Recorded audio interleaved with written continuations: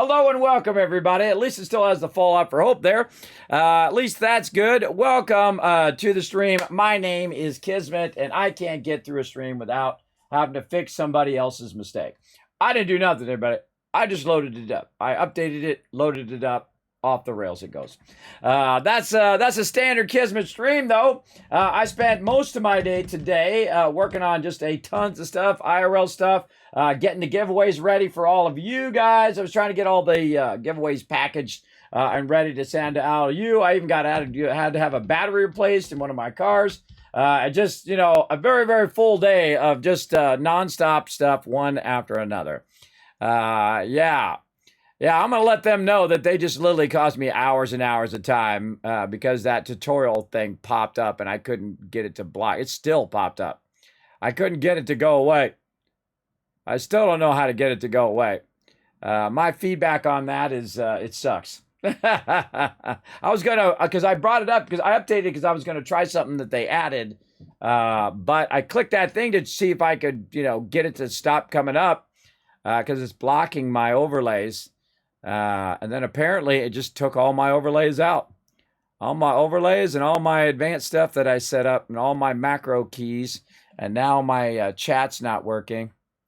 Let's see, is this working? Oh, well, hey, at least that's working. All right, well, hey, no, wait, it's working now. It's working. Okay, something's going on there. I don't know. Let's try test 4. There we go. Okay, working slightly now. Okay, well, again, that'll be a lot because I updated my background and I did a whole bunch of stuff since that. But oh well, at least it's up and at least it'll work for temporary patch for tonight. But we want to actually play some games up here in the stream. Luckily, I can still see all of you guys here in the chat.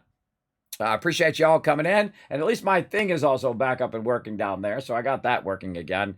The other day. Thanks for being here, Flux. Thanks for coming in, hanging out. Let's not sit here and do technical stuff all night, everybody. Stacy Carter coming in as well. Hello. I see Richie. Oh, put a 1 in the chat if you can see and hear me, everybody. Make sure that I'm not talking to myself there. Thurbrick coming in saying hi. Hello. Alpha coming in as well. Hello to you, Alpha. Thanks for hanging out. Appreciate everybody hanging out tonight. Kismet constantly trying to keep this crazy stream going. Welcome, Brando. And restart. Well, that wasn't really a restart of OBS. That was an OBS problem. That was a Polypop problem. And it's still in alpha, everybody. They're still working on it. I actually like it because it does a lot of these cool effects, slides down. It's all 3D and stuff. Because I can go in and actually do cool things with it. I just haven't had enough time to do that. Yet in chat or in the thing. Like I could go in and I can do this kind of stuff. Watch this. This is actually kind of cool. Right over here. Woo. So I can do cool stuff like that. That's a true 3D object right there, everybody, which is really, really neat. It actually uses a game engine to make it happen. It actually makes a game engine to make it happen, which is pretty cool. And they have all sorts of things. Like I can tell it to just go ahead and return back to where it was, or I can say, come back out here, and then it'll come back out like that. So it's really cool, amazing stuff you can do with it. If I only had more time in the day, considering it's just me doing all of this stuff. Yeah, so luckily no restart on that one, and then I had saved it previously. I should have saved it before I clicked anything today. That would have been smarter. I should have saved it before I updated it. Next time. We'll get that saved out. But that's okay. I know exactly how to make all that stuff happen. Plus, there's some things I want to update anyway, so it just gives me an excuse to do that. And I'll do that over the break when we're out for Christmas and stuff like that and work on a bunch of things. I was trying to clear out my hard drives today. I was, again, getting all of that giveaway stuff ready. I'm going to start shooting those out probably during the week. When I get time in between streams, I'll just start shooting out all of those codes as well. So I was really working on the physical stuff, everybody's address and all of that stuff, so that I can send out all the physical stuff first, and then I will send out all the codes and all of that stuff. Because the physical stuff is the hardest stuff, because you got to get it and got to make a label and then package it up and get it all together, and then I got to take it over there and send it off to you guys. and make sure I've got everybody's information and I'm putting it in there correctly. That's the most important part, the correct part. I don't want to ship it to someone who didn't win it. Hey there, Paul. Thanks for coming in. Thank you, Richard G. Brando again in the chat. Paul coming in, rocking those retweets. Nice job there, Paul. Thanks for all the ones, everybody. See Dr. J coming in. What up, Dr. J? Always great to see you all. We're going to have a great night tonight. Now, we got some more milestones to hit here. Actually, not really milestones to hit. We got more giveaways to give away because we've hit the milestones. There we go. Let's say that the proper way here. We've got lots of giveaways still to do. If I get this to get bigger. There we go. Last time we did the Amazon gift card. Let me make sure that I'm on the right page here. Let's see over here. Right here. Or my giveaways. Yes. And I was so in the zone over there. So in the zone on working on giveaways, and I got videos queued up right now. I literally got 15 streams, and some of those streams are like 13 hours long and 20 hours long, or I don't know, however long they are. Those are running right now, everybody. Those are going to be running for days. Let's see. Last thing we did was random game giveaway 21 and Amazon gift card number 2. So now we're on random game giveaway number 22. All right. So there we go. So we've got 22, we've got 23, we've got 24, and we've got the Manscaped package to give out. So we've got plenty to do. We'll probably do a couple of those today, maybe one, maybe two. We'll see how it goes. See how wrapped up I get. Now, tonight, everybody, we're going to be doing, of course, and we're streaming for 24 days in a row for St. Jude's Children's Research Hospital through Fallout for Hope. And what you can do is you can go ahead and donate to interact with my stream, or just donate directly to them through the link that you'll find in the chat right here eventually. There we go. Right there. So feel free to go ahead and follow that link and show some love over there on Tiltify. It will it won't pop up on this screen, but it will pop up on the next screen over there. I have all my alerts disabled on the screen because otherwise, when I'm talking to you, there's alerts popping up left to right, left to right, left to right. It's hard to talk to the chat when that's happening every 2 seconds, but don't worry. When I get over onto that stream, you guys can hit the follow button. You guys can hit the subscribe button. Donate, all of that awesome stuff. And we're going above and beyond now. We've already hit our giant mega goal, but everything beyond that is just something else that goes to help kids who are suffering from cancer. Definitely a good cause, everybody. Now, also, if you'd like to know more information on St. Jude's, I'll go ahead and put that in the chat as well. Right here. Hey, Neon Rainbow in the chat. What up, Neon Rainbow? Thanks for coming in and hanging out. Look, you're right down there. I love that thing. I love that highlight thing. I wish I had had it much earlier. I like scooting back and forth here. I've been fooling around with my foot pedal down here too. So trying to get myself aligned to the center of my overseer's desk here. So again, if you do donate, it'll go directly to them through Tiltify. I have nothing to do with it other than the fact that I've roused my community, and it's been an incredible ride, everybody.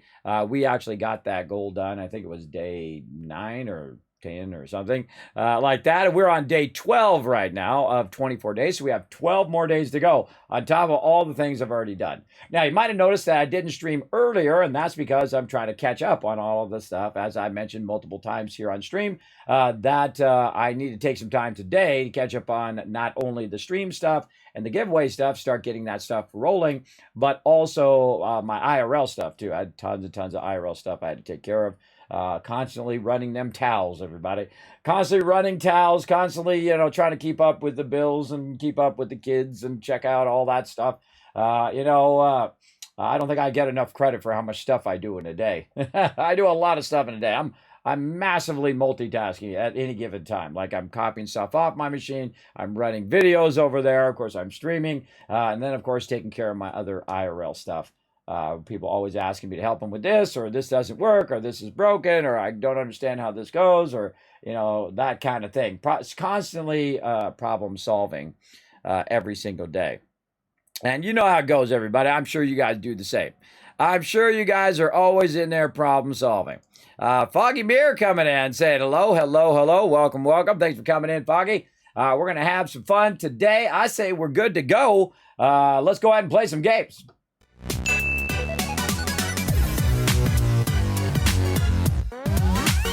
There's nothing like a beautiful view of the Kismet kill box, everybody. Here we are at Sanctuary, hanging out. We're trying to get to the point where we could use the vault-tec kit. And you can see right over here that I actually am using the vault-tec kit. These are the support pillars. Makes a wonderful, wonderful Kismet kill box. There's just something very beautiful about it, everybody. I don't know. Very beautiful about the Kismet kill box just sitting way up there. Now, we added some other kill boxes over there, and then another one way out there in the corner, just the simple one way out there. And I don't know if the sun is rising or setting. I don't know. Let's take a look in the Pip-Boy here. It actually tells you what time it is.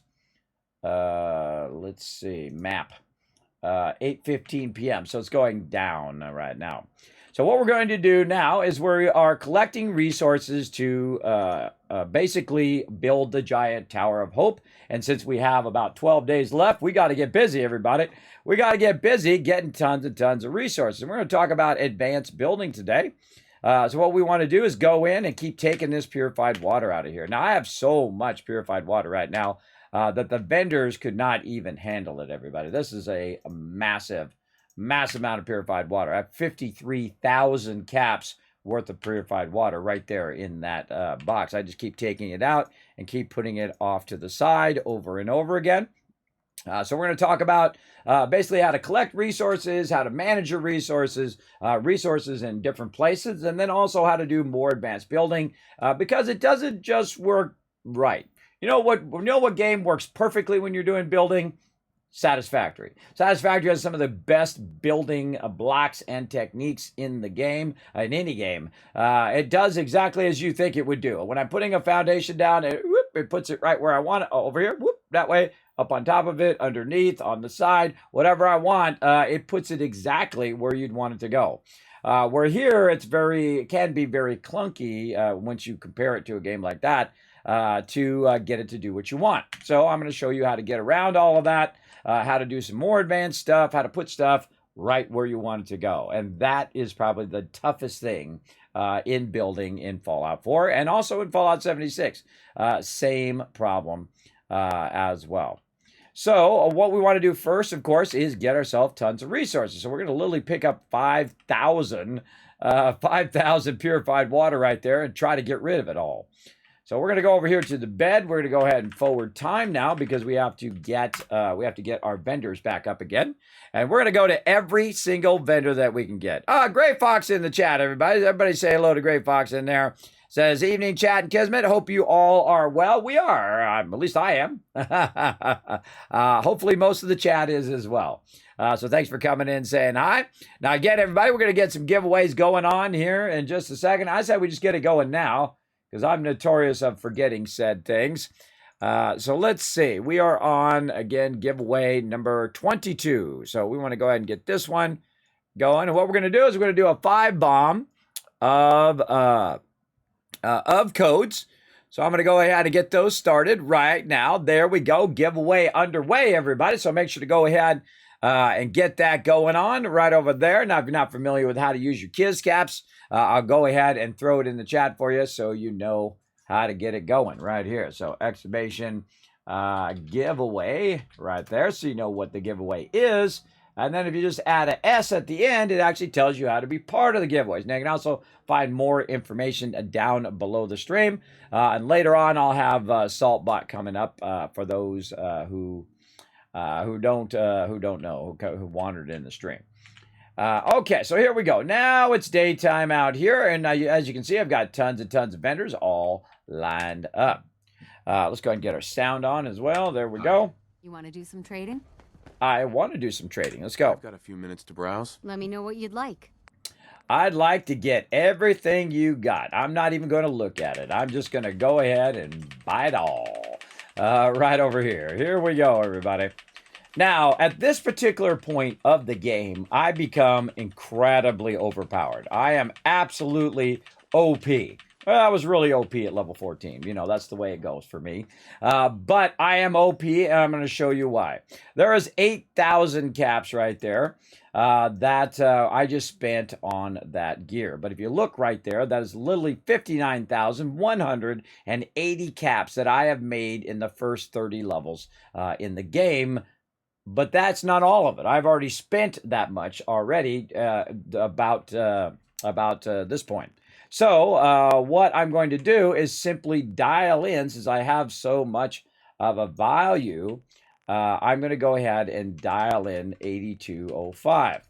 Now I'm going to show you why any mode other than the survival mode, you can be incredibly OP. And look, it's over by 1 cap. What do I care? I got 60,000 caps, everybody. It's over by 1 cap right there. Now, if I want to get her caps as well, which I do, I can go ahead and also dial in another 340 or so caps here. Let's say 41 caps. That's okay.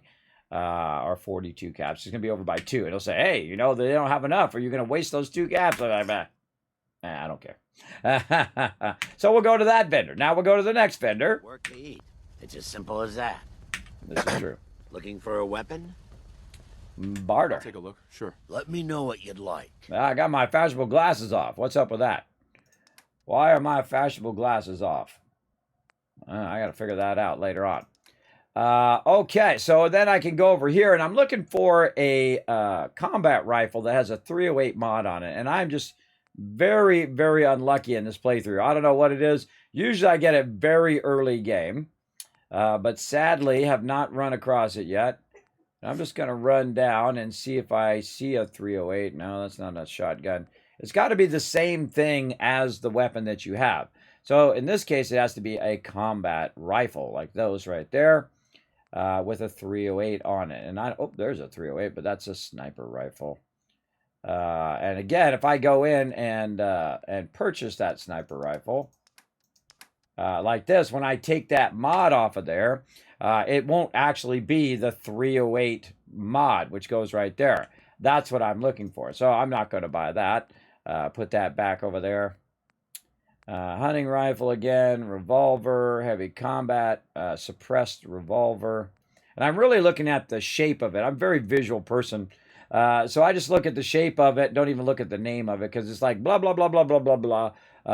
You know, shotgun. Well, it should say shotgun and then all the blah, blah, blah, blah. It should say rifle and then blah, blah, blah, blah, blah, right? So that all the rifles and all the shotguns and all of the things line up alphabetically in the thing. So you can look at all the rifles, you can look at all the shotguns, you can look at all the pistols, all in the same little block instead of having to scroll through all of that.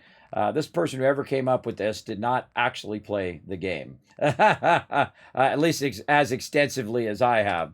That is for sure. Now, definitely want that 308. We're just going to go ahead and grab that 45 as well. He's got me some fusion cores. Those are 100% fusions. We'll go ahead and grab those as well because we're going to get busy potentially with some of our power armor at some point. Also got some 5 mil that I could give to Piper there. I guess we'll go ahead and get that as well. And that's pretty much all that he's got. He's the weapons guy. So he's pretty much got a bunch of ammo, some weapons and things of that nature. And yet again, I can go ahead and use that purified water like it's caps, right? Like it's a currency. And that's the thing I discovered very early, and that's why they call me the Wasteland Tycoon, because I dominate everybody. I dominate within the first, 10 levels, and then 20 levels is even worse, and then now at level 30, that's it, everybody. I'm going to dazzle you today. I'm going to dazzle you with how much caps I earn at just a few minutes here, or how much I can get on my character in just a few minutes. So here we go. And this only works in every other mode other than survival. You can't do this on survival as easy, but you could still do it. There's just some limitations, which I'll talk about later on. So we want to have about 33,000 caps. So let's say about 33. We'll go ahead and trade it. Then we can see how many he's got left. He's got 92 left. Now, by the way, I highly suggest to use your mouse when you have that many caps, because that's going to take like an hour and a half for you to scroll through that. At least it feels like it. And there we go. So I got all the resources I want, and I also got all the caps. Now, next person. Not many doctors around these days. And if you left click, you can skip all this dialogue, by the way. Now, all I want is his caps right here. So I'm going to go in, again, grab this, move this back, way back here. There we go. And then I need 610 caps worth of purified water. And you'll see me just absolutely stop caring if it's over. I just don't care anymore because I am making that massive amount of income. Now, this is nowhere close to if I was really seriously trying to make that big money, everybody. I would be out there making every single one of those purified waters run right now. But because we're doing a very specific thing, we basically are trying to get built up, get our income generated, get our Overseer's Guardian, do some of the questing, unlock the vault-tec kit, and then we're going to use it to build a gigantic Tower of Hope. That's our goal. And then we're going to work toward that. And then once we get that built, then we're going to try to finish the main storyline. And then, of course, it'll be last call for you guys to make the call on which faction you want me to side with through donation to St. Jude's Children's Research Hospital. But we'll go from there. All right, and you can see this lady in here now starting to get combat armor and stuff like that. That's because I've upgraded her thing to the highest tier of the shops. And by the way, this right here, all these shops, that's like 10, 20,000 caps right there alone. Some of them are like 1,500 caps, some of them are like 3,000. So roughly about 10,000 caps to get all of them going. And then I've already spent tens of thousands of caps on other stuff as well. All right, so she has 328 caps. By the way, I have 10,000 caps just on me right now, as well as at level 30. But I'm about to have a whole lot more, and I'll show you how you can absolutely dominate, especially in this mode. Because I conquered this game, I mean, right away, everybody. I figured this out. I was like, okay, this is how you make your money. Yeah. And that's because I think in the way that if I was really there, what would I be doing? Well, I'd be dominating water because that would be the first thing everybody needs. They'd need purified water. Otherwise, they're drinking radiated water. So you try to dominate by figuring out what everybody needs and then providing that service. That's what's very, very important, and do it better than anybody else. And the reason why I do it better than anybody else is because anybody else in the game right now is because I got the Kismet kill box. Anybody comes and tries to take my stuff away, they're going to get annihilated by the Kismet kill box. I suggest you get your own Kismet kill box all set up as well, and no one going to bother you. Right there. Okay, now these are the vendors I prefer to do. Now over there we have Sheffield over there as well. He's over there and he'll help us out if I really need those caps, but it's really not worth my time to do that because he's got like 200 caps, and then I have to dialogue with him. I have to do multiple dialogues with him to do the store. I just like him sitting over there. You know, he's looking good now. He's in his suit. I feel like I made a little difference in his life there. So there we go. So we got all of those vendors. Now, another vendor that we'll see pop up from time to time, she's not there right now, is Trash Can Carla. Trash Can Carla has a tendency to sit right here as well. Oh, and I'm going to be making a mega sorter too, everybody, and some advanced stuff for our base. So that's going to be pretty cool. Those uglies will think twice before messing with us again. This is true. This is true. So we usually have not only my vendors, which you can see here, we've got 6 total vendors set up, and then she would be the 7th vendor, and you can actually get an 8th vendor coming through, and then also occasionally random vendors as well. But the 8th vendor would be a caravan, and you'd get that from Bunker Hill. I don't know if I have enough time in this playthrough to do Bunker Hill, but again, I only got limited. I got 24 days to do a full playthrough of Fallout 4. And of course, obviously, we're not going to be able to do all the side quests. There's just not enough time, everybody. Literally, this takes me usually about 500 hours to do all those side quests and do the main quests and all that stuff. Definitely worth your time, though. Incredibly, incredibly fun.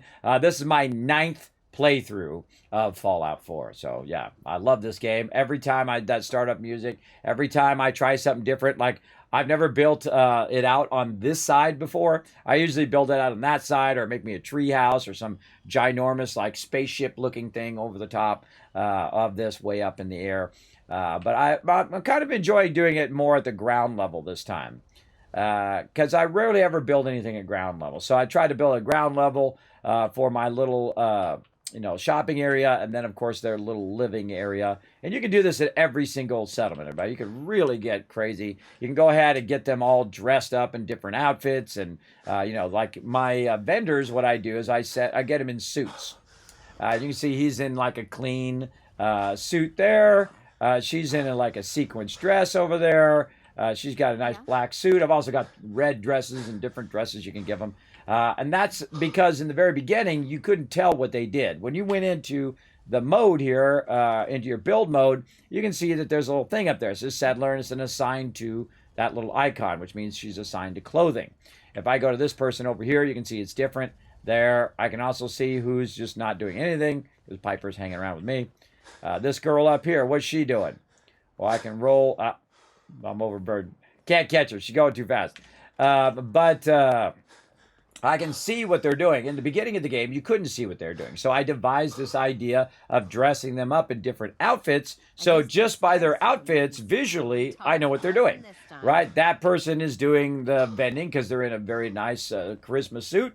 The other people are doing farming because they're in overalls and they're over there farming. And even if they're just walking around, I know what they do. Also, a great obvious thing is when you change everybody's outfit, when people show up, it'll be so obvious to you that that's a new person because they have those default outfits, right? They don't have the type of outfits that typically you'd have, especially the clean outfits, all the clean suits, all the clean looks. Most everybody shows up looking dirty, like they just, got out of under a bridge somewhere or out of a ditch, right? Because that's where they've been living, right? Because, the apocalypse, they've been living in some ditches trying to stay alive. But now I've built them a nice little place here for them to enjoy and live at. So we got that going. Now we've got all of these vendors here. Now this is why I am so OP at level 30. And that is because if you look in the perk chart here, and we also look in our perk order over here, at level 30 is the first moment that you can get strong back number 4. Strong back number 4 allows you to fast travel while overburdened. Normally, there is no way I am going to be able to walk. Well, I mean, I could if I really wanted to. But walk from Sanctuary all the way down here to Diamond City with, 60,000 caps worth of purified water. Though there is other ways to get there. By using your friends in the Brotherhood, which I haven't even done their quest yet. I haven't done the Brotherhood yet. I haven't done the Railroad.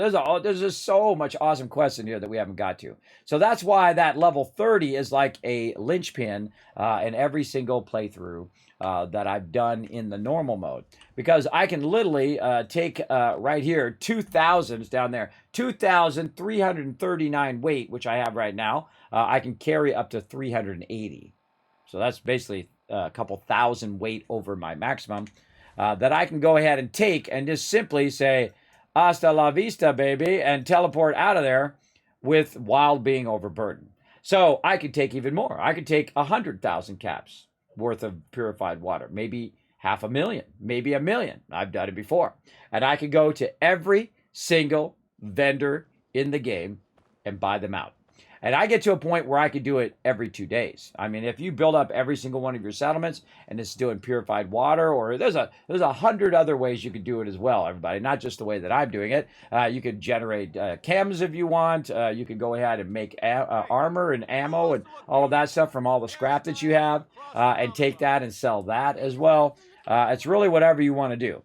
The easiest thing, I think, and the easiest passive thing that you can do is purified water, because it doesn't require you to do anything other than to set it up. Stainless steel nails, my friend. And then it also doesn't require... Oh, hold on a second. Oh, I gotta put my glasses back on. Also, good idea to have your charisma up when you're bartering. I got my glasses off. There we go. My fashionable glasses give me better barter rate. These ain't just any old pieces of wood. All right. Let's see what you got. Feel that. Feel them grips. All right, so I can go in here, everybody, and start buying out all the legendaries, which I usually do, but I don't really need that. What I want to do is go ahead and get his shipments. Now, I'm just going to buy all of the stuff that people have, all the junk. And the reason why I'm doing that is to backlog a ton of resources, because I'm going to burn up resources like crazy. You wait till I get started here, everybody. We're going to start on it tonight. We're going to start on building the Tower of Hope. Now, again, he's got 254 caps. I just spent around 500. So 567 something, 770 or something. I could figure out the exact math, but one of the cool things in here, which it doesn't do in Fallout 76, which makes a grown man cry, is the fact that it doesn't allow you to see the caps in Fallout 76, how many caps you're spending, right? So it just makes it easier, so you don't have to figure it out. I don't have to ask Surrey what, 473 times 9 is, or divided by 9, or whatever it is. But in here, you can go ahead and start to do a trade, do that trade, and then it will actually change the number, right? Like right now, he's minus 88 on that trade. So what I can do is go ahead and say, you know what? Hey, let's just trade that. Boom. And then it tells me how much caps he's got left. Okay, he's got 66 caps left. And then that's really easy. I can go in and then just say, okay, oh, wow, on the dot there too. Then boom, get his exact amount of caps, and then move to the next vendor. Custom hardware? We can talk about guns, or maybe you want to... And then I'm just going to Sure. skip this. Take- Look at that shady guy. And then again, 308, going to need that. 45 round, we'll grab that. Let's see if he's finally got me a nice shotgun combat rifle with that 308. Oh, look at that. But not what I need right there. See, I need the receiver to be a 308. I need a 308 receiver, and I'm just not getting lucky in this playthrough. Oh, Old Faithful there. Let's see. Does that actually... Photo agitator is what it has. Again, I have found it many a time, and usually very early game. And so if I see it very early game, what I usually do is put it away until I get the Overseer's Guardian, and then use that. But don't have it. Again, he's got some nice armor there, but we're going to get even nicer armor. Power armor frame, and then he's got a bunch of shipments. Aluminum, gear, screws. You know what? Let's buy it all. And that's 4,000 caps. And 4,000 caps to me right now is like, psh, I make that every couple days. No big deal. So 6, 7, 8, 9, right around 5,000. So we'll just roll it down from 5,000, say right there. We'll go ahead and trade that. Then it tells us how much he's got left. Now, by the way, while I'm doing this, I'm getting their caps. So not only am I getting the resources, but I'm also getting the caps that they have on them right now. Now, later on, you can actually double up their caps, so this goes a lot faster. Because otherwise, this would get very, very tedious. And it does in the beginning of the game. Because they just don't have enough caps to match how much income that I'm generating. A few minutes. They can't match me, everybody. What can I say? So let's see if she happened to have something in here that I could use. No, she don't got it. And then same thing here. She got Wasteland Wanderers, chess piece. Actually, they got some good stuff. And it's really not that expensive, around 674 chess piece. And it's like leather armor. And then also, I like to look for great mentats right here, which are buy for less. So let's go ahead and actually trade what she's got real quick. Boom. So I traded out. Now she has 1,000 caps worth of my caps that she just got. But what I could do is just simply go and buy all the stuff that I want, which is everything.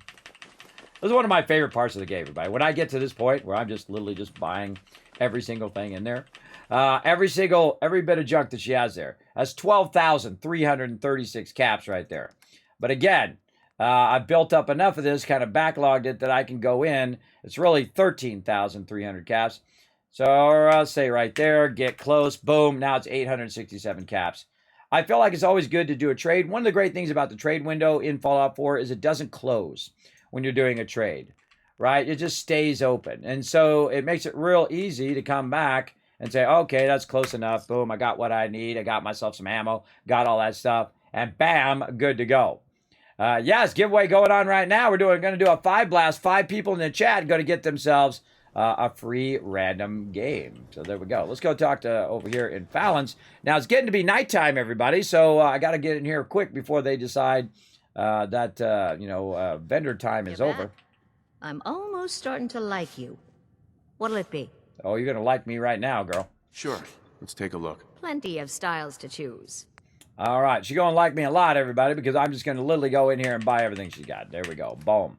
Now, also, I can be thinking toward my toward my my settlers and toward my companions and all of that. While I'm in here, maybe I want to give them a hazmat suit, right? Maybe I want to give them military fatigues or some glasses, or I need some rataways or whatever. Really want to be thinking ahead whenever you're doing this. Now, this particular lady is just like the bar back at my base, right? At some point, it's not worth my time to try to get their caps because she has 120 caps right there. Now, of course, getting the resources is worth it. But on the bar, he doesn't really have that much resource and only has 120 caps. So that's not really worth my time to do that. And again, there's 95. Now she's got 25 left. And again, when you have a lot of caps, this scrolling takes a long time. I know it's a terrible tragedy, isn't it? Let's do one more. And again, you want to just use your mouse and slide that back because that's going to take a while. And again, if I do too much caps, that's okay. I'm making plenty. Then go out of there. And then there is one more vendor, also probably not worth your time at this point to do. But I'm going to go ahead and do it anyway. Oh, this way. Over here. I always forget where she's at. Way over there. That girl over there is not worth it. I find the people who have the most caps that you want to trade with. Oh, look out. This better be an emergency. Could use some supplies, actually. Kismet Love Train coming in. Look out, everybody. Right over there. I don't know what's going on. Can you guys hear the Kismet Love Train? I think my thing is messed up. You guys can't even hear that. Man, my thing is messed up. Hold on, everybody. It's got to be my sound thing. That's why you can't hear the dialogue. That's why you can't hear all that stuff. I bet you it's something to do with how my sound is being routed. Hold on. God, it's OBS again. Striking again. Hold on. I got to press the buttons and flip the switches, everybody. All right. Let's try that again. You guys hear that? I reset it. That good? Put one in the chat if you heard it that time. All right. Always something me fix. Okay, now you guys can hear the stuff. All right. I don't know why I got reset. I don't know. You can blame Microsoft because they suck. Well, their updater sucks. Some of the other stuff's okay. But their updater sucks. Okay. So same thing here, everybody. Now, again, usually the doctor has the most caps. At least the one at your camp has the most, usually like 500-600 caps, which is awesome at the early game. And then even more so later game, because what you can do is you can actually boost their caps as well. So again, I don't even know what it is. I just buy it. I've got the cash. We're here. We want to do a mega build.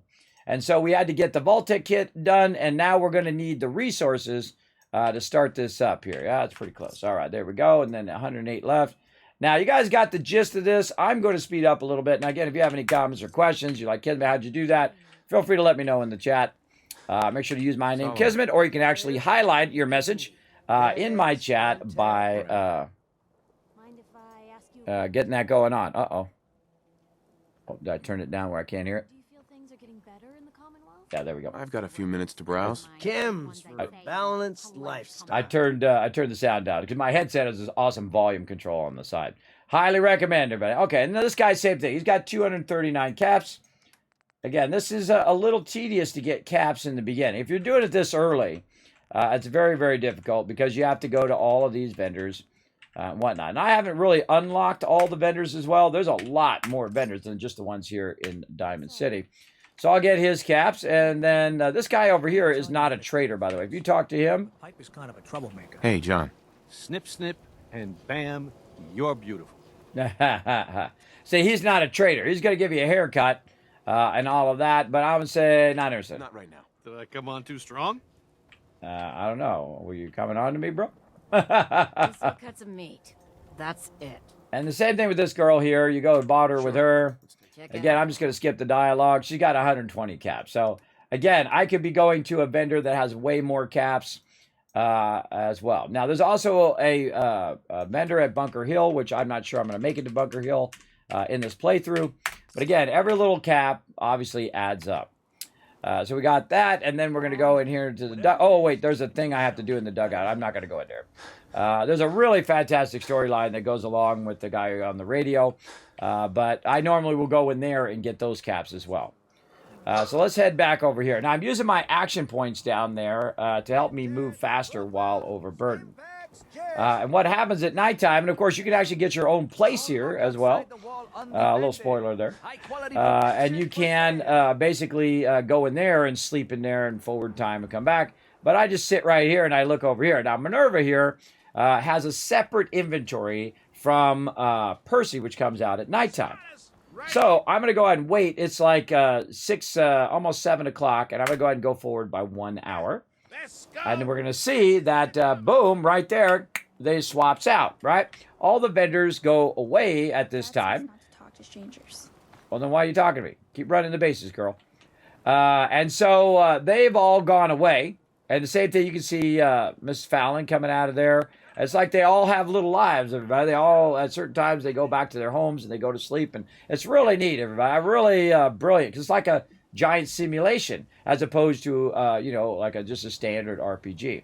And I don't think it gets enough credit for being such a massive simulation. You heard about that settlement? Covenant? Nice. Real clean. Strict entrance requirements, though. Well, I'm going there next. Thanks for the reminder. We're so delighted you've chosen us for your shopping needs. All right, we're going to skip his dialogue. And now we're going to barter with him. And then, see, he's got 308 now. He's got 45 ammo, right? He's got some stuff. He's got different, a completely different inventory worth of stuff than the person on the daytime, right? And the same thing you'll see. He's got, you know, some of the stuff is the same, Wastelanders and whatnot. But you'll notice that his junk is not gone because I bought out all of her junk. So now I can do the same thing with him. I can do the same exact thing. I can spend another 20,000 caps by buying out all of his stuff. Now, of course, I suggest to wait till you have your caps collector a lot more up if you are hurting for caps. But because, again, we're doing a kind of a truncated version of playthrough here, we're going to go ahead and just do this. And so this is 13,200 or something. And this is how I dominate games, everybody. I dominate them economically. I figure out, okay, you know, and how to do it legitly. Now, too. I mean, you could add some mods and just give yourself unlimited caps. I don't like to do that. I like to earn it, everybody. I like to earn it in the way in which I think, okay, if I was really there, what would I do? I'd make a bunch of purified water. I'd sell it to the vendors, and then the vendors would then be like my employees. So I sell it to them, and they sell it to some other people because everybody needs it, right? And then, of course, it goes along with the RP of the game.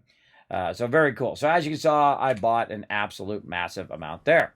Now, again, there are plenty more vendors. There's one in the in there, but again, I'm trying to avoid that quest now. I'll come back to it another time. There's also vendors in Vault 81. One of the problems with Vault 81, though, is you can't teleport directly to the vendor. You have to teleport outside. You have to walk in. You have to walk to the elevator. You have to go down the elevator, and then you have to go to the lady. Then you have to go back out from the lady and then walk all the way back to the elevator, back up again, back out the thing, all while being overburdened, by the way, and then teleport wherever you want to go. So that's not really that great of a vendor if you're overburdened. So it's not worth your time to go there. Now, they just mentioned, great foreshadowing, they just mentioned Covenant over here. So now I'm going to go to Covenant, which I've unlocked, but I ran past there. And I suggest, by the way, in survival mode, to go to Covenant right away, as quick as possible. Get to Covenant, because what Covenant has is the ability to cure you and heal you and do a bunch of stuff which you most likely won't be able to do in the early game. Now, speaking of vendors, over here we've got this guy, Lucas. Be made protecting folk. Get the light on. There he is. Lucas. Got armor at good rates if you're in the market. I am. Stop. Let's see what you have. Wandering around like you're, you know, Pretty going through don't withdrawals or something, bro. So again, he's got some nice stuff. He's got a champion left arm.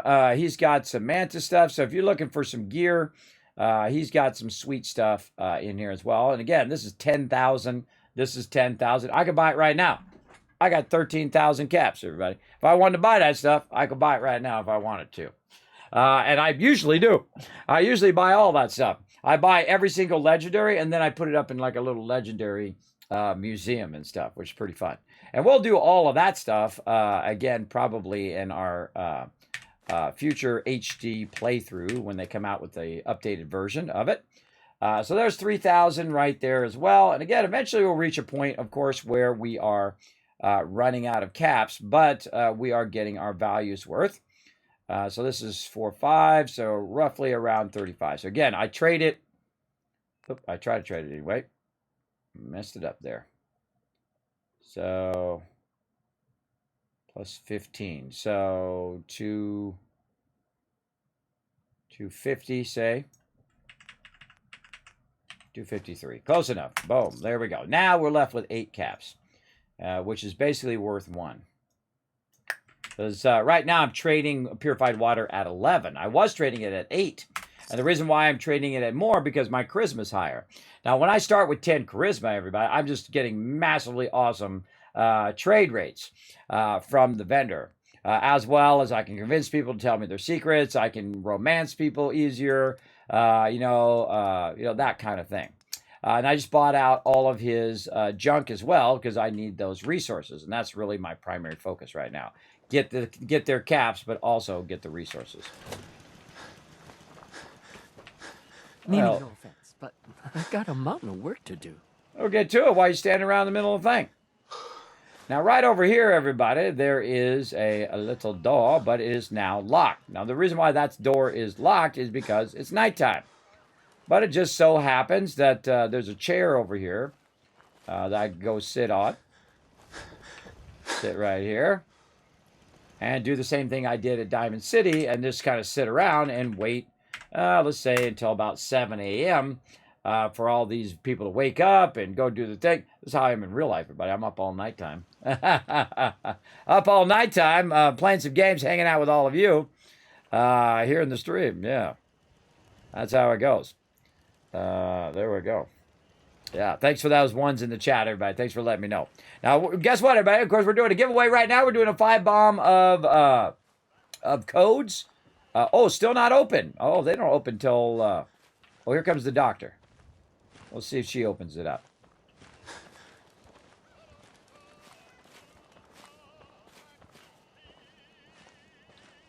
Uh-oh. I hear it somewhere.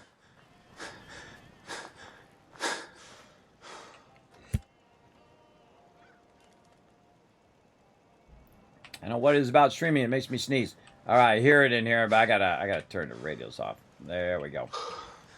What's up, Jacob Orden? What's up with you? I got that guy's over there talking to the robot. By the way, he you can get lemonade. Yeah, there we go. See, she opened the door. So now it's unlocked, and it is open.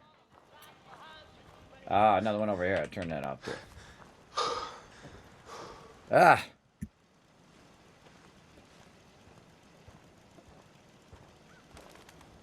The sneezing is real. Okay. So again, we'll talk to the doctor. Any doctoring? Just let me know. All right, let's barter. I need some supplies. Okay, she got 480 caps, and we go right to her junk. We buy everything she's got. There she go. And then, same thing here. 7, 8, 9, around 1,100 caps.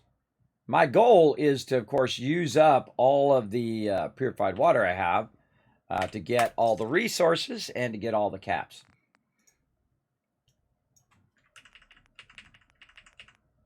Right there, close enough. Give her an extra cap. And then also, right back here is another vendor. And oh, don't shoot her. Don't shoot her. Nope, that's not good. Talk to her. Excuse me. You here to shop? There we go.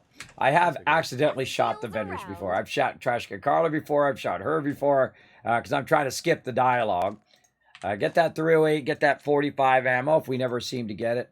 Also got a fun little Justice one in here. Does staggering on hit as well. And, does she have... maybe she's got one of the weapons I'm looking for. With that 308 on it. Nope, just powerful receiver. Yeah, pipe rifles. Nope. No luck. Oh, she got some fashionable glasses, though. I mean, she has, by the way, this lady usually has a good amount of really nice stuff at the very beginning when you first come over here. She got 8 stuff. She got any great mentats? Yeah, see, I could have been using my great mentats this whole time also to save me lots of cash. But we're just trying to do it quickly here, so I'm going to go ahead and do the same thing right here. Now, before I do all of it, everybody, what I need to do is say, okay, how much do I have left right now? I have about 6,000 caps worth. So we'll go ahead and be a little choosy and just kind of go from the bottom right here and say, what do I want? Some screws would be nice. Okay, we'll go with that. Trade that out. Get a bit of her caps. And there we go. And so now we got a bunch of that. Now, do I need steel and wood and cork? Probably not. Copper, probably. I got a little locket here I can try to buy. But basically what I've done is I've traded out all of that purified water for tens of thousands of caps worth of resources, right? I don't have tens of thousands of caps because they didn't have that much caps. So this is how bartering works, everybody. This is how all money works, by the way. Oh, and I owe you guys some caps for those retweets. Way to crush it. Right there, there's some more retweets. There's a link to go do some more retweets. We're going to give out 10,000 caps for every 5 retweets now until the end of the year, everybody. So you guys have a big chance of winning those giveaways. So what I've done really, what I've done just now is I've basically got around 4,000 actual caps, roughly, and I've traded out 55,000 worth of resources, right? At level 30, which is pretty incredible, everybody. That's a pretty incredible moment in which you get to a point where you're making that much cash. Now, I could go back to Sanctuary, and I could build up more of my purified waters and everything. And I'm going to see. We'll take a look here and see how many more purified waters we could put down right now, how much more power we could put down right now to get this going on. I should blow my nose or something. I don't know. Like allergy attack all of a sudden over here. I don't know what's going on. Hey, Fergie, what up?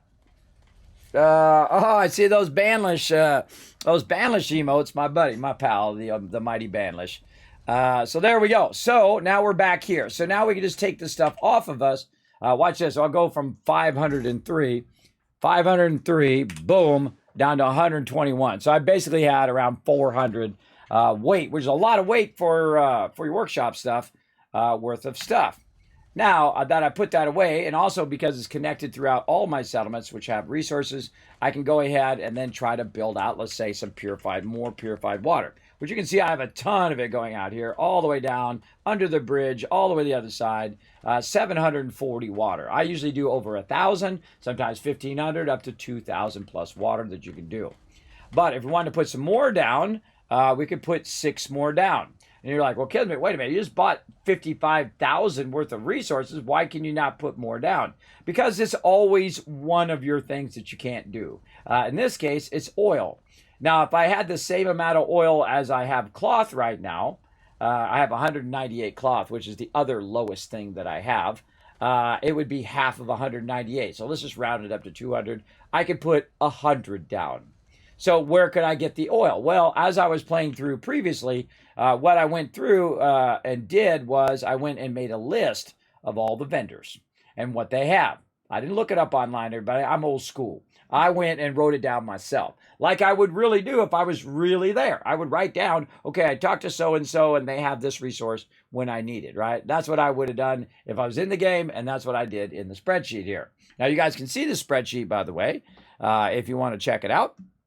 I'll put the link in the chat. Obviously, you can't modify it, but you can copy it and paste it and put it in your own spreadsheet if you want. You can find it right there. Now, remember, down the bottom is where all the little tabs are. There's a little arrow down there that you can arrow all the way back and get that going on. Now, so if I need oil, I can just scroll down and say, okay, who's got oil? Tegan's got oil with the Brotherhood. Well, I'm not with the Brotherhood yet. I haven't been to Good Neighbor yet, so I can't get it from Cleo. So the only other people is Trash Can Carla. Now, just so happens, behind me here, over here, I just happened to see Trash Can Carla right over there. Well, let's go ahead and see Trash Can Carla over here. Now, remember, I already used up my purified water, right? I already used up 60,000 roughly for purified water. But while I was gone, guess what they've been doing, everybody? That's right, collecting me a 570 more purified water. Again, 5,700 caps worth of purified water right there. So I just take that out of the workbench, and then I talk to my girl Trash Can Carla, who's my favorite because she's always bringing me resources. Let's see what you got. You break it, you buy it. Sounds fair. Then I'm just going to go in here to the junk. I'm going to say, what you got, girl? I need that oil. There it is right there. Nice shipment of 25 oil. And what else am I looking for? What do I really need? Well, I want to get her caps. So let's start with that. Let's go ahead and get her caps. Actually, let's go ahead and show you the difference between with berry mentats and without berry mentats. Right here, she has 828.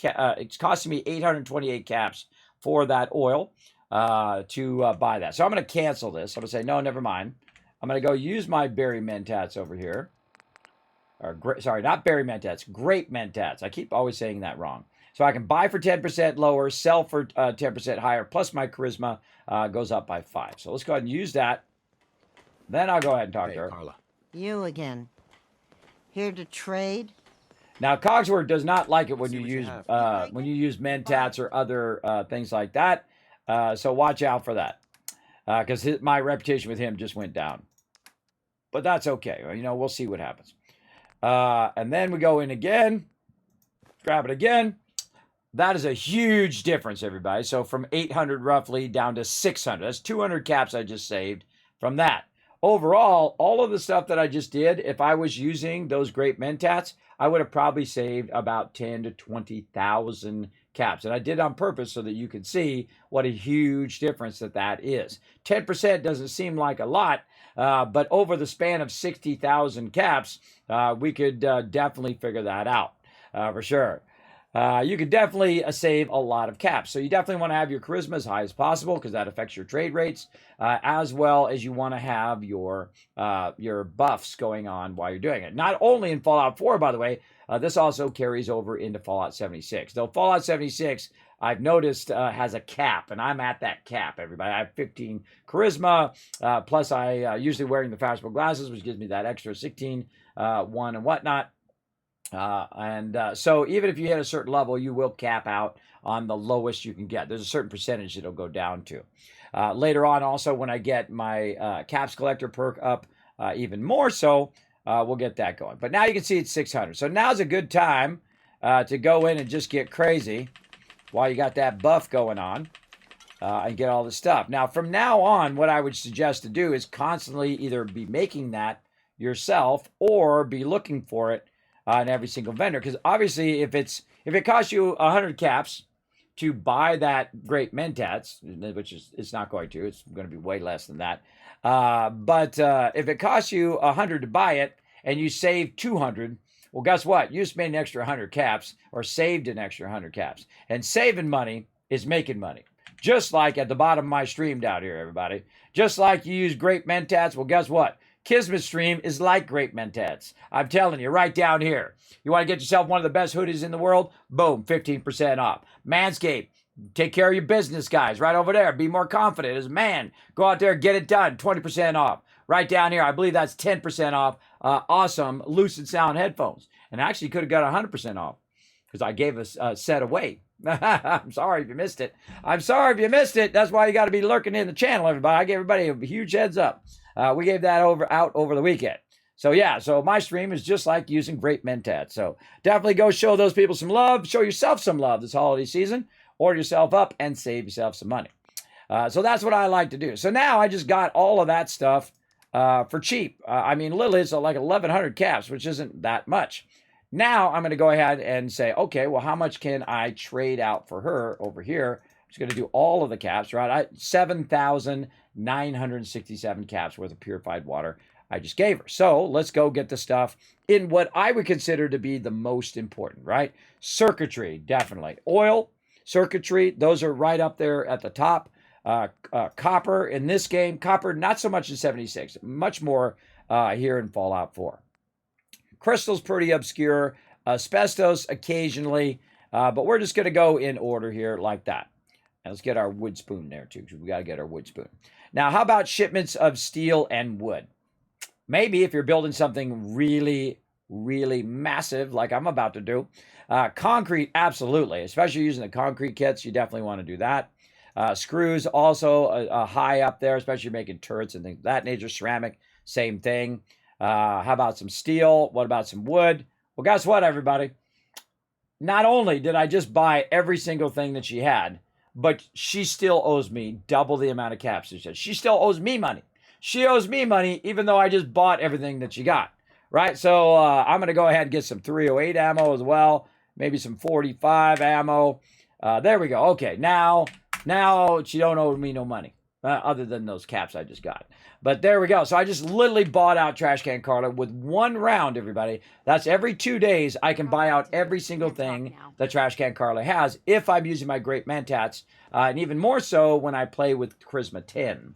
I'm going to do another playthrough, the mega playthrough, after we get the HD version, because they're working on an updated version of Fallout 4, for those who don't know. They're working on that after the first of the year, hopefully. It doesn't matter what time it comes out, just that it comes out and it's awesome. They're working on bug fixes for Fallout 4.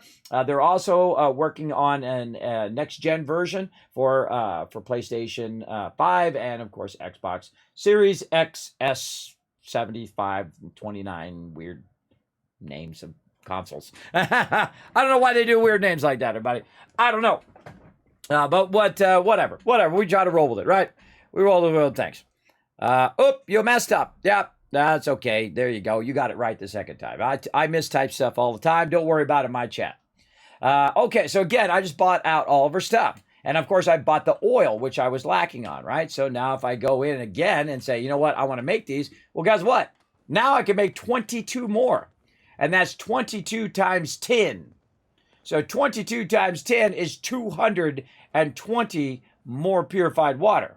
And 220 times 11, which is how much I would sell it for, would be 2,000 more caps I could be making every 2 days. And then I add 22 more, and add 22 more, 22 more. You get the idea, over and over and over again, to the point in which I'm making literally 10, 100,000, 500,000, a million caps in every round. Every round of it. Because what I do also is not only do I just do it here at Sanctuary, but then I'll go to Norhagen Beach. Boom, way down here. Fantastic purified water. You can also do purified water not in the water. And you're like, what do you mean, Kismet, purified water, not in the water? Because they have the other waters that you can put down that don't require you to have any actual water right there. And by the way, this one produces just as much as this one. And this one has to be in the water. This one does not. So you could go ahead and get a nice flat area of any settlement and literally put these down for days until your size hits maximum and just run power. And this is all you have to be doing. I give them minimum food, minimum water, and just make a field of these babies back and forth, just draining all the water from the planet. And then, boom, you're making tons as well. So imagine that across 30 settlements, everybody. 30 settlements of you just absolutely making massive, massive tons of cash. And I'm only doing it to a small degree. I'm only level 30, everybody. I'm not even max level, or well, quote, max level in the game. I mean, there is no real max level in Fallout 4. You can just keep going and going, just like in 76. You know, I've been to level 650, I think is the highest level character I've had in 76. And I'm old school, everybody. I'm hardcore. I went in, deleted that character. Deleted it, started over again. I know, try that. Let's see how brave you are. Let's see how brave you are to go in and delete a level 650 character and start again. But here's the funny thing. You know, my new character that I started a few months ago, it's level 330 now. Because I don't really care about levels. I feel like after about level 40, and it'll happen to me here in Fallout 4, really level 14 now, because I can really master this game. I am OP. Like, I've got the Overseer's Guardian right now, and the second I'm able to do the 308 ammo, I'll be 1- and 2-shotting all the mobs. The legendaries, 2-shotting them. Everybody else, 1-shotting them. Now, one of the things that's going to happen, though, as I get higher and higher level, the mobs get higher and higher level. They get stronger as you get stronger in Fallout 4. Keep that in mind. Also, they've implemented that in Fallout 76 called One Wasteland. And also the problem is if you're running with somebody who's level 2,000 and you're level 20, guess what? Those mobs are going to be really hard for you. they're going to be incredibly tough. They're going to be like level 100, super elite bad mobs that are going to two-shot you. So keep that in mind, that it will scale up based up who's the highest level in that area. So if you want to run with low bees or just run by yourself, get yourself some Fallout first, invite your friends, say, come on, we're going to play some 76 together, and then boom, now you're all about the same level, and then you're taking on about the same level of mobs, which is fun. Very, very fun as well. Or you want to come use my server when I have it up, when I'm typically off stream, which is not going to happen until after the 24th, because I'm streaming every day. So, and again, I wasn't streaming earlier today because I was working on all the stuff behind the scenes. So that stuff builds up quick. Okay, so again, I could do that right now, but I would rather use that oil and use those resources elsewhere. So what I'm going to do is just try to hit Trash Can Carla every time she comes by, and that oil would be my priority. And if you want to know what you're missing, what you need to look on, just try to build something. Like right here, I can see I've got 44 oil. What do I need? I need like 1,000 oil. How can I get more oil? Well, you can actually make oil. If you didn't know that in Fallout 4, you can make it yourself. And that's usually what I'll do, is I'll get a huge production of oil going on. So what you'll do is you'll go over here, and what you want to do is look under utility. This also works in Fallout 76. A lot of the tips I'm showing you here in Fallout 4 carry right over to Fallout 76, and eventually Fallout 5 when we get that in 5 or 10 years, or I might not be around then, everybody. But you guys enjoy. You guys enjoy that Fallout 5. But right here you can see that it takes corn, mute fruit, and we certainly don't have any shortage of purified water, do we? We absolutely don't. And then potatoes. So what I'd want them to do is generate a massive amount of potatoes, a massive amount of corn, and I'm already producing a massive amount of mute fruit. I'm always producing a lot of mute fruit because it's one of the easiest ways to get your settlement started. You put down one of those little things, or you can just put it right on the ground. 9 and 9, 18, boom, you got a settlement. It'll build its way all the way up to 18. When you get past 18, put down another 6 and you're good to go. Because 18 is a multiple of 6. So 6 times 2 is 12, and then another 6 is 12. Because each settler can do 6 units worth of food. So whether you do 12 mute fruit, or not mute fruit, 12 potatoes, right? That would equal one person would do 12 potatoes, because each potato is half a value, right? So if you add 12 together, that would equal 6 food units. With mute fruit, it's worth 1 mute unit. It's the only one that's worth 1. So mute fruit, you put 1 down, boom, that feeds 1 settler. And so you do 6 of them, boom, 1 settler can produce 6 food, which basically provides not only food for themselves, but also for 5 others. You get the general idea. You get the general idea right there. So what I should be doing at this point right now is producing a massive ton of corn and a massive amount of potatoes. Now, this is actually not oil right here. This is actually adhesive. Now, adhesive is another one of those things that you're going to need. So you definitely want to get that going so that you're making your own, right? And that's a great way of helping you build stuff. And we're talking about advanced building. We're talking about getting the resources that you can do these mega builds, right? Or you can cheat and get a mod and do it if you want and go creative mode. I like to earn it, everybody. I'm old school gamer. I like to go in and earn my way to get those resources, because I feel like that's the fun part, is the journey, right? Fallout 76 does not have a level cap. However, the game crashes upon leveling past 65,535. Had to get it from the wiki. Really couldn't remember the level in game. Would crash no matter what. If you get to level 65,535, you deserve a medal, bro.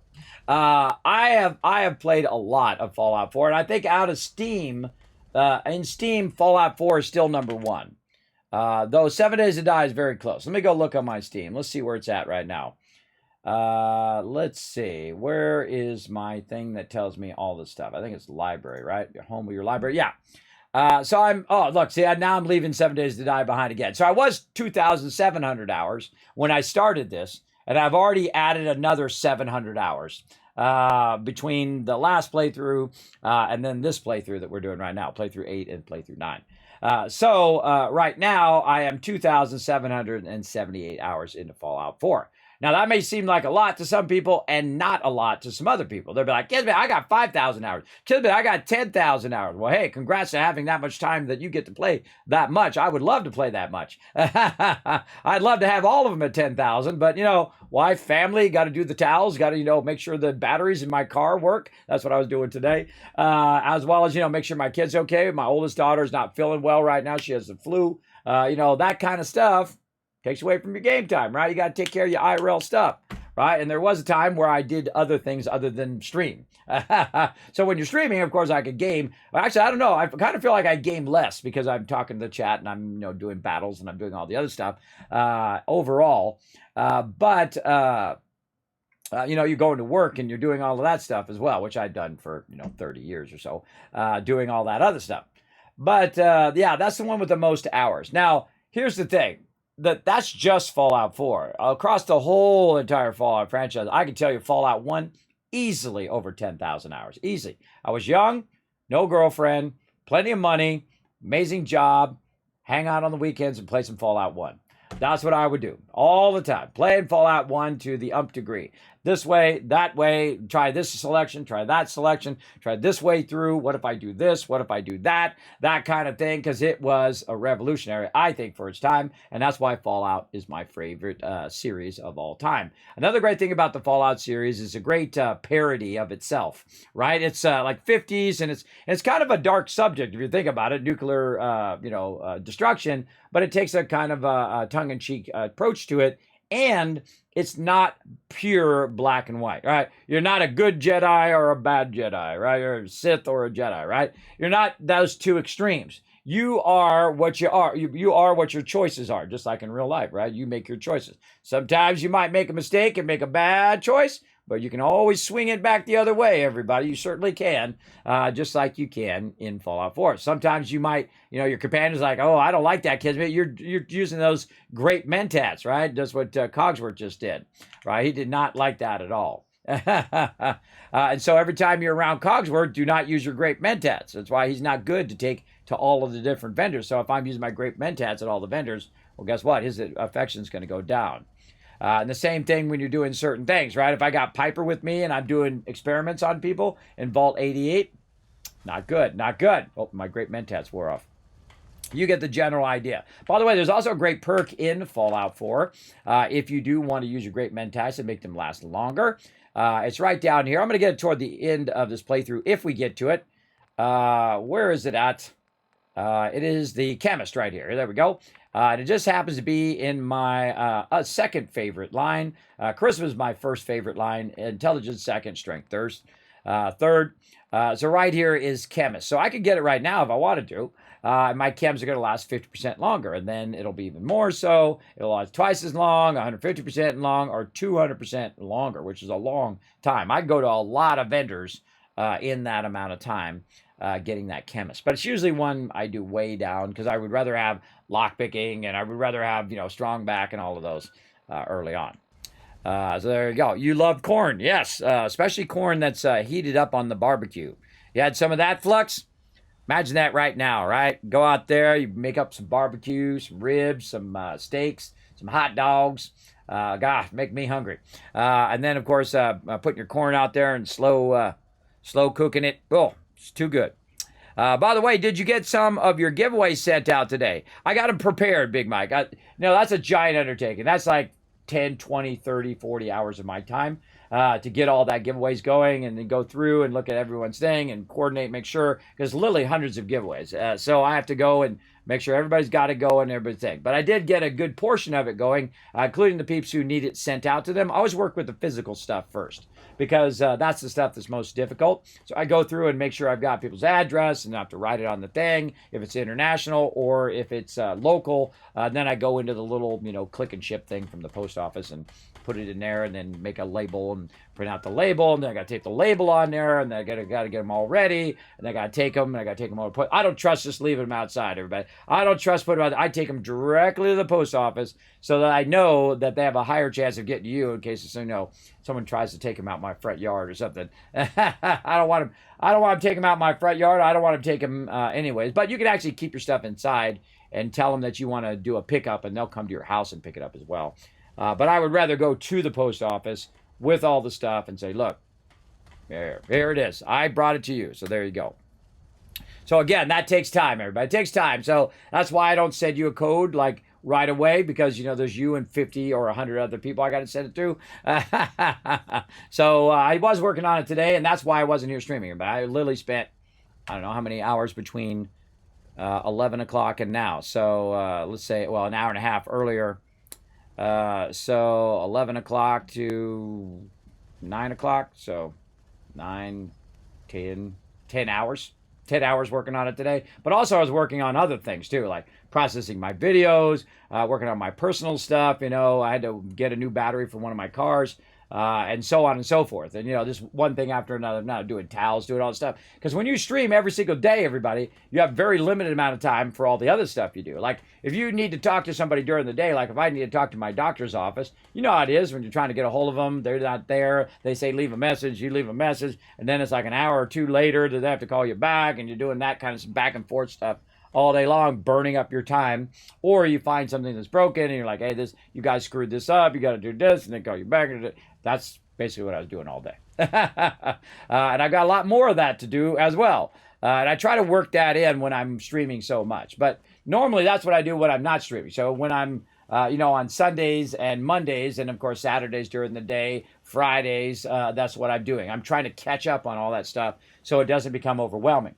Like right now, I have 15 videos processing. Each of those videos is over 200 gigs. 15 times 200 gigs. Go ahead and just calculate that yourself. That's how many videos are processing right now. Not counting the ones I already just uploaded and then deleted off my machine. Not counting this one I'm recording right now. Again, I'm on this kind of level, everybody. I'm way up here. I'm on that next level. That's very difficult. It takes a lot of effort, a lot of focus, a lot of multitasking for one person to do all of that stuff at the same time. But I love it because it's fun.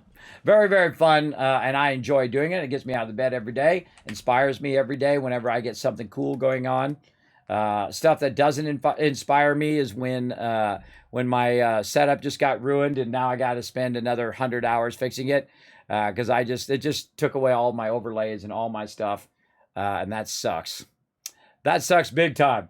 So now I don't know how to get them back because I just reloaded the previous one just so I could get by today.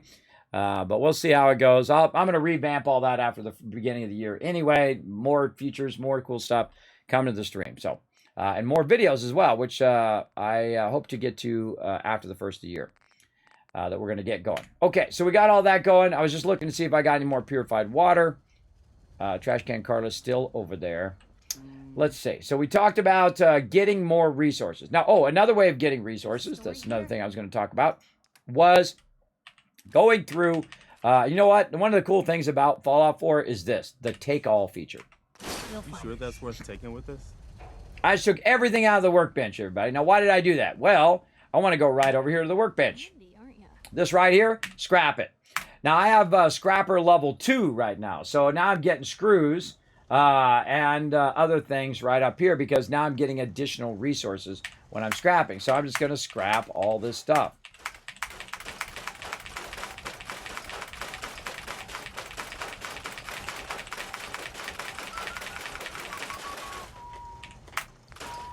That's the speed I play when I'm not on stream, everybody. Very, very quickly. So as you can see, I scrapped a ton of stuff, and it's going to take a while for it to even catch up to me up there. For sure, for sure. And the same thing over here with the armor.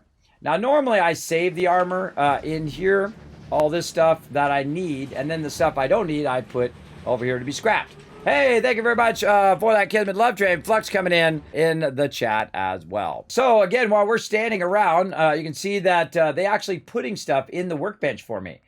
Flares are going in there, I think from Preston, I'm just guessing, but really, it just automatically gives you flares here. And then, of course, we took over the castle, so it's automatically giving me artillery smoke grenades. Now, by the way, these have no weight, so in the normal modes, so you can go ahead and get it going, or normal, hard, very hard. And probably easy too. I don't know. I've never played easy. But basically, you can just keep taking that out and keep those on you over time. Now, if you look at the artillery smoke grenade, that actually does have a little bit of weight. As you can see, 0.5 right there. Now, this weight is the weight of the individual item and not the stack weight, which they do have in Fallout 76, which is cool. The way to know how much that actually weighs is to go ahead and transfer it out of there and realize that that was 30 weight on your character right there. How do I know? Here, I'll move out the way you can watch it when I put it back in my thing. Right now, 1631, and we put it back in, 1,666. So 666, everybody. I thought you guys would enjoy that as well. It's pretty funny. But yeah, that's 30 weight you're carrying around in smoke grenades. So you definitely want to get them suckers off you. But I don't like to put them in the workshop. What I like to do is take them out of the workshop and then put them in one of these kind of separate things, right? Like so guns, right? So if I'm looking for guns or ammo, sometimes I put guns and ammo together. Sometimes I put them separate. That's how I feel. But we can see that that actually is taking weight. Now, why is the artillery smoke grenade weighing me down and then the flares not weighing me down? If we go look at flares across here, under ammo, we go down to flares, we can see that flares weight is 0. That's because a flare is an ammo and a smoke grenade is a grenade. A grenade is actually a weapon. So weapons weigh in all modes. So you definitely want to get those off of you so you're not getting weighed down by those. But you might want to keep, a couple in case you get rowdy, want to shoot off some artillery. Definitely want to keep a few of them on you. And you get the general idea. So what we also want to do is take all the resources that we just bought and gathered and all that stuff and take them away from here to a place in which you're not really going to use the workbench that much, right? Now, my ultimate place is the airport. The airport is the worst settlement, I think, in the game. It is absolutely useless. It's a small area. I mean, I built a gigantic prison there before. It was 6 stories high, and I put Marcy in there along with her brother. I called it the Bad Attitude Prison. It was a giant vault that I built out. You can check it out on my YouTube channel, everybody, if you want to check it out. I'll throw that in the channel if you want to check all that fun stuff out. But yeah, that's how it goes, everybody. That's how it goes. You're trying to kill us, but the Commonwealth never lacks for excitement. That's true. Now, what I like to do is what I call a quick shop. A quick shop I have right here. And I could have just walked because there's sanctuary right over there, but then I'd be overburdened. I can just teleport as well. And then I can transfer to the quick shop just by hitting T. Boom. So I just transferred about 600 weight into the thing right over there. As well as I can go ahead and take all this other stuff and put it in there. Or I can do what I'm doing. Now, it doesn't matter where I'm at. I can go ahead and build stuff because all my settlements... Oh, hold on. Deathclaw coming in. If we're gonna dance, let's dance. Oh, Piper, throw down with that chain gun. Kismet Killbox lending a hand.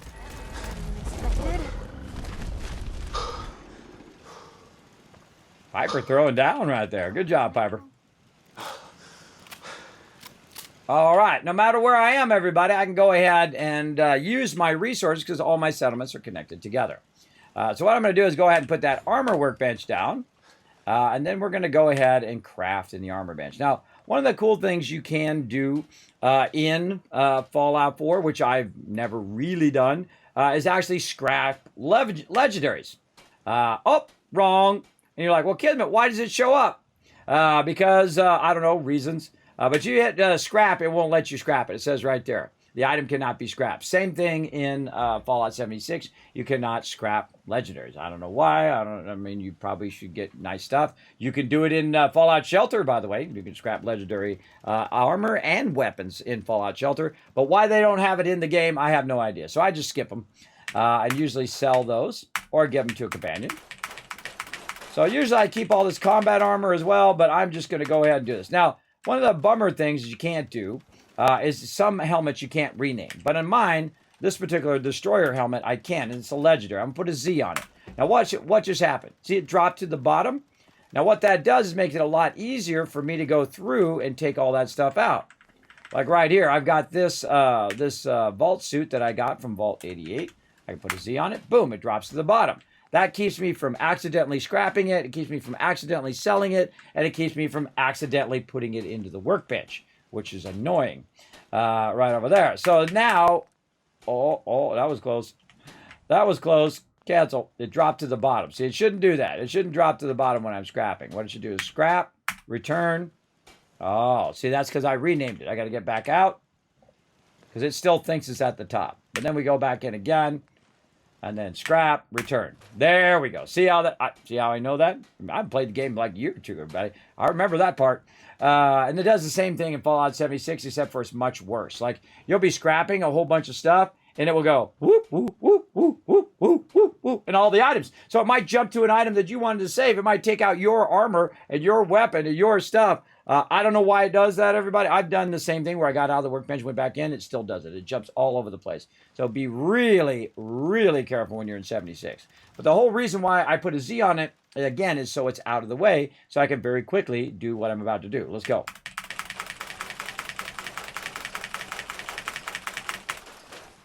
Like that. And then just keep on rocking.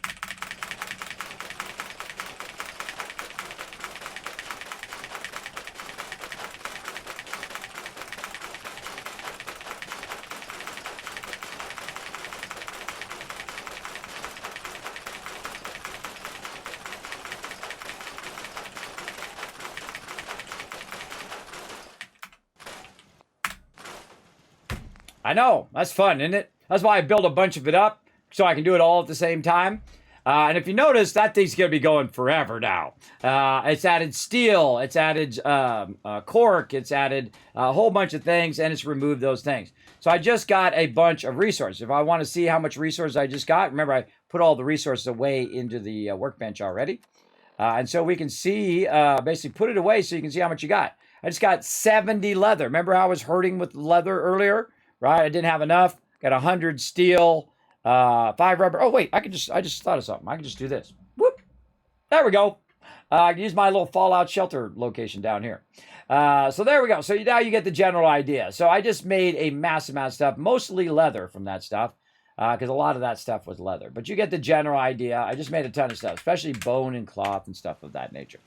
Now, I was showing you earlier how to do adhesive, and I'm going to just take this out. I'm also going to show you how to do, I don't know if I have one over here. Did I leave it over here? There's usually one. No, I think I scrapped it. All right, let's go back to Sanctuary. And normally, by the way, I'll put the workbenches in every single location and every single thing. So no matter where I am, I have all the benches. And I'll build myself my own little crafting area every time. So that no matter which one I'm at, that's where I can go. Put all my stuff in the workbench, take the stuff out of the workbench, craft stuff, update stuff. Now, because I put all the stuff in the workbench over there at Red Rocket, when I go to Sanctuary and it's connected, I can go ahead and still utilize it. Also, when you teleport, by the way, it actually takes longer for you to teleport from Red Rocket to Sanctuary than it does to just walk there. I mean, in game time. Not only your physical time of it loading, but also in game time, because it will forward. Like you'll leave at, at daytime and you'll arrive at nighttime, literally that far. And you can see the time right here, 10:28 p.m. It's usually about 2-3 hours that it forwards. So that was the cooking stove. That was taking your resources and putting them elsewhere. So it's easier to manage your resources at where you're trying to generate resources. This is the only things that are in the workbench right now. And I'll just let that build up now. I'll just let it build up. But when the water drops in, it'll be really obvious for me to see, okay, I got the water. Another thing that'll be obvious, and the thing that's going on right now that you might not be able to see, is the fact that they're in here collecting me resources, just randomly. They're walking around scavenging for resources. As you can see, I've got a bunch of them, and they do stack. I've tested them. They absolutely do stack. I've had 50 robots doing those things, and they are bringing in a massive amount of just random resources. Kind of like a junk node in Fallout 76. You know, your little person who goes out, like we might have the dog or the Red Rocket guy, Collectron, going and collecting you tons of loot. Or you might be getting it from a node or something like that. Excuse me, Piper. And whatnot. So, basically, that allows us to do all that. Now, also what it did is it allowed me to clear out my inventory and reduce my overall inventory. And I'm going to put, let's see, fragment grenades. We can just get rid of those. Let's see what else we've got on us here. Okay, we'll put this away. Now, if you notice, I have a bunch of other stuff that is not showing up, right? So if we go into the workbench again, the armor bench, and we say craft, we've only got this stuff in there. And that's because some of the stuff does not show up in there and will not let you scrap it, which is a huge bummer.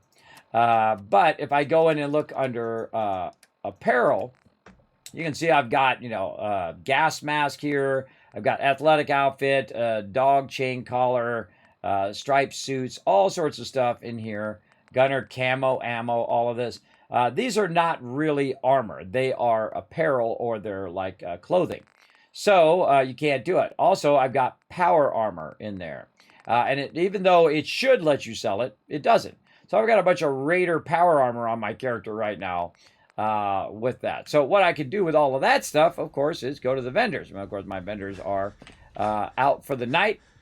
So let's go ahead and do it. Now, again, we're talking about building up resources first, and then we're going to go do the mega building. Everybody, don't worry, I haven't forgotten about the mega building. That's my whole goal of this particular playthrough. So we're going to go ahead and forward time here. Now, if I go 12 hours, it's going to be 10 p.m., or really almost 11. So if I go, I can backward think it, right? So 11, it'd be 10, 9, 8, 7 a.m. So 8 hours, be roughly around 7 a.m. So we're going to go ahead and forward time. And of course, if you sleep in the bed, if you sleep in a nice bed, after 5 hours, you get your well rested, which is giving you bonus XP. I should definitely want to do that before you go and do any questing or any fighting in the wasteland. Definitely want to get that well rested. And then you can also, if you do it in the junkier beds, in survival mode, you might get a disease, by the way. And also, it takes 8 hours to rest in those, which is a bummer. Let's see. They got about another... Oh, they're out here chilling out first, having a drink. Just walking around with a chain gun. So cool. Look at Preston, everybody. He's in the general outfit. He's looking sharp. Is this a better time for that talk? Appreciate your trust. I understood. And I appreciated your trust in opening up to me like that. Oh, good. I guess I was more coherent than I thought. It's just... I was ready to give up. I didn't care if I lived or died anymore. At least not for myself. And it was because of you and who you are that turned things around for me. I like Preston. I just wanted to make sure you knew that. And now, I can remind Preston, I'm not going to. I'm not into the dudes. But hey, whatever you're into, go for it. Our friendship means a lot to me too, Preston. I hope you know that. I do. I wouldn't have said all that to just anybody, you know. I guess we should get back to it, huh? That's right, Preston. You're awesome, bro. It's not your fault you were written poorly. Or your questing was poorly. Because what it should have done, instead of him saying, hey, another settlement needs your help, another settlement needs your help, here's the question whether you want it or not, you say, hey, you want to go help another settlement? See, he's not asking you. He's telling you that another one does. If he asked you and said, hey, I've got another settlement quest, you want that? Not right now, Preston. I got 50 other quests I'm doing. Can you hold on to it till I come back? Sure, Kismet. I'll hold on to it. All right, cool, Preston. See you later, man. And that would have been it, right? And that whole meme would have not have been the thing. But then again, I guess it advertises Fallout 4, I guess. In that way, it's good for them. Twice before messing with us again. That's true. They're welcome to come in here and get blasted by the Kismet kill box up here, up on high. Okay, so we got to get rid of this stuff. So we got our vendors. They have all popped up here. I'm going to go to the clinic over here because he's got the most caps. If you need fixing up. And again, you just left click to try to skip their dialogue. Try not to shoot him. Could use some supplies. I've done it by mistake. It's not good. He's got 592 caps. All right, let's get rid of these grenades. I'm going to get... Oh, not my artillery smoke grenades. Let's keep those. I don't know. We'll throw down some artillery at some point. And then just clear all this stuff out. Now, normally I save this stuff. Dog armor, eyeglasses, clean suits. Oh, I need to keep my striped suit in case I need to do a check. What was the other thing that I was wearing? It was my striped suit and what else? I can't remember. I can't remember. Go in here and see what else has got charisma. There's a whole bunch of outfits that do have charisma. Plus, also, you can get random legendaries from mobs. that have charisma on it. In this particular playthrough, my charisma is much lower. So I have to constantly try to boost my charisma whenever I go and talk to somebody in a dialogue now, which is a very different way than I normally play. Normally I have 10 charisma and then I'm working on my other perks along the way. But I do have my perk order that I'm doing in here, and I get that question every single time. Hey, what's your perk order? Which one did you pick first, second, and third? And I spent about 5 hours putting this perk order before I even started the game. I pre-chose all of my perks by level, which ones I'm doing in order. And so far, we've got all the way to level 30, and we've done them in that exact order. Now, the one that's probably going to be different is right here at 35, because I already added a point of intelligence. Because remember, depending on where you go and what you do, you're going to be finding bobbleheads that are going to give you like an extra intelligence point or extra charisma point or whatever as you're going along. And then, of course, you have that book at the very beginning that's going to let you choose which one you want to do. And sometimes what I'll do is I'll go 9 charisma, and then I'll get that book, and that book will push me to 10. You cannot actually push yourself past 10 with your bobbleheads or with that book. If you start with 10 charisma, it'll just say, sorry, you can't. The charisma won't be an option to choose because you're already maxed from that book.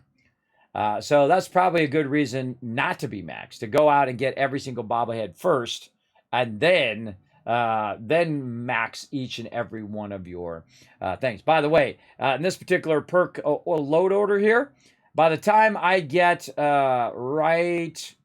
let's see, where is it? Right here, level 128, I think it is, or 128. I've maxed every single stat. So by level 128, I'll be max all stats, and I'll have all the perks that I need, other than Lady Killer, Invitation Road. These are all perks that are just, if you get there, you get there. You kind of, what perks now do I want? I got all my main perks. What do I really want? These are the ones I would pick. Now, am I going to get to level 140 in this playthrough in the next 12 days? I seriously doubt it. But that's what I would pick. Essentially like things like bands, which will give you +2 perception beyond what your normal perception is. So that's really helpful if you want to kind of push above 10 into that higher perception. But you get the general idea right there. Oh, it's a battle time. Throw down, you battlers. Are you guys hearing that sound now? Time for a stream avatar boss Are battle. you hearing the voiceover now? Let me know in the chat. Are you hearing this voiceover? Warrior, priest, or mage in the chat. You only got so many seconds. Go. Put a 1 in the chat if you heard that voiceover. Oh, it's low because I was talking, but yeah. Oh, good. Okay, that's working at least. All right, I fixed that at least. I don't know. It was broken. I had to reset it. I don't know. It's like I don't touch nothing, everybody. I just turn the computer off, and I turn it back on again. I load all the stuff up, and it just, stuff doesn't work. I don't know. It's a constant battle to keep it going. It's kind of like putting your finger in a dam, everybody. Or using chewing gum. You chew the gum, and you put it in the thing, and you put the chewing gum in the dam, trying to keep it from breaking. Yeah, that's pretty much what I'm doing all the time here on stream. All right. So I want to keep that stuff. And normally I keep all this stuff again, but we're going to really start to work on our, oh, there's a captain's hat. Look at that. Nice. Now I'm looking for a hat that has 2 charisma. That would be awesome. There's a red dress I could wear, but I already got my striped suit. Sea captain's hat is endurance. Sunglasses. By the way, see these Vault 88 jumpsuits? These actually I don't have a value because you have an infinite amount of those. You actually can get a crazy ton of those and give it to everybody. All 600 of your settlers. Did you know you'll have 600 of them? Because if you take 20 times 30, that's 600 dwellers or settlers that you'll have. Because sometimes I make vaults, and when I make those vaults, I call them dwellers instead of settlers. So there we go. So now we cleared all that out. Because we can't scrap it anyway, so there's no reason to hold on to all that stuff. Another thing that I typically don't use is food. I'm so bad about it, everybody. Food is actually really useful. Like Med-X there, it's going to give you poison resist, right? Jet's going to slow down time. You get regen there. Mentat's going to boost your intelligence and your perception. These are actually really good to use unless you're around a companion who doesn't like it when you use them. The one that you can get away with is usually stuff like Nuka-Cola, and stuff like that. Rad-X, Rad-Away, Stem Packs, things like that. But if you start using Psycho all the time, if you start using even Great Mentats, you saw that Cogsworth didn't like it. And one of the things you can do too, everybody, is when you first play through, if it's your first playthrough or maybe a current playthrough, is to write that down. Is to take notes on your companions. And I haven't done that in my spreadsheet, but you can create a spreadsheet that says Preston, and you say likes and dislikes, right? Or you can just look it up on the internet. I know some of you just look it up. I don't like to look it up, everybody. I'm of the old school way of playing games. I like to write it down and learn it as I go. So I make a mistake. Okay, Cogsworth does not like it when I use Great Mentats or probably any drugs. So I'll make a note, dislikes use of drugs, right? And then like Piper loves it when I pick locks. I don't know. Maybe that's like a fetish of hers. I don't know. But I'd say likes for Piper, pick locks, right? And each of them have their likes and dislikes. Of course, Preston likes it when you help settlements, right? So you go out and help settlements, and you help the little guy, and you pick the the hero's choice, right? The white knight choice of everything. Preston likes that. In fact, Preston's actually at max affinity with me right now, as well. So normally I just go like this, everybody. And you want to keep your blood leaf because you take your blood leaf and you make that into XP food. But again, not going to have enough time in this playthrough. That's it. It's out of here. So I'm just going to do it. And I tried it earlier, by the way, when we did Corvega. We were doing a bunch of buff out and we were doing a bunch of stuff. Actually, very helpful for a Corvega, actually, especially when you're low level. So I'm just going to get rid of all of it. Now, why would I want to get rid of it when it has a good value that you could use, right? The reason why I want to get rid of it is it has its visual clutter. It takes up my visual thing. You'll see me do the same exact thing in Fallout 76. Even though using your food and using the right combination of food, the right combination of buffs and mutations and all of that stuff makes you incredibly powerful, everybody. I'm talking you walk around, boom, that mob is dead. Boom, that mob is dead. Boom, that mob is dead. You can one-shot those mobs like nobody's business. But I'm not into one-shotting everybody. I can show you how to do, the best weapons and how to put the best perks on there and be the most powerful person to do the highest DPS damage. But there's plenty of people out there doing that. What I want you to do is have the most fun in what you do, right? Have you have the most fun and then help other people have the most fun as well, right? If I go around just one-shotting everything, my crew is not going to get a hit in. There's nothing more boring, to me anyway, to follow around and have one person just kill all the mobs and you don't get to shoot nothing. You don't get to do anything. You just pick up the loot and just walking around. That one person's doing all the quests. They're doing all the stuff. So you're doing no interaction in there. Great example, Ark. I was playing with my crew, my longtime gaming guild, and a couple of our members had played bazillion hours in Ark. They were very, very good at Ark. I'd never played, right? So we set up a server. We went in there. We said, all right, we got a bunch of newbies here. We're all going to go and play. Please do not, just go do everything. Let everybody have a role. I feel that's very important when you work with a team. Everybody has a role in the group, right? One person doing armor, one person doing taming the dinosaurs or whatever, one person building the base, one person doing water or whatever it is. So everybody has a role to play.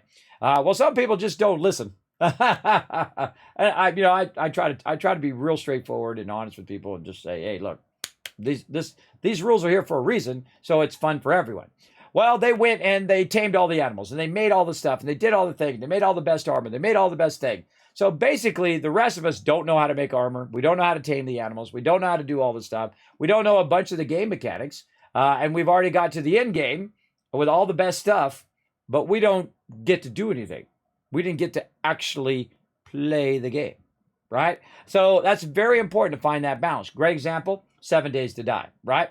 I have a server, right? Mega server from Nitrado. Those guys are awesome, by the way. Get your own server right there. 10% off. Again, another Great Mentats moment is here in Kismet's channel. I'm like Great Mentats. I'm giving you discounts on everything that you get here in the channel. Basically, what I could do is, because I'm the server administrator, is I could give everybody all the stuff right at the very beginning. Here you go. Boom. Unlimited power, everybody. I give you all the best stuff in the game.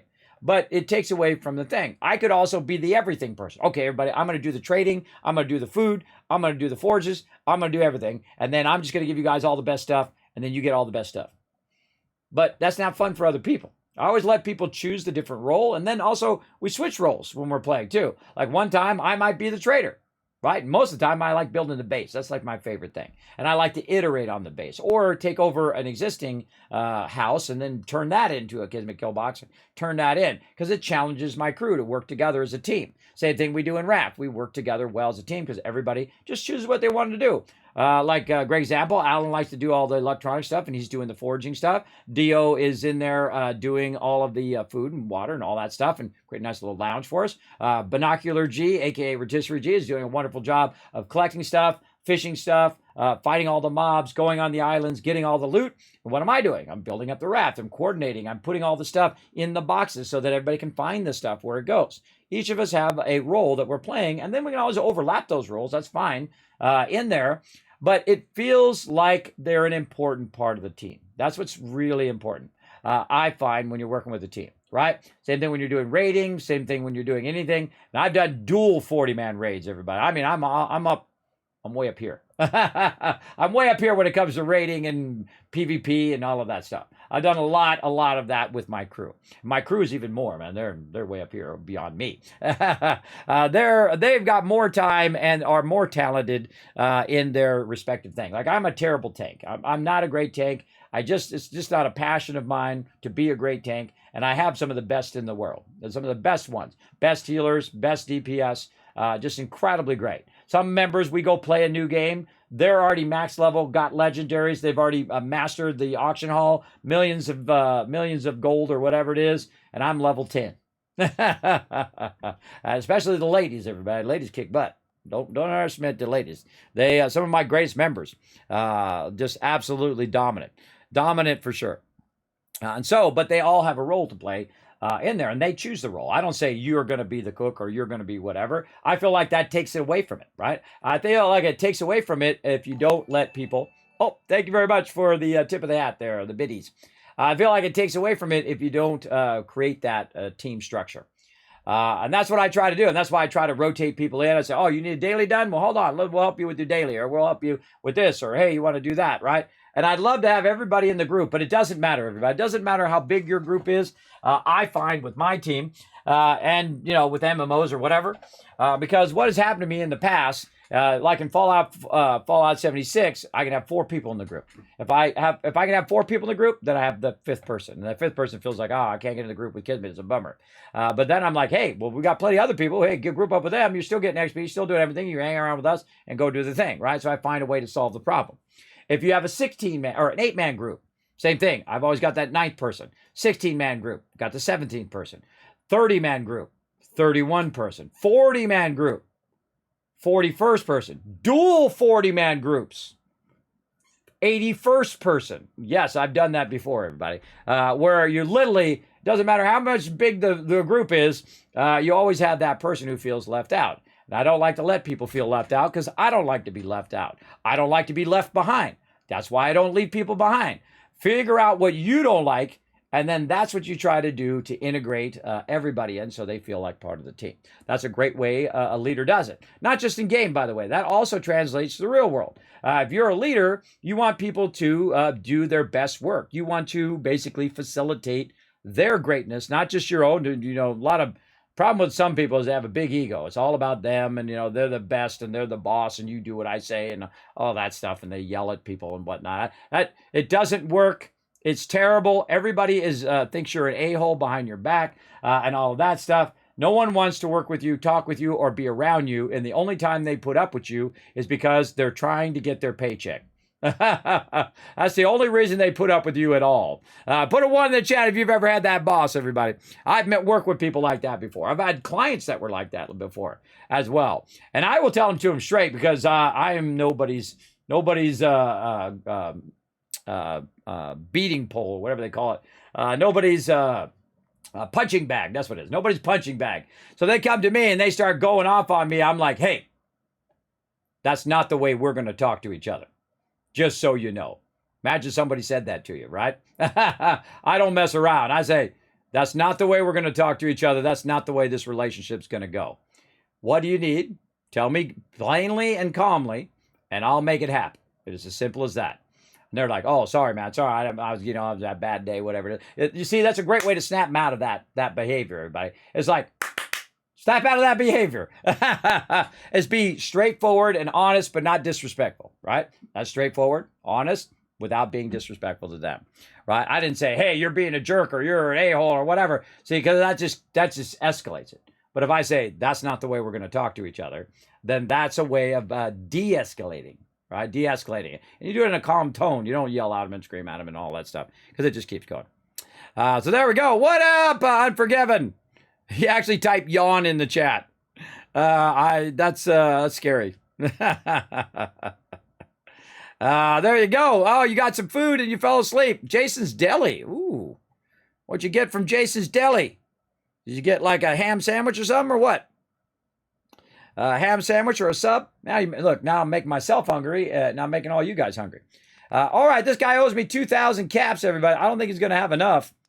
In here. And that's the thing I was going to show you, that stuff's worth 2,000 caps that I had just sitting around. Now, this guy don't have enough stuff. So I'm going to go ahead and say, no, never mind. I'm going to look for my girl Trash Can Carla over there. She's not over there. Hi, I'm going to go to her right here. I'm sure I have something you need. All right. So do I. Let me know what you'd like. All right. Now I got to do that again, but I'm going to do it way faster this time.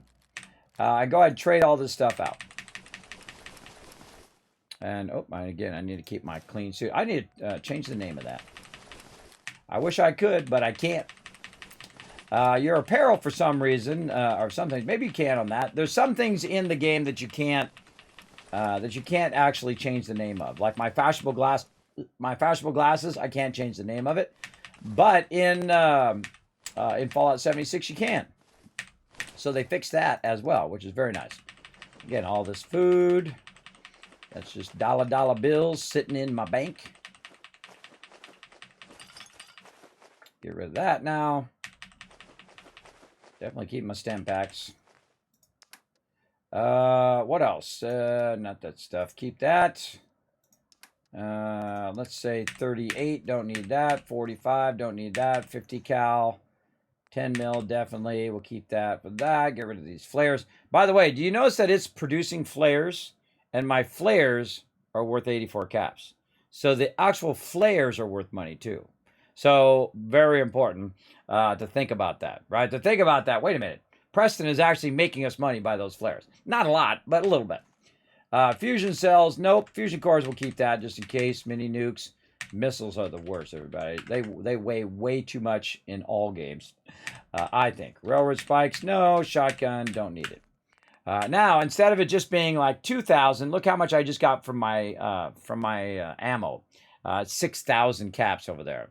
So I don't even need it from purified water. I can just get it from ammo and all this other stuff. Then, go through and get all the stuff again, everybody. Again and again and again. I'm telling you. This is how you rule the wasteland right here. Getting that sweet loot. Especially if you like to build, everybody. Of course, I love to build. That's like my favorite thing. So I'm going to go get just the stuff I would prefer to get. Ceramic. And I'm going in diminishing order, right? To the point in which I'd say, okay, let's go with steel. And then now I owe her 870 caps. I'll be like, I don't really want to owe her money. Let's go in here. I want to keep my 14,000 caps I've got right now. And say, you know what? Keep your steel over there. And then trade. Nope. Right button. There we go. Now, she doesn't have enough caps, right? It's 369 caps. So I could go find something else that is worth it, but I'm fine. She can keep those 30 caps or whatever. And there you go. Again, I just did the whole thing. Got the whole thing. Good to go. What's that for? Oh, for the Tower of Hope there, Piper. I'm glad you asked. Now, also, what just happened while I was doing all of that stuff and days were going by, guess what? Look at this. It's like, Kismet, where'd all that stuff come from? I thought you cleared out your entire inventory. I did. They collected that. They collected all of that food, carrots, corn, gourd, mute fruit, and of course another 551 purified water. Also, they collected me 50 bottle caps from my stores there, and you can do that at every single location, as well as, again, all that ammo and stuff. And also here under the junk, just in one day, they collected me all of this stuff. And of course, as days go by, more and more, the more people you put on there, the more people are collecting resources, the more junk you're collecting as well. And that's another reason I take it out, to make sure that they're continuously getting me loot, right? And that's decent stuff. Springs, plastic, rubber, antiseptic. That's pretty good stuff that they're collecting there. And I'm going to go ahead and just take that out. And then do this the easy way. All right, walk over this way. Very, very slowly. Now, the smart thing to do is before you go running off like this, is to put that purified water somewhere, right? You don't want to keep it in the workbench. If you keep a lot of food or a lot of water in the workbench, they'll stop producing food and stop producing water. That's the trick.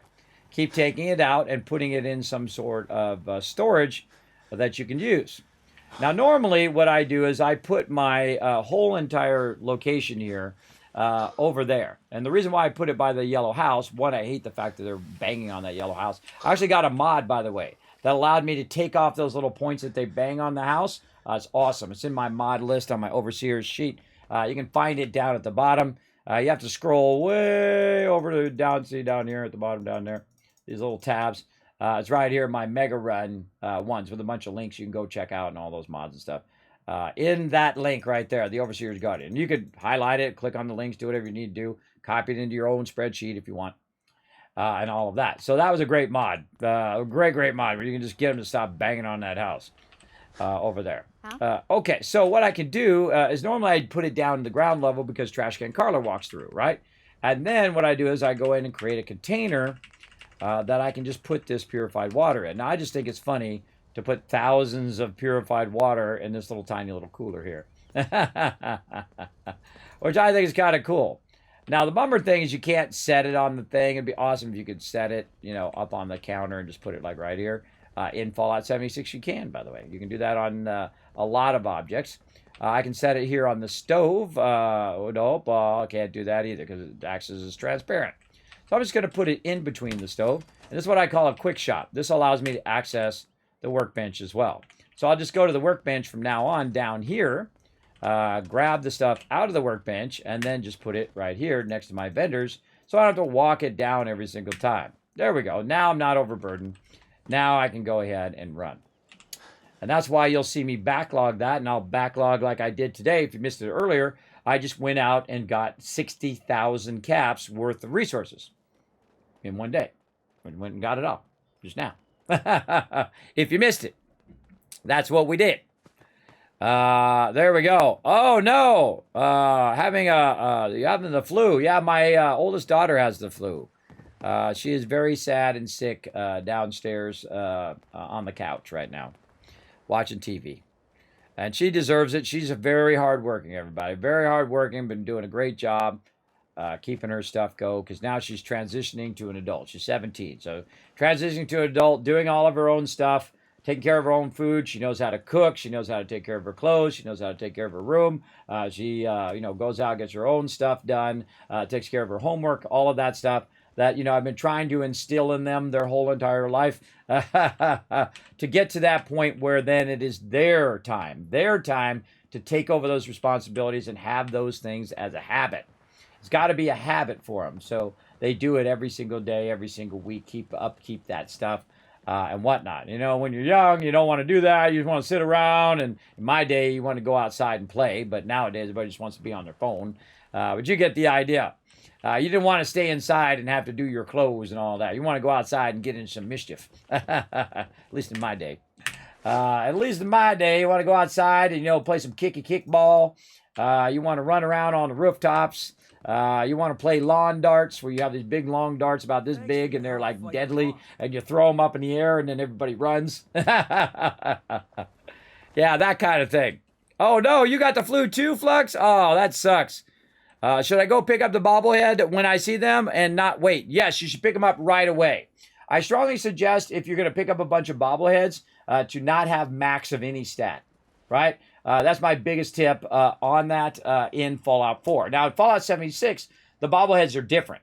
They don't actually add to your stats. They are a temporary buff. So in Fallout 76, you can use them whenever. But in Fallout 4, I suggest not to have max stats. Because then if you get one for charisma or perception or whatever, it'll allow you to add that to your stats. So very, very useful in there. So let's see. So we got all that done. We took that there. And now we are finally ready to run over here and get ready because we've got our vault-tec kit now because we went to Vault 88. We got a bunch of resources, though we'll probably run out of resources. And we'll probably run out of space over here at Abernathy Farm. So we'll see.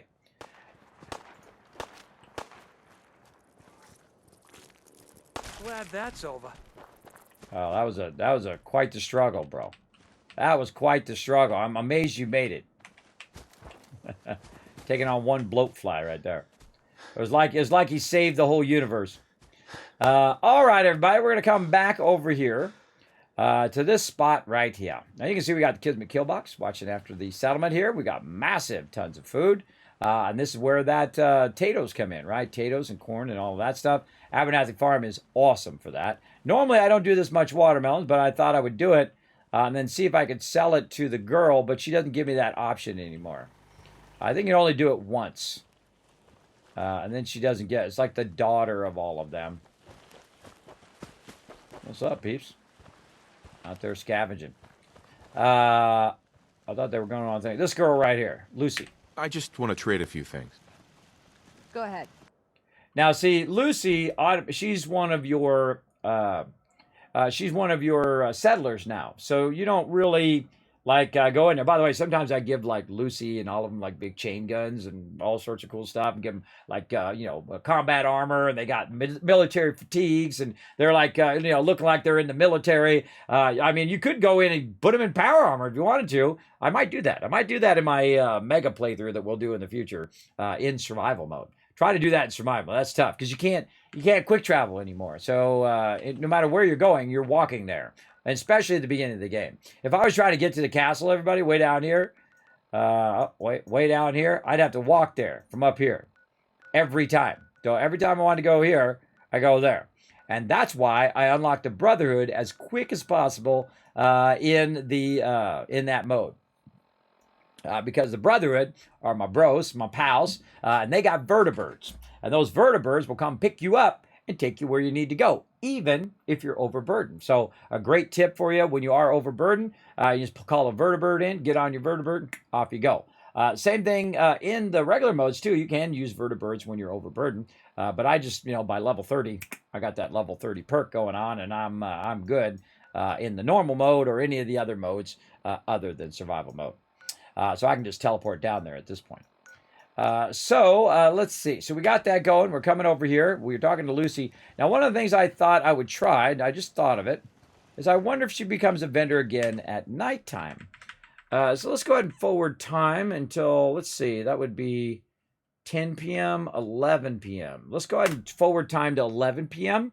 and see if she does it. Now, before you take over the settlement, what will happen is she will buy the melons. So you can pick up the watermelons and sell it to her. So you can make caps doing that, right? I don't think I've ever tried it when she's not working to try to talk to her afterwards. Because what they all do is they all congregate, usually inside here. Though I'll eventually make them their own little living areas. But they congregate inside here.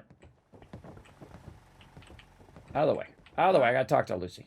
I just need to trade gear with you. Okay.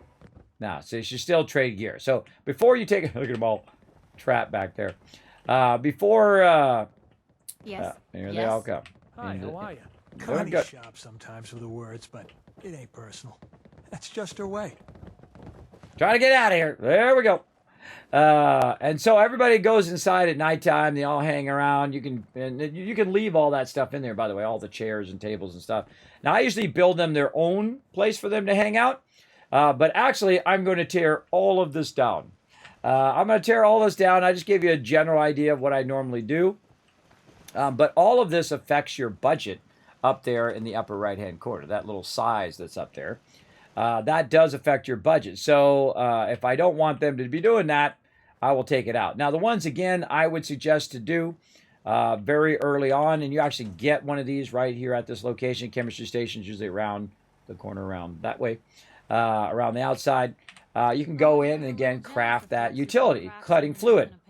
Now, notice at this particular location, I can go in and make oil, as well as, like I said, with the food. We'll get out of there. And we'll get our little food thing going on over here. I like this little one because it takes up less work or less space. So I can go in and I can go to utility and I can create vegetable starch. But look at that. And you're like, Kismet, they got like an absolute ton of potatoes there. Why is there no potatoes in the workbench? And why is there 253 mute fruit but 0 potatoes? Even though at this particular location, there is a massive amount of potatoes. Well, I have a massive amount of people here. And one of these is only half a food unit. So 2 of them together means 1 person eats that. So 1 person eats both of these potatoes worth of plants. So if you think about 19 people, they're eating all those potatoes. They're eating every single one of them. Because that's what they eat first. And that's the first thing they'll eat. If you had 1,000 of each thing, they'll eat all the potatoes first every single time. That's just the way it works, and that's how I know the mechanics. So what do I want? Well, I want to make 1,000 potatoes so they don't eat all the potatoes, and I'd have plenty of potatoes. Or I could manually go through. Assign someone to this. Seems to be growing well. Okay, get that corn while I'm at it too. So you can manually go and collect it. So they'll collect it and put it in the workbench, but also you can grab it as well. Now I go right up here to the cooking stove, utility, vegetable starch. And you can see now I've got 29 corn. I've got 250 mute fruit and whatnot. So you just keep collecting yourself. Every time you come through, collect a bunch of it, put it in the workbench, bunch more. And then before you know it, you have like 1,000 of each thing. Like I've got 250 mute fruit already. I'm like level 20. But here I can make vegetable starch. Like that. Right now, really, corn is the lowest thing. That's the thing that went out first. So then I can make, that is adhesive, that right there. Now, if I want to make oil, I use my chemistry bench over here to get more resources. And that's what we're talking about first, everybody. We're talking about how to get resources very early in the game if you're going to be doing mega building. So the other thing here, the hardest thing out of all of this is typically acid and bone. But you can see I've got 184 acid and 241 bone. But it actually uses more bone. So it uses 8 bones per round. So really, the one that's the lowest is actually bone. How will I know? I'll go use it up.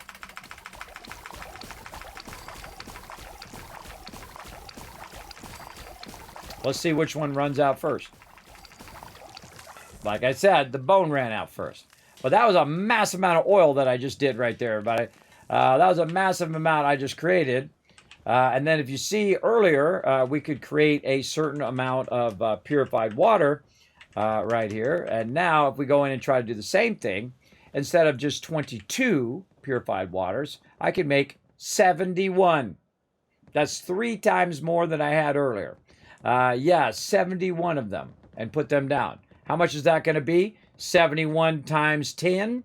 That's going to be double what I've got right now. 710 purified water. On top of the 740 I'm already doing, that would be 1,400. That would be 14,000 caps, roughly, probably more like 15,000 or 16,000. But let's just call it 15,000. 15,000 caps every 2 days, right there. All I have to do is go back to the thing, just put them down, run my wires, put my power down, bam, good to go. Especially when you get into the later stages as well.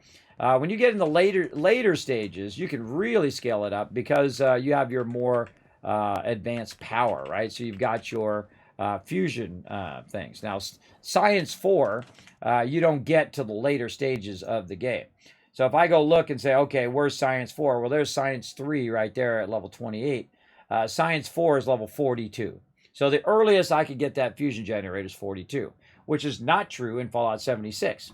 If you have enough caps right at the very beginning of the game, you go get the pattern for that fusion generator and boom, stick it on your can, just like that, because it uses patterns versus using levels, right? So if you want to go get that recipe, you can get all the recipe. I mean, if you had enough caps at the very beginning of the game, or if someone just gave them all to you, you could have every recipe in the game right at the very beginning, because it's not based on your level. Well, at least most of the recipes, because some of them are also, you have to get them individually, just you, because they don't drop. You can't share them, but you get the general idea. So this is based on your level, where 76 is based on recipes. So I don't know which one's better. I kind of go back and forth sometimes. I go back and forth. I do like the recipe setup. What about you guys in the chat? Do you prefer the recipes, or do you prefer that the recipes be tied to your perk levels? Let me know in the chat. That'd be good. That'd be an interesting survey. So there we go. So now we got tons of oil. We can get started. So one thing I don't like to do, everybody, is I don't like to build at nighttime here in the stream. I also got to remember to turn my recording on because I'm going to record this for later. I'm going to go in here and use one of these beds. We'll go ahead and forward it to 7 right here. Now, another thing that I like to do also is to do little mortars that shoot off and basically change the weather. So if it's foggy, I can make it a super nice clear day and stuff like that. Or if it's rainy like it is right now. Of course, if you don't like the rain, a great thing to do is just wait an hour like this. You just go over here, sit down, forward the time by about an hour. And maybe it'll stop. Maybe another hour. Nope. 3 hours. There we go. 3 hours, but still cloudy. 4 hours. We'll go with cloudy for now. So it's getting cloudy in there. And again, there is a thing that you can do. And I think it's part of the contraptions workshop. Let's see if we can find it here. Because I think that's going to help us. There we go. Firework mortar. Angled, and this one's just going to be straight up and down. And I'm not even sure I can make them yet. Let's go see. Where's our power? Over here. Let's put it right by this thing. Now, another cool thing that you can do, everybody, again, this is a bit more advanced, is the fact that every time that your settlement gets attacked, you could put your mortars in here, your flares in here for the Minutemen. So every time they attack, they come over here, and again, this is a bit more advanced stuff. They'll run over here to do this alarm, right? They'll do the siren. And when they flip that switch, it turns that on, and boom, it goes and shoots one off. And, of course, you can tell it to just shoot one. Very important to tell it just shoot one. Otherwise, it'll just go shoot them all off at the same time, right? So you can actually go in and tell them to shoot off a flare for the Minutemen every time they get attacked. And then the Minutemen will show up and help you out. It's pretty cool. I think it's pretty neat. Again, there's just way more advanced things that you can do by using that siren interaction, including doors being automatically closed when they're attacking. You can make windows open or close, roll doors open or close, and kind of make them into windows. You know, they'd be roll windows. You get the idea. You can do all sorts of fun stuff with that kind of interaction. You can do what's known as logic gates. And ors, and thens, if it's full, if it's empty, that kind of stuff. Like in Astroneer, you can do that. If the train is full, okay, then go to the next station. And then when it's empty, then go back to the other station. You'll see me do that. I've already got that going in Astroneer as well. I love logic gates like that. My thing is always figuring out what like the best use for it is. Because a lot of people are like, well, great, it does the thing, but what can I use it for? I always feel like that's the most important thing. Those are the type of guides I like to do it. But I don't just tell you what something does. I don't just say, hey, when you turn that on, the siren will make noise. Well, I might say that in the build-up to the point, and I say, okay, if you do this and this and this, and use this logic gate, do this, guess what? When you flip this switch, it's going to close the doors for you. It's going to have an actual use. In this case, the siren calls everybody over as well and gets them into that battle mode. So they go right into battle mode. I normally don't use the sirens, by the way. Because I don't like the noise. But I am suffering past the noise, everybody, this time. And actually find them very useful if you use them properly. Use them properly in the chat. Hello, TARDIS. What's up, man? I see you there in the chat hanging out right there. In 76, a lot of plans still require a certain level perk to build, which is tied to levels. This is true, Fallout Flux, yeah. I don't want to make it too complex for the peeps, everybody. You'll see that sometimes I just make it easier, right? I don't try to, go, I'm the smartest person and, use big words so I seem smart. I just try to make it easily digestible information. Yes, this is true, Flux. Very, very true. I just didn't bother to talk about that because that's a bit more advanced. I'm just talking about the basics. Common things tied to level and special items be patterns would be ideal. Yes. I think that's a good idea, Kellermal. Yeah, kind of have a combined system, right? All your basic stuff, like for your camps and things like that, as you level, and then the high-end stuff you have to go earn. Have it based on level keeps an even flow of gameplay, I feel. Yes, I think that's why Fallout 4 feels like it plays so well through the game as well, because you're unlocking things.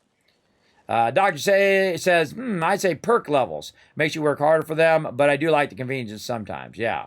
It is kind of nice to jump on over, at the very beginning, you're starting a new character you've already played through before. Jump over there in Fallout 76 and get that fusion reactor and throw that sucker down and get it going. Hello, kitty. What are you doing there, little kitty? Maisie is the kitty's name. I don't shoot kitties. That's not cool. Put that gun away. What you doing, kitty? Uh-oh. I hear some action. Quick, get on the kill box. Sometimes I like to, this way. Sometimes I like to draw the aggro over and watch them get annihilated by the kill box. Something attacking my provisioners, no doubt. Oh, probably over that way. You like explosions? You're in the right stream for that one. This Overseer's Guardian shoots really far. Shot way down there, got that car. Ragstag. What? Sniped him from way up. You probably can't even see that on stream. I just sniped that Ragstag down. You can tell because I got the XP. But I just sniped him way down there. Big time, big time. All right. I think we talked about that. All the basics of getting resources and all that advanced stuff that I talked about. About getting resources, how I gather resources, how I'm able to get so much resources so quickly in the game. And basically play the economic playthrough. That's what I do. That's why I have high charisma, high strength, so I can carry lots of stuff, high intelligence, so I can craft lots of stuff. Now, if you're playing more of a storyline playthrough, or you want to be super stealthy or super strong, or do really super high HP, then you would choose different perks. Agility, obviously endurance, so you can take more hits and stuff like that. But again, I like to dominate via economic because, especially in the beginning of the game, economic will give me a huge leg up over anyone because I will be such an economic power that I could buy all of the high-end stuff. Right, I could buy all the legendaries right now. I had 60,000 caps. I could go through and use that purified water to buy the stuff that's worth 10,000 caps. I could have went and got all those legendaries. My whole entire character right now could be in legendary armor if I wanted to. And I've got 10,000 caps on me too, so there'd be 70,000 caps worth of stuff I could have bought. So you can, instead of using caps, use purified water, or use your ammo, or use, your extra stuff that you don't need, your food, your aid stuff, all of that stuff in there. That is worth caps. And that's the thing that I try to accentuate whenever I'm playing Fallout 4, that everything is worth something. And that's how you become a wasteland tycoon right there. Now, we're going to have some fun right here, everybody. We're going to have to dismantle this whole entire place over here and try to go and start to do our mega build. So I'm going to go ahead and start dismantling it to get it ready. We'll do that. And then get ready in the chat, everybody. We're going to be doing a 5-bomb of giveaways right here in the channel. We do it on time. We're looking good. We got lots of time. Lots of time to play some games. Sorry there, Mr. Abernethy. I'm going to be taking away all your food. I know. Don't be sad. Don't be sad, everybody. I will hook you guys up big time. Now, the reason why I'm choosing this particular location, by the way, for the Tower of Hope, is the fact that it is the tallest of all of the locations. It's also one of the largest of the locations where you can build. Now, what I want you guys to do is to eyeball that thing over there that says size over there, all right? I want you to keep an eye on that. And what we want to do is take all this stuff out of here. If you notice, I've also scrapped every last bit of everything I could find, except for I missed a little bit there.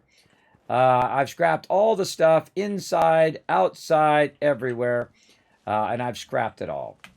Now, when you're trying to build mega builds in the vanilla version, that's what I'm in right now. I'm not using any mods and whatnot. Sometimes you can't get these things to go. Trying to hit store. There we go. People are in my way. What you have to do is obviously take stuff out. Stop standing in my way, bro. Standing in my way. I'm trying to store it. There we go. So what you got to do is take stuff out to get that to go down. Now, one of the problems with storing stuff especially in Fallout 76, is that storing stuff will still continue to count toward the size of your base. Now, I could scrap this stuff if I wanted to, some of it, but when it comes to the food, you have to store it, right? Because there's no, if you notice, there's no option down there to actually scrap that item. There's no option, so I have to store it. So we'll go ahead and store the food. Like so. Again, not only do I tell you stuff that helps you here in Fallout 4, but also stuff that translates over to Fallout 76. I'm going to move this back just a little bit. Oh, we didn't make our little stuff there, our little weather things. I forget where I make those. I think those are make me a second printing press while fireworks. Yes, they are. Fireworks. Weather changing, clear right here. Okay. Now, there's also a really fun way of doing this, and I'm going to plug that into the fun way. But you can do it like this, again, for the Minutemen.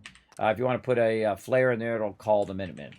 What I'm going to do is just kind of set this off to the side here. Because I'm going to be working in this area, and it's going to get annoying because the weather's going to constantly come over and irritate me while I'm trying to do this. Let's see. Where is that under? Man, that is a really obscure one. I'd probably say resources. No, it's going to be under the other stuff. Is it crafting? No. It's going to be under. Yes, here it is. Manufacturing, maybe. Miscellaneous. Nope. Man, I haven't used it in a while. Not marquee. Not logic gates. Oh, miscellaneous. I bet you it's miscellaneous here. No? Or have I not unlocked it yet? I would think it'd be miscellaneous. Connector switches? That might be there. Ah, there it is. All right. It's under connector switches. Haven't used it in years, everybody. I've used it, I think, 3 playthroughs ago. And it's really useful. Now, there's firing target pulse, and then there's firing target toggle. Now, toggle will turn it on or off, depending on when you shoot it. And this is just going to pulse one time and then turn off. That's what you want, right? You just want to do it one time. So, what we can do is go ahead and take this and our flare thing here. And then go in and put our flare in. Ammo. No, actually it's a weapon. Sorry, it's a weapon. It's a flare. Is it not a flare? God, I forget where it's at. Is it missile?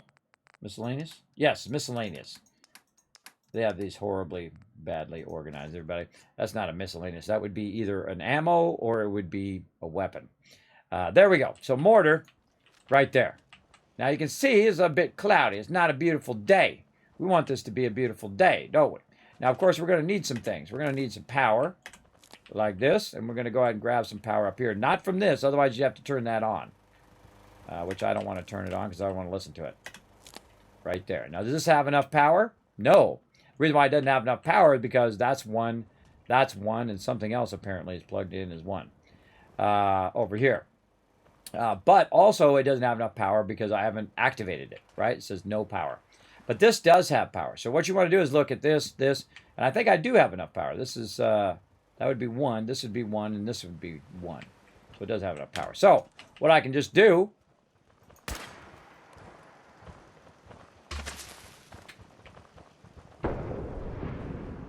it's a beautiful morning. Now it's a beautiful day. Just like that. There you go. You're welcome. I feel like that's part of the contraptions workshop. Okay, we're also going to take down the Kismet kill box. We're going to take all this stuff down because we're going to build the mighty St. Jude's and Fallout for Hope Tower of Hope, everybody. And I've got the design right in here. I did a little testing on it as well before I started streaming for this streamathon that I'm doing, 24 days in a row. I didn't say all day, every day. I just said 24 days in a row. I try to get 2 streams in a day, but remember, I'm 52 years old, everybody. Streaming that much, that often is not that good for your health. I strongly suggest to find a good balance in your life. between the things you should be doing and you can be doing. I'm just hitting tab and hitting E like in Edward.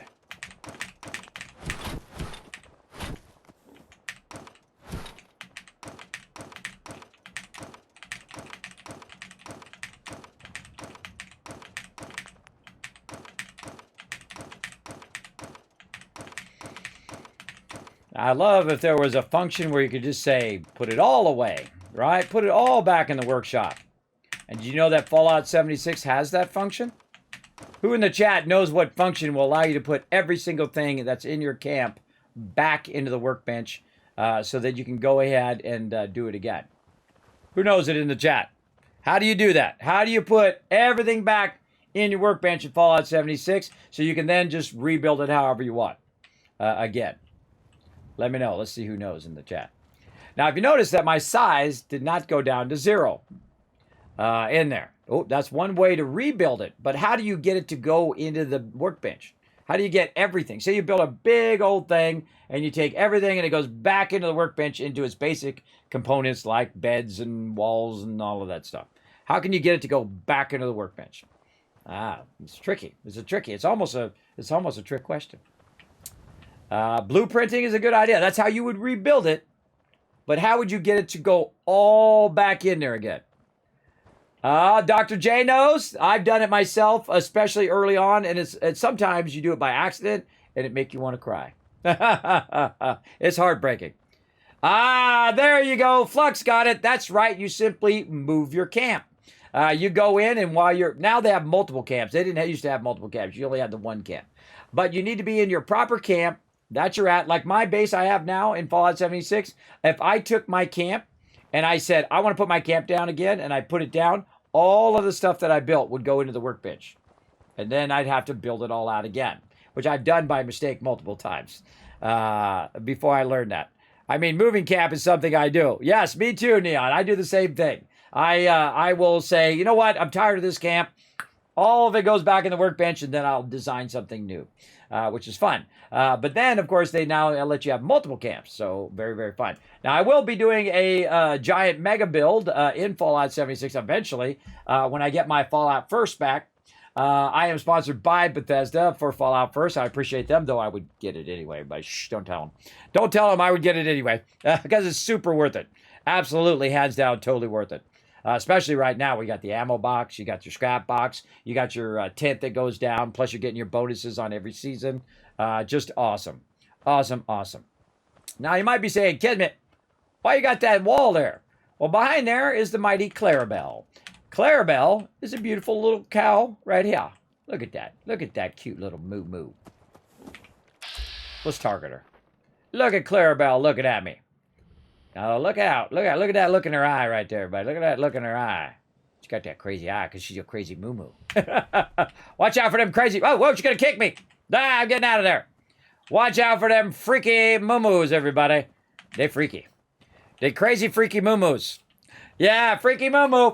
I have lots of freaky moo-moos. I should put crazy freaky moo-moo on that shirt. Hold on. I'm going to put that over here. Hold on. Crazy freaky moo-moos. I'm going to get a shirt done, everybody, and that's what it's going to say. Crazy freaky moo-moos. I'm going to have one of them moo-moos, and it's going to be like, Arr! And then the other one will be all calm, and then the one head will be like insane. But we're going to go ahead and take this down now, because too bad, too sad. Right over here. And you're like, well, Kismet, I don't really see the size of your base going way down. You literally scrapped just about everything. Well, that's because some of the stuff that I'm doing, you should really not let Clarabelle out of here, by the way, because she's going to have some trouble, especially when they attack the camp. I have actually lost Clarabelle several times. That's why if you are going to scrap this, I suggest you save beforehand, but in this playthrough, we're not going to be too worried about it. That's because Clarabelle is going to get her very own place. That will be Clarabelle's area right in there. That's because you can actually move her trough when she goes out of there and take her trough and move it in here. And then this is where Clarabelle lives, in this little shack over here. A lot of people don't know that, by the way. You can just move the Brahmin trap and she'll end up in there. because she'll walk that way sometimes.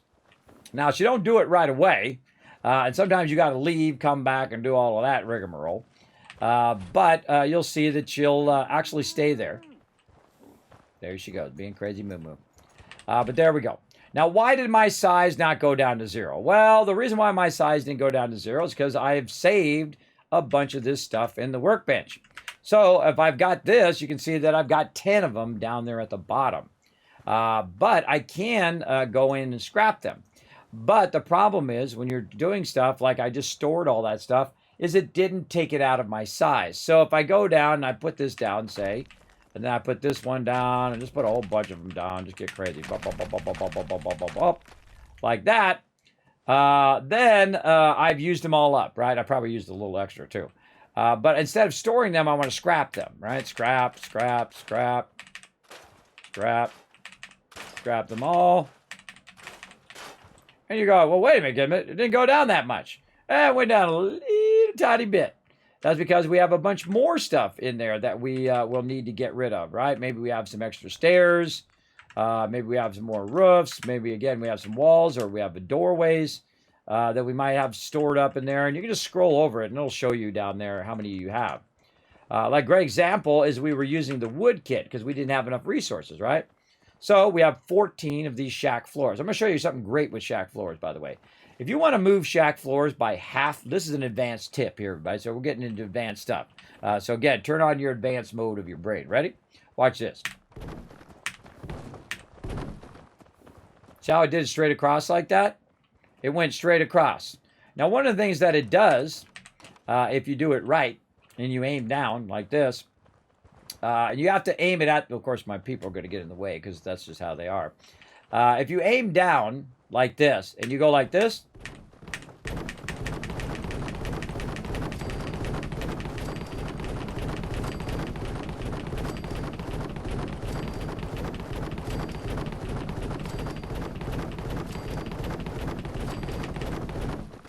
you're like, Kismet, what the heck did you just do? What did you just do? I just did this, everybody. Now, why is that useful? Well, guess what? Now you have half steps. You have tiny little steps. And this is something I alluded to earlier. You have tiny little steps that you can control exactly where your stuff's going to go. Watch this. You can take stuff and snap it to the side of this. Now, of course, the concrete one is a little feisty. I suggest you say, you know what? I want it to snap to that level right there. So here's what we'll do. Take these out. Take these out. And then we'll go ahead. Doesn't matter which one you take, by the way. We'll take a nice concrete floor. And we'll try to snap it in there. And there you go. And I just showed you one of the most advanced things in the game. This will allow you to put anything, anywhere, right where you want it to go. You're welcome. I literally just saved you thousands of hours right now. Well, if you play that much Fallout 4, like me. I just saved you so much time. I wish I knew that at the beginning of the game, everybody, because it's exactly that many steps up. 1, 2, 3, 4, 5, 6, 7, right? Or if you're trying to move something just by a little bit that way, that's how you do, right? You just go ahead and offset it. Another great thing to use for offsetting is the concrete wall here. It's great for offsetting by half because these concrete walls will actually go in half measures. So if I put a wall down, I'll show you what I mean. I put a wall down away from the moo-moo here. Let's go over here away from all the crazy moo-moos. And especially out here in the sun so you guys can see. Bam. Then I can go ahead and attach this to the side in little sequences, right? One there. Go at the end. So I can put one right, come on, right there or right there. And if we look, you can see that they are offset by one thing. Now, I can also, and I use it all the time, use these concrete walls to do what I call walking stuff, right? So say you wanted to leave a little bit of a gap here, right? But it doesn't quite work out perfectly if you move the wall. But you can go ahead and say, you know what? I want to leave a 3-thing gap right there, which is an unusual offset. And then we take this, we put this here, and then we simply take that out, and now you got your gap right like that, perfectly, however you want, right? Or maybe you just want to close in the edge, man.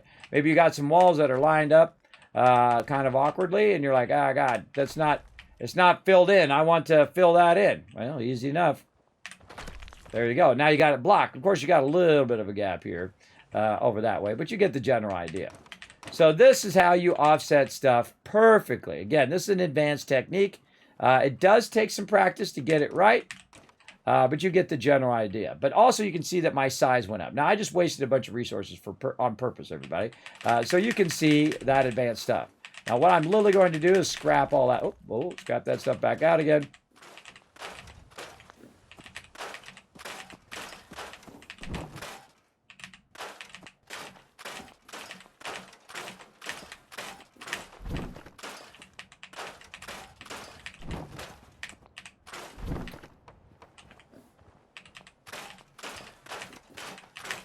When you're doing this, by the way, everybody, it's a good idea to switch yourself out of like this mode where you're building something. You don't want to be in something like that. You'll notice that I'll go down the levels a little bit so it's not building anything. It just makes it easier. It's not as awkward when you're taking stuff out like this. So this is a great way to get it exactly as you want. You guys like that? Put a 1 in the chat. That's one of the greatest powerful tools in building right there. That is incredibly awesome right there. If there's only one thing you learn in my stream, that's the thing to learn. All right, now I got a bunch of these left over. For those who missed it a minute ago, I'm going to do it again because one of the problems, everybody, in this game, but is not a problem in Fallout 4 or Fallout 76, is the fact that you can't scrap it while you have it in bench, right? You can't scrap it while it's in the workbench. So I have to actually take these all back out again. Now, again, if you just do that, you can see that it didn't work, right? You got to aim it. You got to aim it down like this, and then it'll do its thing. Now, I'm watching the numbers down right over here. There we go.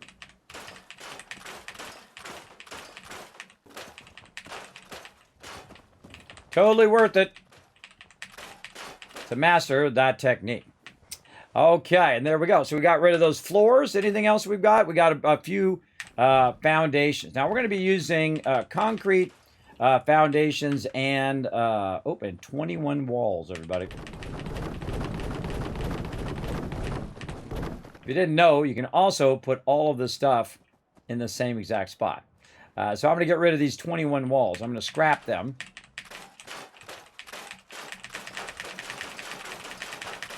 I'm just going R-E, R-E, R-E, R-E. That's what I'm doing. Oh, I put one down. Again, that's why you want to go down a level so you don't accidentally put one back down. There we go.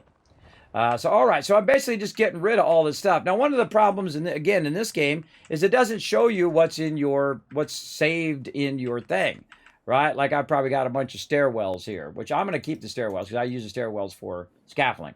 So those I'll keep. But you can see that my size is going down little by little. Now, how can you get unlimited building? Well, number one, you get mods, right? But as players often do, is they find little workarounds to games before there was a mod for it. And that's if you have any weapons. Like if you have a somewhat complex weapon, I'm just going to use the combat shotgun. I'm going to go ahead and drop that. And you drop it in your settlement. You can actually just drop a bunch of weapons, go into your workbench mode like this, and if you didn't know, you can actually scrap weapons. Now, there's a little funny thing that happens when you scrap weapons. When you hit R and then you hit E, well, first you're going to get all those resources, which is great because I have Scrapper. But what it does is if you didn't notice ever so slightly, my workbench went down. That means that I could drop a bunch of weapons, scrap them all, and then that bench is going to go down. Even though I have the same amount of stuff here, I can have a big old mega build and just keep dropping weapons or dropping stuff and keep scrapping and scrapping and scrapping it. You can actually bring your size and have an unlimited size base. Now, there's a reason why there's a limit, everybody. And that limit is there because this way, someone can't build something that's most likely going to lag out their computer because your computer is only so powerful. So that's why they do that. They have a certain limit for the average you know, between the high end and the low end. They'll put an average amount and say, okay, well, we'll have this many people can build. This is how much people can build here. This is how much people can build here. This is how much detail you'll see from where I'm at. And then see, you got, I think that's Corvega over there. You got something way off in the distance. They'll reduce the detail over there and then keep the detail higher where you're close by. All games do that. There'd be no way, unless you had a gigantic, you know, supercomputer, AI intelligence, you know, 1,000 computers running in tandem, that you could run this all in high res at the same time. There'd be no way. You'd need about 1,000 4090s that, of course, hopefully don't catch fire. So there you go. Yeah, you like that. I love finding new ways to build. Yeah, Dr. J, that's one of the best ways right there, is because you can do those little half steps as well. Now I'm going to show you a lot more techniques right here. Now, what we're going to do also is, so that my settlers don't get mad at me, we're going to go around the back here and we're going to give them some basic services in the back. Just so you know, I've never really built anything here in the back. Now, I'm going to show you a fantastic way to get this started. What you can do is do your prefabs right over here. If you don't want to do building, you just want to just keep your settlements rocking. What you can do, especially at this location, is nice and flat. You can go ahead and just put down 2 prefabs here, like so. Bam, like that. Then I stored a bunch of beds in there, and I specifically didn't scrap those because I want to keep the beds so I can put them down. You can go in here and you can go ahead and put your beds down. Now, I find putting the beds in a long row is very, very useful because you can put it up against the side of the wall and then get in from the one side. Now, here's a great example. You put that in like that and you get in there and you say, I want to sleep for an hour. If you can get in and out of there, most likely they can, right? Though I don't like doing that. I don't like doing that because I feel like, you know, someone's going to not like that, right? One of my settlers would be like, oh, I got the bed that's between the posts. So what I do is I go ahead and do it this way, like this. And so you can go in, you can fine tune it and make it perfect if you want, right? I'd like to eventually come back and make it all perfect and stuff. Same thing over here. I can go ahead and do this. And if you think about it, in the long run, I'm actually getting more in that space than that. But then, of course, I'm doing this space is more, right? It's basically coming out more than going horizontal. But usually when I'm building, you'll see me run them along the edge of any building that I make because it's more efficient to run them long ways than it is to run them sideways next to each other as well. So, again, we'll just keep going. And then over here, speaking of sideways, we'll put one here sideways. And we'll put another one here under the thing. And then another one over here. And then we'll go ahead and do another one like this. And then this is long ways. Long ways. This one here. And you're like, ah, Kismet, they can't get to that other one. True. If I put this here, it's going to be real tough. But if I do it right, and if I can get past it, they can get past it. But you can see that I'm running into it. And then if I move it any further this way, they won't be able to get to that one. So that's probably not the best place for that particular bed. So we'll take that out, and we'll stick it over here. Again, also, I don't want to block their way. I always want to think about their path, their ability to walk here, get up on this thing, and then get to these beds, right? How many beds is that right there? That's 14 beds in that one little spot right there. Let's count them. 1, 2, 3, 4, 5, 6, 7, 8, 9, 10, 11. That's not 14 beds. It says 14 at the top. That means, oh, they got their other beds inside. I forgot, yeah. 1, 2, 3, 4, 5, 6, 7, 8, 9, 10, 11. That's 11 beds right there. And then, of course, you can get some more up here. Now, you got to remember that they only like to sleep under the under a roof, right? And this one already has a pre-done roof, so you're good. Put it in there. Maybe even sneak another one here at the end. This one right here wouldn't be good because they wouldn't be able to get there. And then over here, that would be blocking there. If I were to put one there, blocking. But there we go, 3 more. So a total of 1, 2, 3, 4, 5, 6, 7, 8, 9, 10, 11. I think, hold on, let's try that again. 2, 4, 6, 8, 9, 10, 11 on the low side, 12, 13, 14. So 14 in one building, right? Now, it just so happens that I have 2 buildings. And the reason why I did 2 buildings is because I know I wasn't going to get 18 in one. That is for sure. But they also have some beds that they're using in here as well. And I'll show you. Oh, I missed a chair there. How? Oh my gosh, look at this. I missed some loot. How could this happen to such a good-looking guy? I'm just kidding, everybody. All right, so what I need to do is to get these people to stop sleeping in here. Also, I can build them a little living quarters. To stop sleeping in here, because I can't scrap it, is I need to find these peeps. Like right here, I see Lucy. Take Lucy. And we're going to assign her. Let's put her in this one. To that bed. Sure. And whoever's bed that was, they just lost that bed. So I just assigned her to that bed. Like that. Now, of course, you got mods that'll help you do this as well. Take out these beds. But again, I'm just trying to get them so they don't get mad at me and I lose the settlement. Now, that one I can't scrap. That one I can't scrap. That one I can't scrap. See, I can't scrap them unless they eventually will be reassigned to some other bed. So I'm going to take Blake here. Reassign him. Now, it's not going to work right away. You got to come back later, I usually find. I believe that does work. We'll find out. And then we'll put him in that one. And then we'll get the other named person. If you want to make this really easy for yourself, send all your named people somewhere where they didn't start. You can actually move these people, by the way. I can go ahead and tell him to move on some of them. In this case, Blake here, you can see I go in. I say, I want to move Blake out of here. Blake actually does not move. He's actually stuck here. But some of your named people like Sturgis and Mama Murphy and Marcy especially, you can send her off somewhere where you don't have to listen to her complain all the time. All right, now I got to find his wife in here. There she is right here. Again, I can't move her either, but I can command her to go ahead and get in a different bed. Over here. No problem, Paul. You have a great night, man. Thanks for coming in and hanging out. All right, now she's assigned over there. Let's go ahead and do some more beds, though, so that when those beds go away, so we have 14, 15. Let's do 16, 17, and that's going to be 18. Now, it says beds 21, but there's 3 extra beds in there, so I'll take those out later. So now, of course, their happiness is going down, so I need to make sure that they have enough food.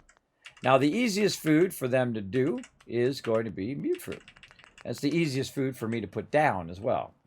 And so they need 8 of that. So I'm just going to go ahead and put this down right there. There's for the first row, 1, 2, 3, 4, 5, 6. That's for the second settler who's going to be working on that.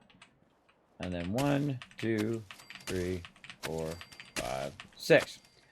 So that's 6 times 3. That's 18. That's as many people as I have. And then you'll see them eventually just automatically kick into the food, or I can just tell them. I'll say, you're the food person. You're a food person. And you are a food person way over on this side. And then as you can see, my food's going up right there. And eventually that food should, if I did it right, it should go all the way up to 18. Oh, it didn't quite go to 18. Why didn't it go to 18? Well, one of these stole one from another one. So now I have to reassign her again. I'm going to assign her here in the center. Okay. So she has a chance to get us. Or I miscounted, one or the other. Could be I miscounted. Yeah, see, now she's at 16. So it wasn't her. So let's get this one. Same thing. Let's assign her to one of these that's not assigned. This one. Got it. And there we go. I didn't miscount. 18. There we go. Okay, 18 food, 18 water. Now again, since I'm going to be building in the front, everybody, I'm going to go ahead and be moving them to the back. Like so. And I'm going to continue to keep the settlement going. Because obviously we don't want to lose the settlement while we're doing a gigantic mega build over here. That would suck. That would suck big time. And we'll put this all in the back. Actually, I could probably just replace that now with our power. Now, if you're like, Kismet, I'm playing vanilla, but I don't want to use mods to give myself unlimited amount, and I don't want to do the whole thing where I have to, drop the weapons and do all of that stuff. I just want to give myself more space, right? How can I get more space but have the same thing? Well, the thing that you want to do is you want to have something that does the work of a bunch of other things, right? Like in the case of the water pumps, The water pumps do the work of a bunch of other pumps, right? So those other pumps, if I was trying to do the same one, I would need 3 plus an extra one. I'd need 4 of those little blue water pumps to do the same as this water pump, right? So I can go ahead and do that. So that's going to give me 10 water, and this is going to give me 20 water, right? But you're also going to need power, because this takes 10 power, and that takes 10 power. So now you need power generators to get those going. So we're going to go ahead and use our larger power generators. Again, we'll just throw them here in the back. Like this. And eventually, you know, you'd want to use your fusions. Oh, I forgot. That's right. We have got our vault-tec reactors. Oh. All right. Well, heck, we're going to use that later. We're going to use that later. We could actually run the power back over here if we want. But we're just going to go ahead and put down these power. Try to sneak them in here somewhere. And let's say right there and right there. We'll connect those together. We'll try to run it way over here. Connect those together. So instead of doing all of those little blue things, which take up more space, I reduce that space by doing less stuff, right? Using less materials. Another great example is when you're doing, when you're building with a vault-tec kit. When you are building out a wall, you can go ahead, and I'll go into the atrium here. Say you're building a floor, wall, and ceiling, right? So you can go in and you can go ahead and use this. You can put this down, and then you can build a wall. And wherever it's at, over here, you can build a wall. And then I can go ahead and build the ceiling in. Wherever the heck it is, right here. Put that in there. Oh, it doesn't want to snap. Oh, we gotta make that snap. I forgot. Yeah, you gotta work your magic on that. See, that should snap to that. Again, this is like work your magic. You actually need a ceiling. I think it's a ceiling floor, something that snaps to the top of there. But there's an easier way anyway, and that is to use pieces that are already pre-done. In fact, I could do a whole bunch of levels at the same time simply by using this prefab. So it's actually going to use less. It's going to use like a wall's worth of space. As you can see up there, my size didn't go up that much. But I got a floor, I got a wall, I got a ceiling, a wall, and a ceiling again, right? This is actually an upper floor. But you get the general idea. So that was way easier, and it basically adds to your size because you're working smart instead of working with a lot of things. You're trying to work smarter to be able to make more stuff. And again, we're going to try to do it vanilla. We're going to see how far we can get with vanilla. And then if I have to, I'll install that unlimited mod and may even tell you how to do mods too. Maybe. We'll see. We'll see how it goes. But you get the general idea. So now I've got the food, the water, the power, and the beds. Now there's only one more thing that we need to make sure that our peeps are well off in here. That's going to make them happy so their happiness is not going down. And of that, you're going to need some defense. And of course, the ultimate defense in the wasteland is the Kismet kill box. And we're going to put this up really, really, really high up. Way up here. Look at this. Boom. It's going to have a 360-degree view to rain fire. Right down on all that stuff. So let's go ahead and get that going. And then when I get back to going and building again, I will... we could have used our new pieces. Hold on. Let's use our new pieces. Hold on. We'll do the old fancy kill box here. We're going to do some fancy stuff, everybody. Let's do the fancy schmancy. Fancy schmancy, because we're doing advanced building now. I forgot. We got to do the fancy stuff. Now, the best kit in the game, even more so than the vault-tec kit, though I love building vaults, is the concrete kit. They learned from all their mistakes of the wood kit and the iron kit, or the metal kit here. The biggest problem with the metal kit is this. If you've got a wall, let's say this wall right here, and you're going up an incline or down an incline, like way over here, it's going to be a problem. Hold on, let's forward time to get myself... Oh, I got a chair right there. Let's forward time again so we're not hanging out in the dark. Hanging out in the dark. Another 4 hours ought to do it. I think there's one to make it daytime, too. I forget. There's a whole weather control thing that you can do, too, where you can just tell it to always be sunny and always be nice all the time, which I think is cool. All right, so say you have a metal wall here, right? And it's going down in a slope. If you go like this and you add it, what it's going to do is going to do this. So what you got to do, and this is what I did at the very beginning of the game, everybody, is I did this. So I went in and I got to get that to go there, and I can't, okay, then I moved that down, and then now I've got it to go down into the ground. But wait, now this one's not in the ground. So now I got to do the next one, and I got to take that one, I got to put it down the bottom level, and then I got to take this one, I got to snap it down, and then that's how you do step walls in the old days, the beginning of the game. But then eventually they did come out with the concrete kit, which does make that a lot easier because you can take the wall and you can sink it into the ground if you want to. And so if I wanted to be at this level and then just kept running at that level, it would just snap wonderfully together. All right, so say I wanted to build like, you know, a bit of a basement down here. I just keep building out, build a little basement down there, put some stairs down there. They can live in the basement.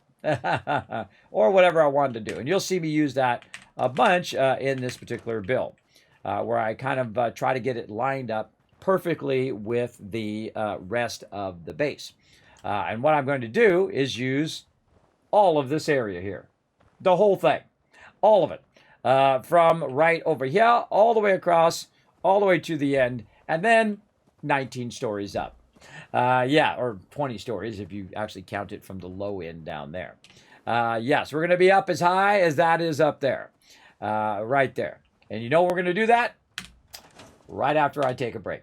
You're like, Kismet, cliffhanger. Let's save right here. Because I've been going now for 3 hours, everybody. I've been going for 3 hours. So let's take a quick break. We're going to go ahead and pull up that words on stream for you guys to enjoy that. Then when we come back, we'll do this giveaway, and then we'll start another giveaway. How about that? That sounds like a good idea. We'll do a double giveaway today. The suspense is killing me. Well, we're going to get to it. Again, I showed you some of my best building stuff so far, but there is much more ahead, everybody. I'm going to show you some killer stuff, especially getting the vault-tec one to do what you wanted to do. It's very, very difficult. But we're going to get it going. Here we go. Starting it up, and I shall be back in just a moment. I'm back, everybody. Look at you guys go. Oh, you need one more word. Let's go. Let's go. Digest. Yeah, you already got that. And there it is. You got it. Nice.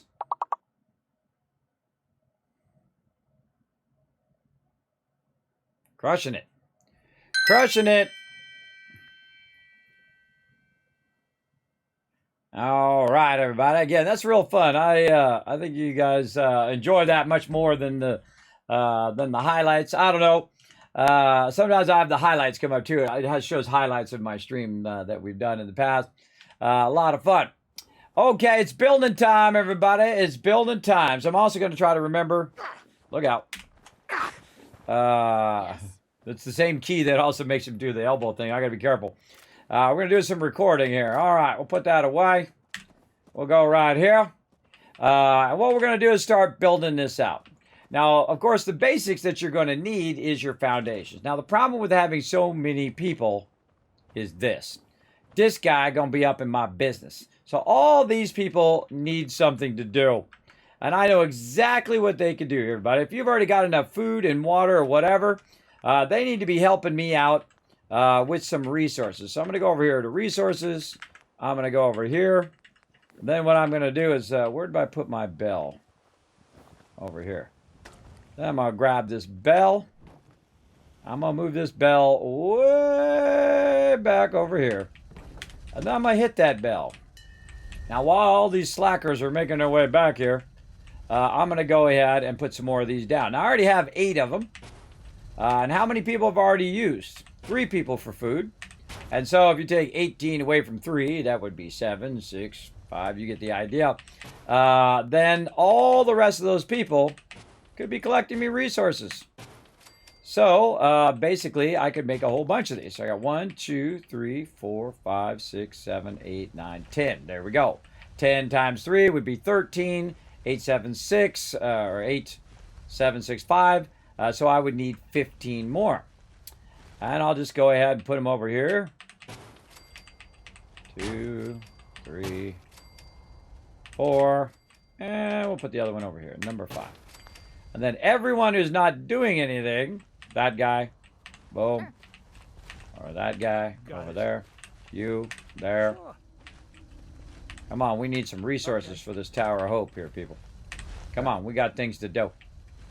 Then you, not doing anything. That one. Now, one of the things, again, they added was this menu here so you'd know who's actually working on it or not. Now, the toughest thing is knowing who you've already done and haven't done back in the day. But now, it's much easier because you can tell when people are just standing around. You can tell whether a workbench is in use and all of that. And again, these are my other people. This person not doing anything. Let's put them on there. And then Connie's not doing anything. Let's see, what workstation we got? This one right there. And then I think I put her on one of these. Put her on that one. Okay, so now we'll hit this and get everybody to come back again. Now, one of the tricks to this is, by the way, is you put a chair there and you forward time. Always was a little jealous of folks who could craft something other than a paragraph.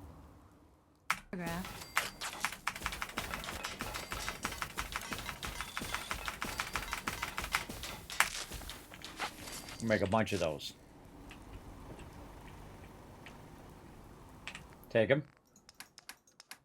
Miscellaneous. Put them in there. Screw you in your rain. I don't like no rain. We don't like to build in no rain. Want to build out in the sunny, beautiful sky. It's a weather changing thing. So we just went in there and changed the weather. So again, you can put a chair over here. I try to put it offset a little bit when you have this many people. Otherwise, it gets awkward. Like this guy right here. Blake, he's not doing nothing. Scavenging station. Now, it says he's doing it, but sometimes they refuse to do it. So I go back and double check he's actually assigned to that thing. Sometimes I also assign other people to the thing that the other person was doing, and then it ends up where it's not good. So then I'll go through and check I got all of these assigned, which means that oh, there's one there in the corner that's not assigned, which means that somebody here is probably not doing something.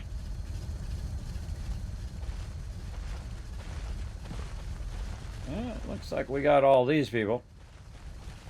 All right, let's check it one more time. We'll hit the bell.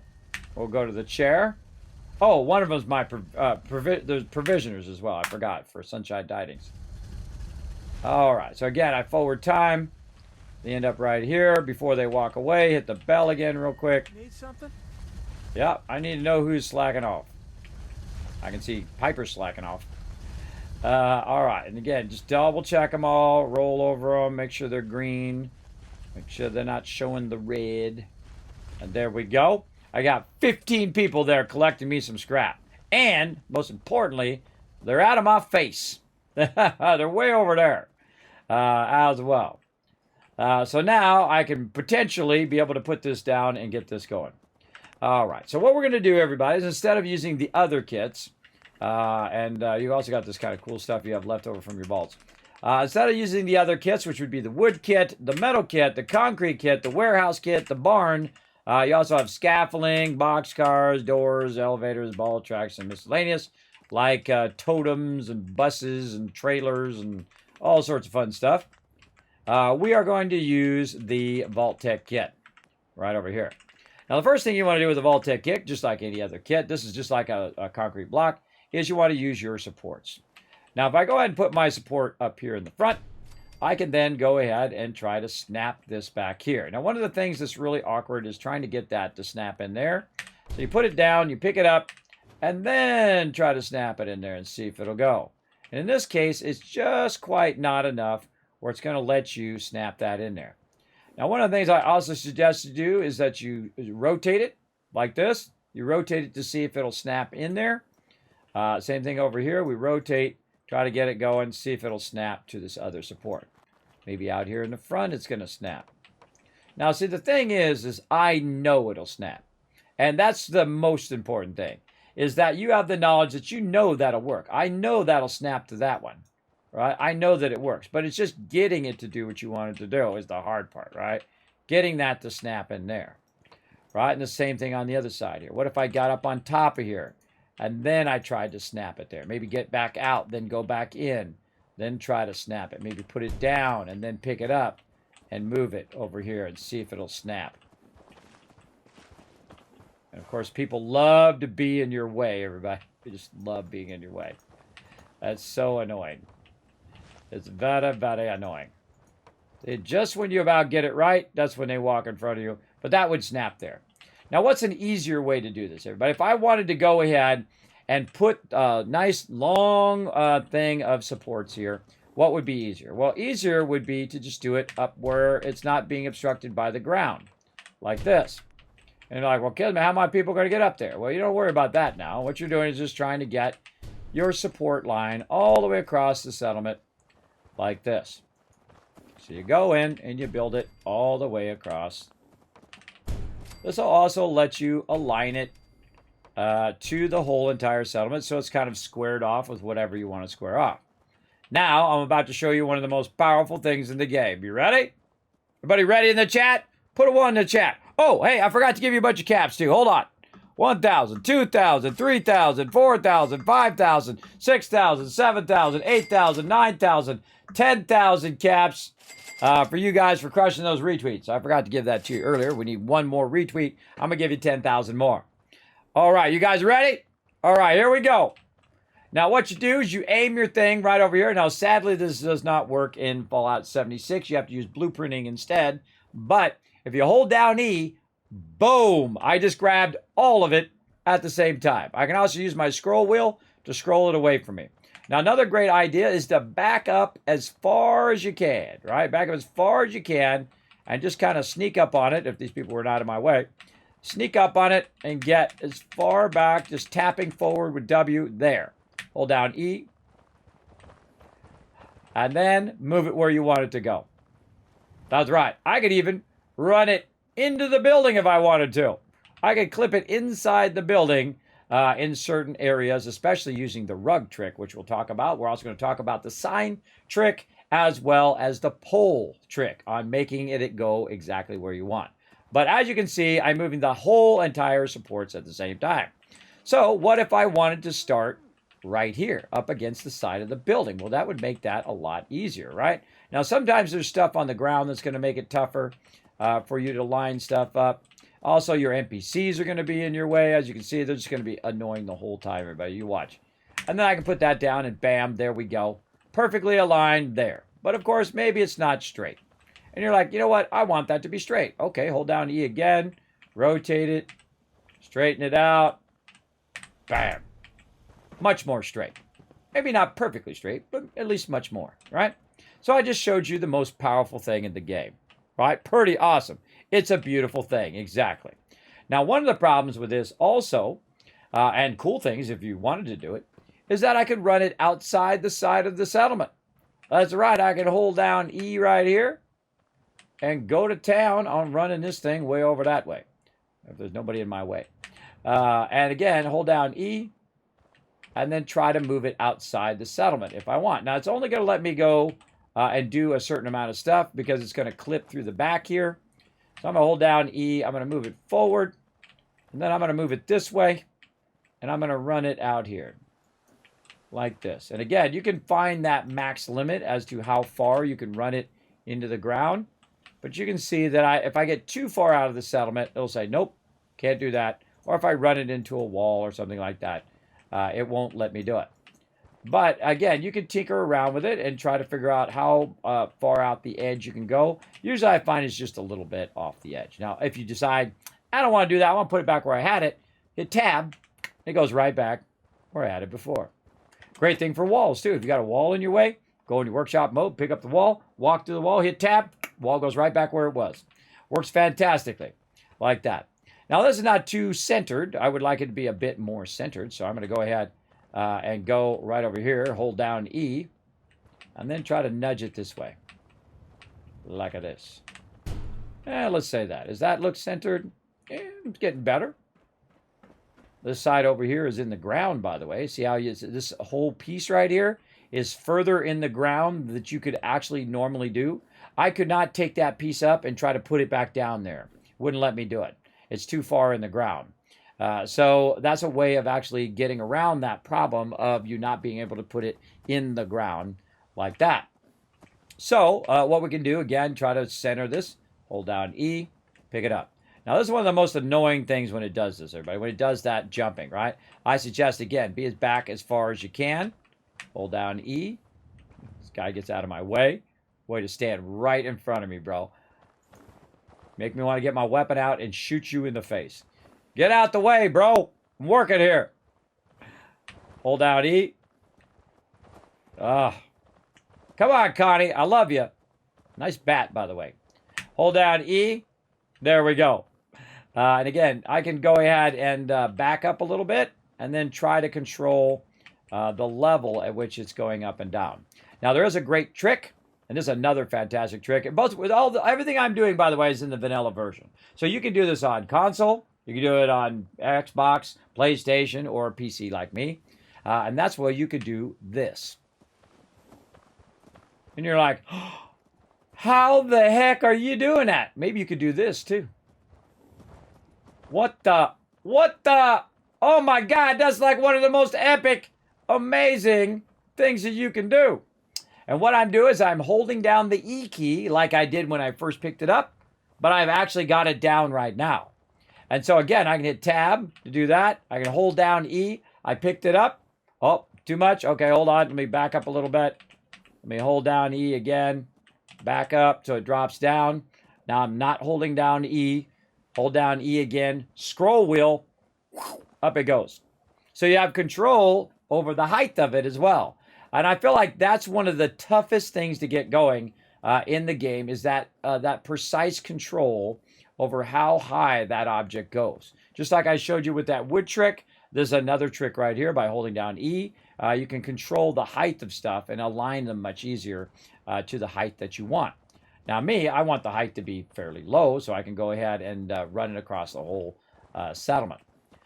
So I can also, when I'm holding down E, I can move the mouse. And when I'm moving the mouse, the object moves along with that mouse. So you can much more fine-tune exactly where you want that to go without having to move your character forward and backwards, which I do anyway because it's just a habit.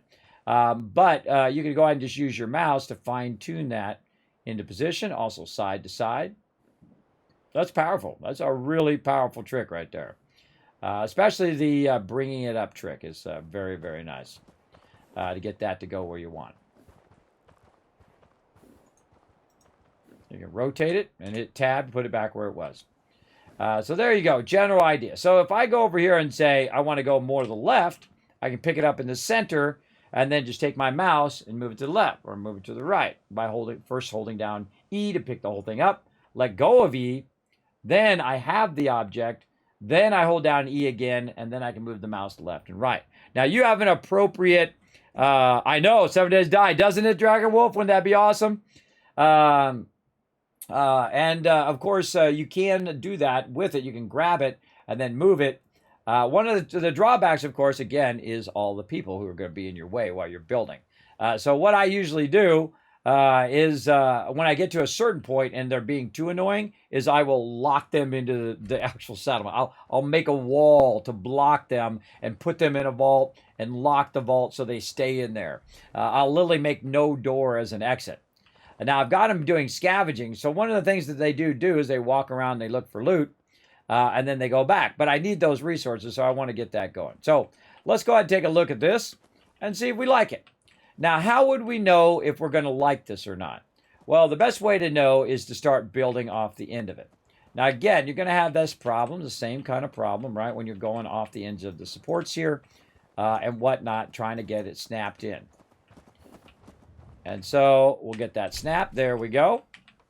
And notice that I'm kind of at an angle like this. And if my peeps do get in the way, you just kind of wait for them to clear out. They like to be wherever you're building for some reason. Wherever you're about to put a building down, that's where they're going to stand. And again, kind of at an angle. Try to get that going. Try to get it to snap in there. And if you have to, you say, yo, go over there. And so I'm telling them to go over there. Now, I'm also building in one of the central areas of this particular base.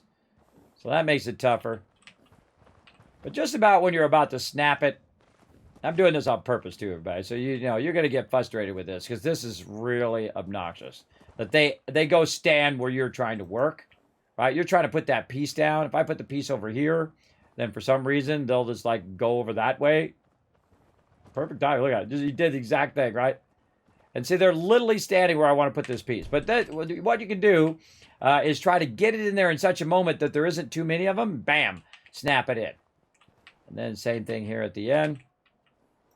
Try to work it. Try to get an angle. We know it snaps. We know it goes there. It does work. We just gotta get it to know it works.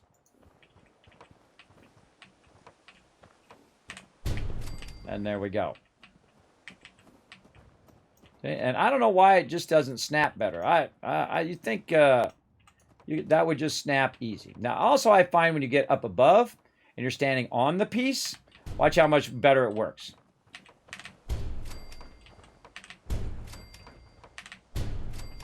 Okay, see how fast I can do it now when I'm not on the ground? Another fantastic Kismet tip right there for you. Usually on the top works a lot better. So we're just going to go ahead and keep on running this all the way down. So what I like to do is check my center supports like this. All the way down to the end. And I think we'll go one more. Didn't look that big when you were making it, but it sure is big now, isn't it? It sure is pretty big now. Now, one of the bummer things is some of the stuff you might have forgot to scrap, which I realize I forget to scrap all this stuff. You want to get that stuff out of your way, or it'll be blocking your builds. Now, one of the cool things they did in Fallout 76 is when you're putting your blocks down, you'll be able to go and clear this debris. It won't show this debris when you put it down, so it's not coming up through your foundations. Fallout 4 does not do that, everybody. It's annoying as can be. Incredibly annoying. One of the things I wish they had fixed, but, you know, I'm sure they only have so much time in the day, everybody. Only so much time to get it going on. And so we'll come over here on the edge. And we'll stand on top. We'll rotate it. Come on, you. I know you go there. You can't trick me.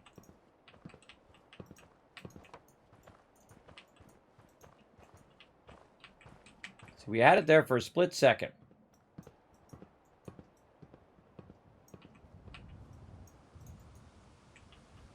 Yeah, just don't know why that doesn't work better.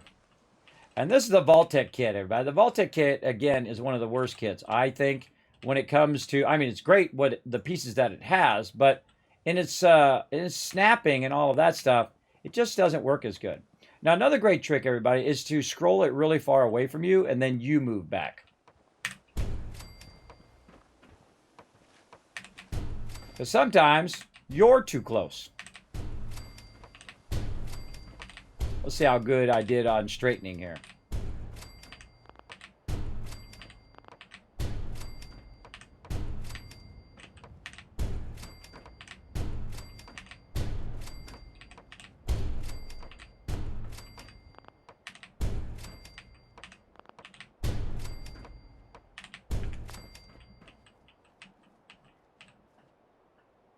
That's pretty good, everybody. That's pretty good. Pretty good. Pretty straight. All right, let's go check the other side. Now, just so you know, I could pick this whole thing up right now. I can pick the whole thing up, move it again. It'd be very hard to move, though. As something that's this size is really awkward and also is really slow to move. So get it right on your first row and then try to run it from there. All right, and then over here, again, watch how tricky this one is. Try to get that to snap down in there, right? What I do is just kind of move over one and try to get this one. Now, again, maybe I'm too close. We move back. Try to do it from further back. Maybe this one first. So awkward. I don't know why. Put it down. Pick it back up. See if it snaps better then. Rotate it. Ugh. Again, I just don't understand why it's so poorly designed to snap. These are supports, too. You'd think supports would be way easier to snap to each other. I don't know. I don't know. I don't make the games, everybody. I just play them. But we know it snaps in there. We know it'll work. Just getting it to work. Oh, all right. We'll do over here.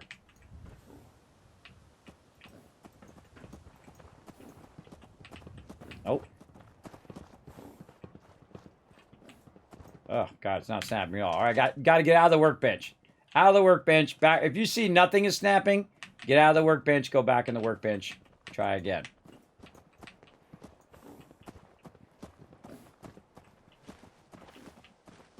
Want to listen for it to snap.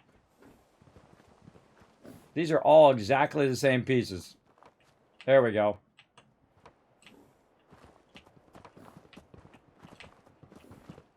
And I don't know what the magical thing is that makes these particular ones go. But again, I thought I'd just do the most difficult one. Now I'm going to get here and go like this. I'm literally going to put them right next to each other. And still, no snapping. No snapping. At least not easy snapping. Scroll away from me. Ugh. So annoying. It's so annoying. All right. Now, again, I'm going to do it just to show you that you shouldn't do this, but I'm going to do it anyway. Hold down E. Bam. I've got the whole thing, everybody. I've got the whole thing at once. See that? Again, I can also just hold down E and use my hold down E again trick and scroll it up like this. Scroll it down. But see, the whole thing has to work. Right? Like that. So I can put it down again. And then now, maybe it'll snap a little better, right? Remember, we're just trying to make it work here. Trying to make it work. Now, it'd be great if you could just go ahead and make the whole thing and then move it. So let's just go ahead and hold down the whole thing. Then we'll hold down E again. We'll try to bring it up. We'll try to move it around. And try to get it to line up, rotate it, put it however we can, see if it turns green, and then ultimately give up on it and hit tab. So it goes back to where it was. And again, this is because your settlers are making it difficult for you to do this. Your settlers are in the way. All right, well, let's get back to working here. So what we're going to do is line up on ones that we know work, and we're going to run them. Again, I'm just showing you the issues, and then I'm showing you how to fix them. And then now we want to go this way. We want to snap in between here. Why does that not just easy snap in there? Because look at that. Those are literally the same things. Well, you're going to have to get this to snap across here first to get that to work. So, in this case, what would be the smart thing to do? Smart thing would be to start from the end and work your way backwards, like I talk about all the time, everybody. Start with the easy side first. Maybe if we did this first, way over here, and we got this support using the scroll wheel here to bring it up close, and then we take this one and we snap our way backwards, and then just aim at the ground, very much like you do in Satisfactory. Aim at that edge.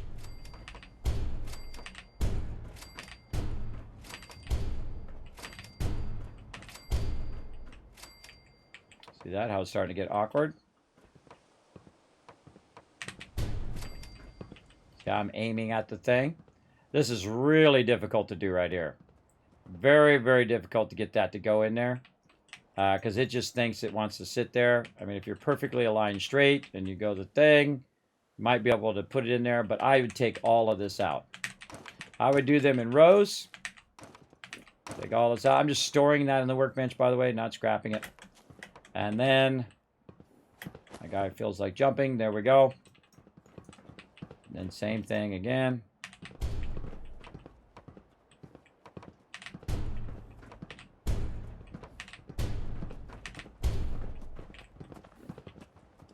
You mind, guy? I'm working here. Again, see how that one doesn't want to go in there? Store that one. Store this one. Showing you all my best stuff, everybody. All my best stuff. Now, do you need the rest of these? I'd leave them there for now. And then again, same thing. Go to the end, work your way back. Go to the end, work your way back. You can't do it one way, try it a different way, right? Keep trying different things over and over. Mine's just zombies in 7 days. Well, there you go. You got 7 days on your brain. I can't wait till they come out with 21. Alpha 21, and then eventually release.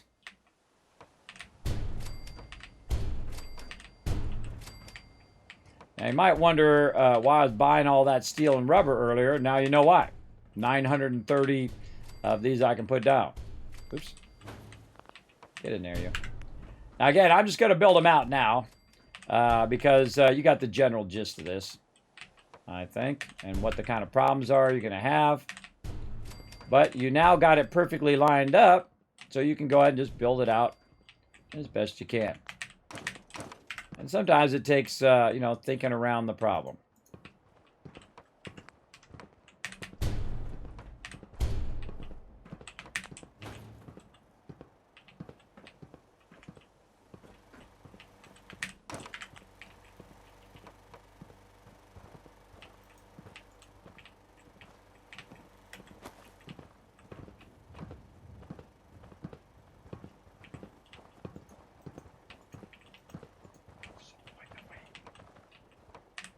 So annoying.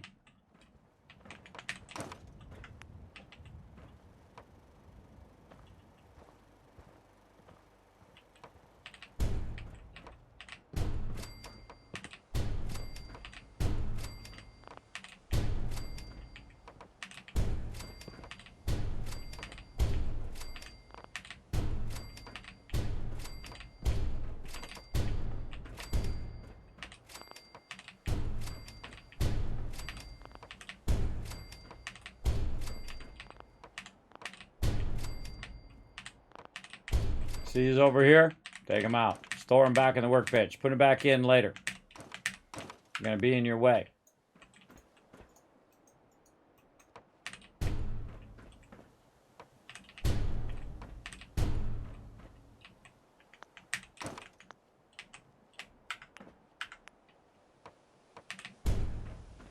So that's going to be in my way the whole time.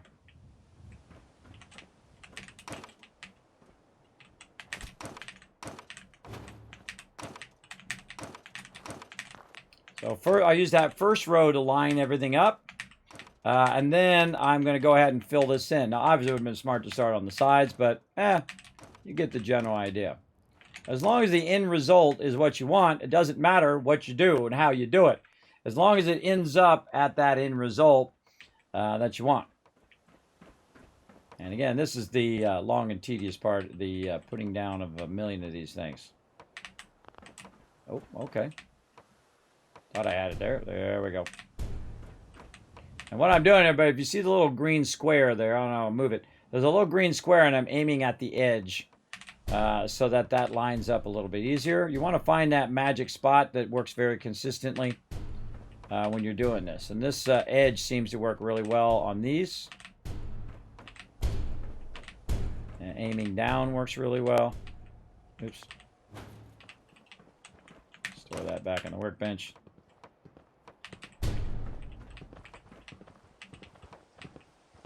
Go find something else to do, people.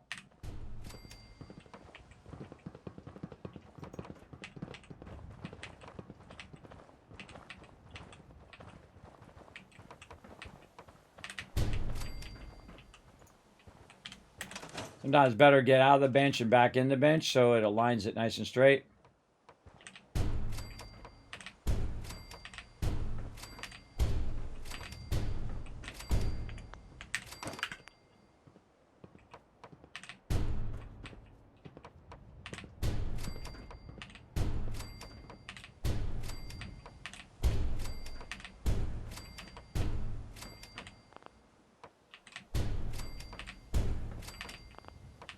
I'm gonna be in the zone for a minute here. Really hope they get snapping right in Fallout 5. Did you know they almost didn't put building in Fallout 4? At all. They didn't almost put any of this in. My favorite part of Fallout 4. They almost didn't put any in. They almost scrapped all of this. Yeah, almost did. So we wouldn't have got any building at all. Which sucks, because I think they did a decent job on the building. I think they did it, you know, as the people who normally make RPGs. I think they did a decent job.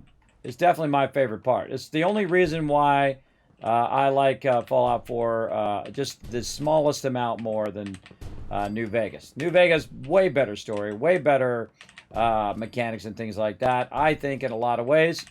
But, especially storyline. But this has building, and I love to build.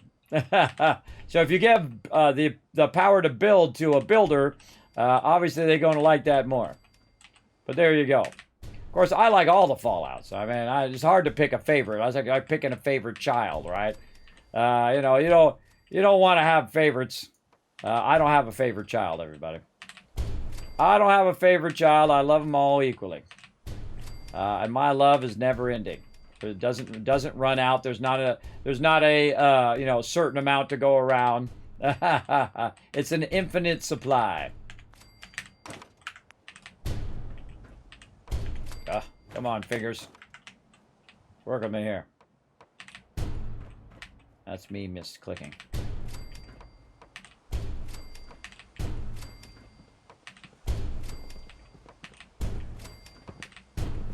What's up, Clarabelle?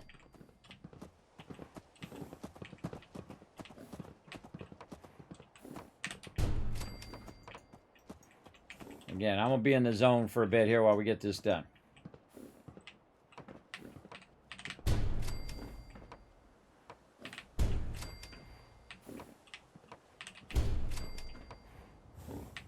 Look, she rose up. It's magic.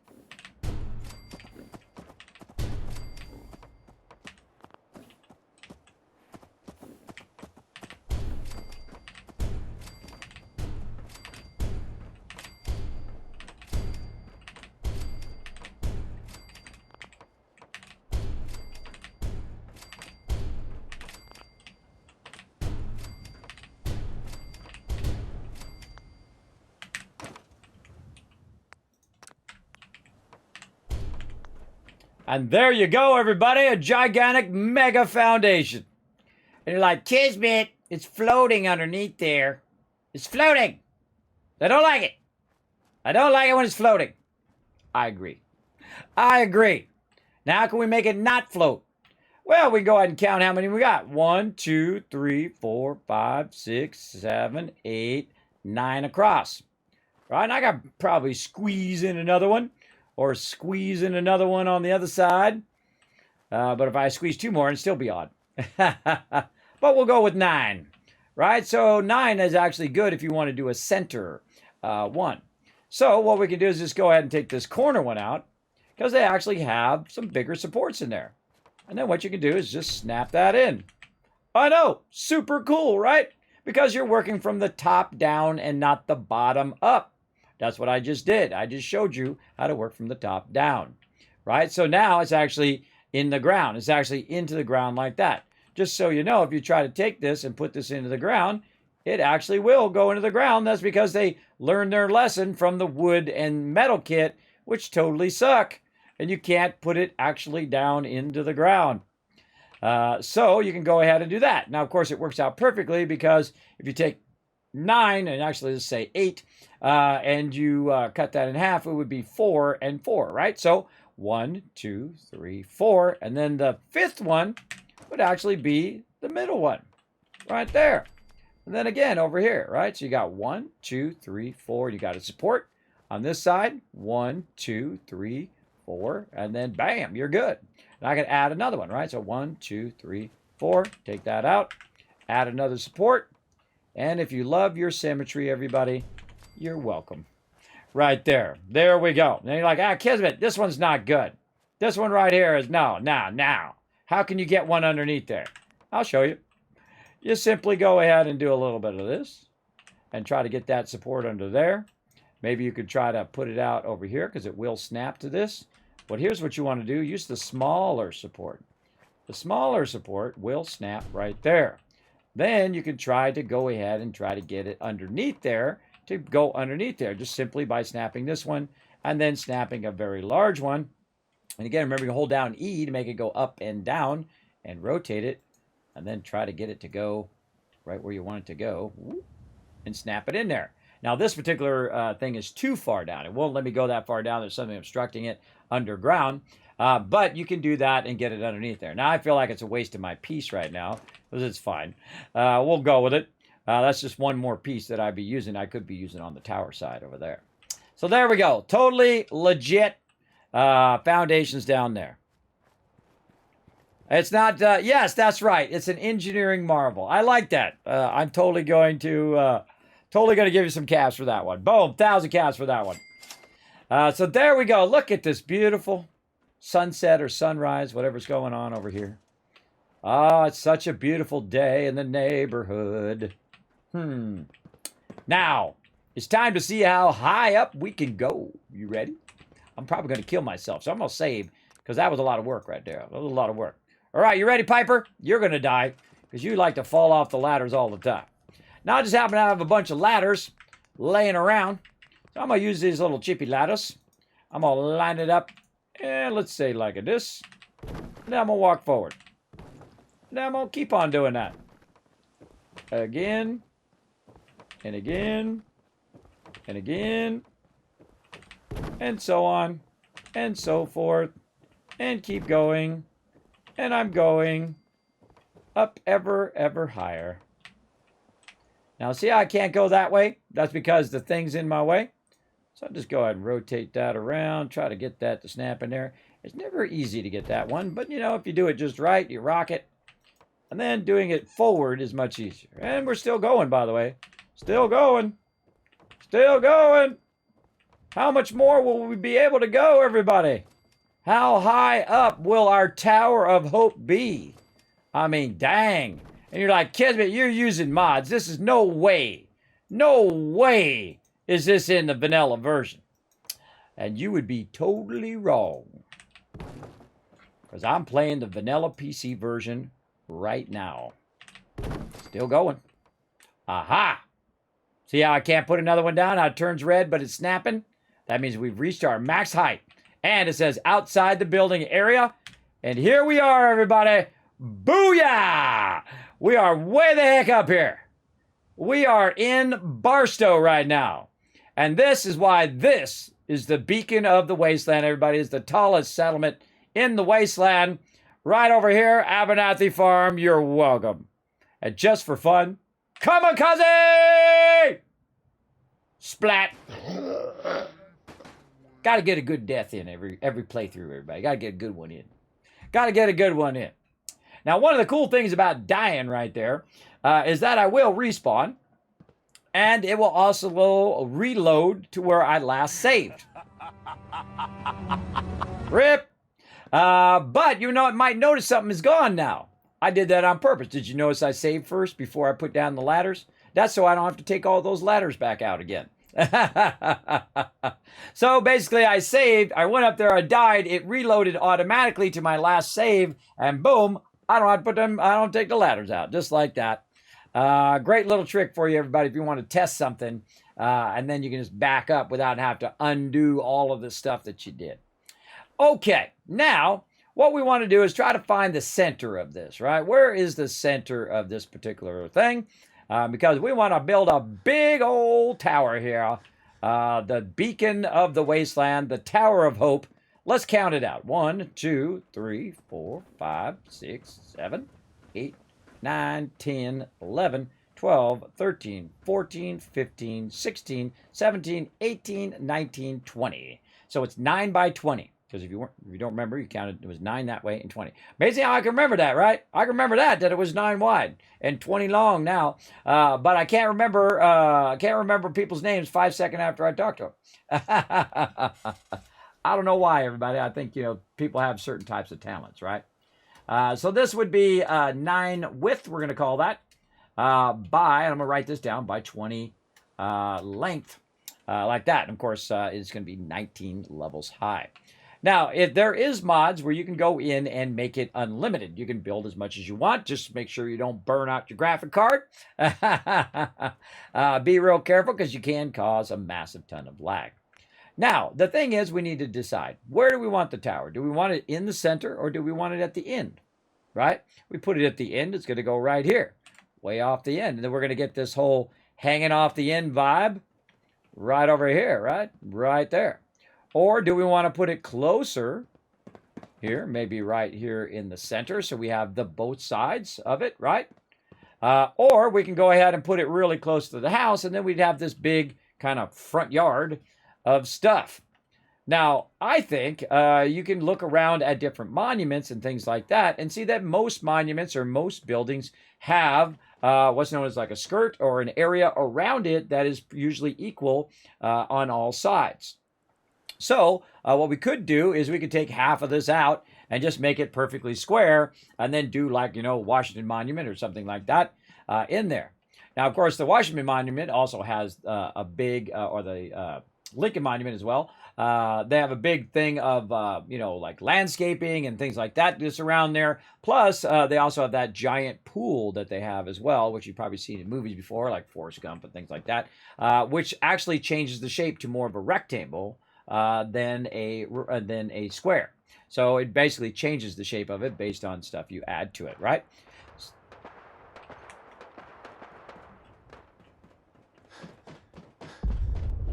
Oh, over that way. Something to go boom.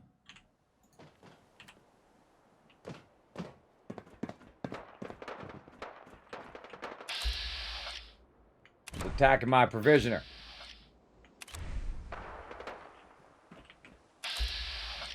Legendary super mutant. All right. Time to flip the button.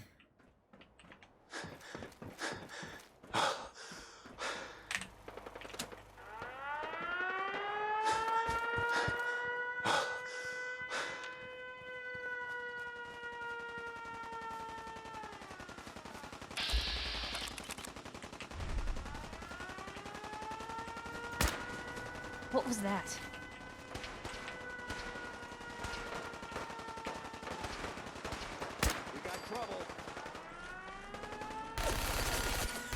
Yeah! Show them what it's for there, Piper!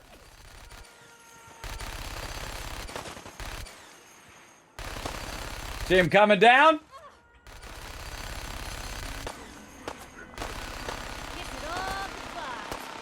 Attack my army! My army of settlers! Go kill that legendary super mutant! I mean, I could just shoot him and kill him. But it's much cooler getting all my peeps to come and help. Nice job, everybody. Nice job helping that provisioner. What's even better, lucky leather chest piece. Thank you very much for that legendary loot. Now, when you play in the survival mode, by the way, you're going to get a lot more legendary loot. That is for sure. Now, see, this guy needs a way better weapon. Where did he go? He wandered off. That provisioner needs a way better weapon because they do randomly spawn along that direction. Your provisioners are probably, should be some of your best geared people if they're walking along a troublesome route. By the way, if I wanted to find that provisioner, all I'd have to do is chase after the Brahmin. See right here. Oh, wait, no, it's not her. Where's that provisioner at? Bring me to the provisioner, Brahmin. Oh, he's kind of stuck. He's going back and forth. But he'll normally, those people will catch back up. Now, when the danger is over, your peeps will come over here and turn this off if they turned it on.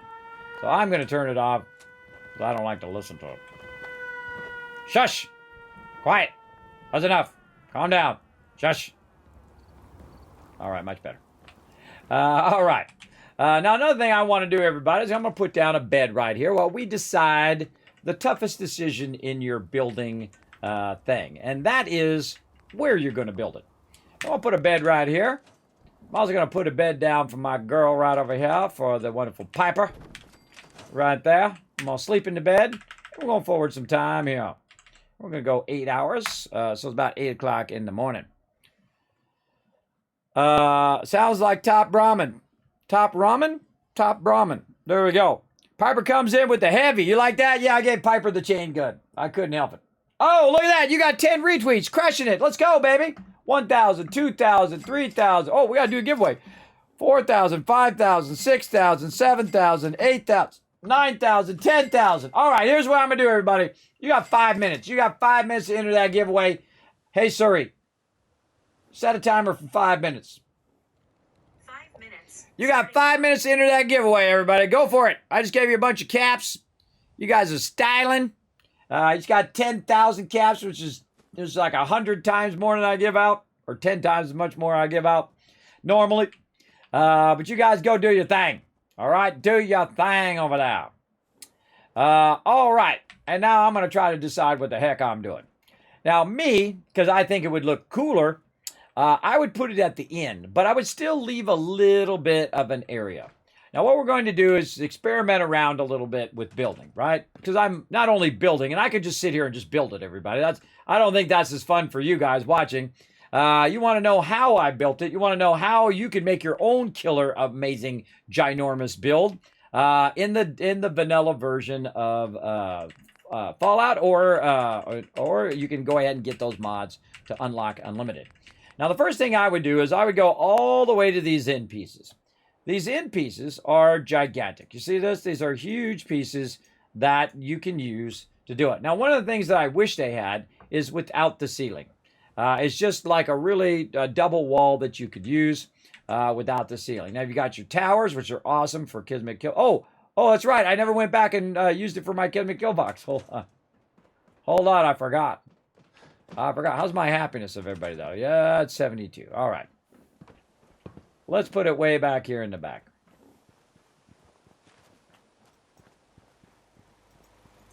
Easy peasy kill box. Right there. And I have one of these at Sanctuary as well. Easy Kismet kill box here. Boom. I don't know if you guys noticed, but it says 38 turrets I can put down now. Now, by the way, if I was really seriously going to build up all of my settlements right now, I would be going back. Every time a couple days went by in game, I'd be going back to Sanctuary to get that stuff going. But again, we only have so much time. So, I want to, spend the time on the stuff that is most useful for this Tower of Hope that we're building. And then we also want to try to get the main story done. So we'll do that. And then if somebody chooses, you can choose which faction. I gotta be real generous, though. That's $1,000 of charity. You can choose which faction I choose, or I'll make the call in the long run. All right. Now, another reason why I want to build it way out here is so these guys aren't walking up in my business all the time. Because they're going to be over there most of the time. Very rarely do they walk down here. But the second I start building, they'll want to know all about it. I'll be like, hey, what are you doing over there? What are you building? What are you building? Let me get up in your business. Here, let me just stand right in your way while you're building. Okay, so again, you see me go to the atrium kit here. And we've got these inner corners, which are great. We've got this if you're trying to build a multiple level vault. A whole bunch of these things, multi-level doors and whatnot. They got this one, which I wish didn't have a ceiling. Then I could do a bottom one. And then another one that has a ceiling but has a thing. So then I could make it 4 high really quickly. Also, what we could do is, of course, use our atriums. But we're not really building a vault. We're building a tower, right? So I could use this to build out a standard vault very quickly, as you saw me do in Vault 88. Or maybe you didn't see me do that. And you can check that out later. So over there. So what we want to do is build out something that's going to allow us to basically do that structure. So we could use our columns here, which are going to snap right there, right? Now, also in the Tower of Hope, I want to go ahead and replace everything that they're doing back there in the Tower of Hope. So they'll have a place that they can go. And inside it, you won't be able to see it from the outside, but inside they'll have their beds, they will have their food, and of course it will have defense way in the back. I don't want to put defense on the Tower of Hope, though I could, I guess. I don't know. I'll decide that later.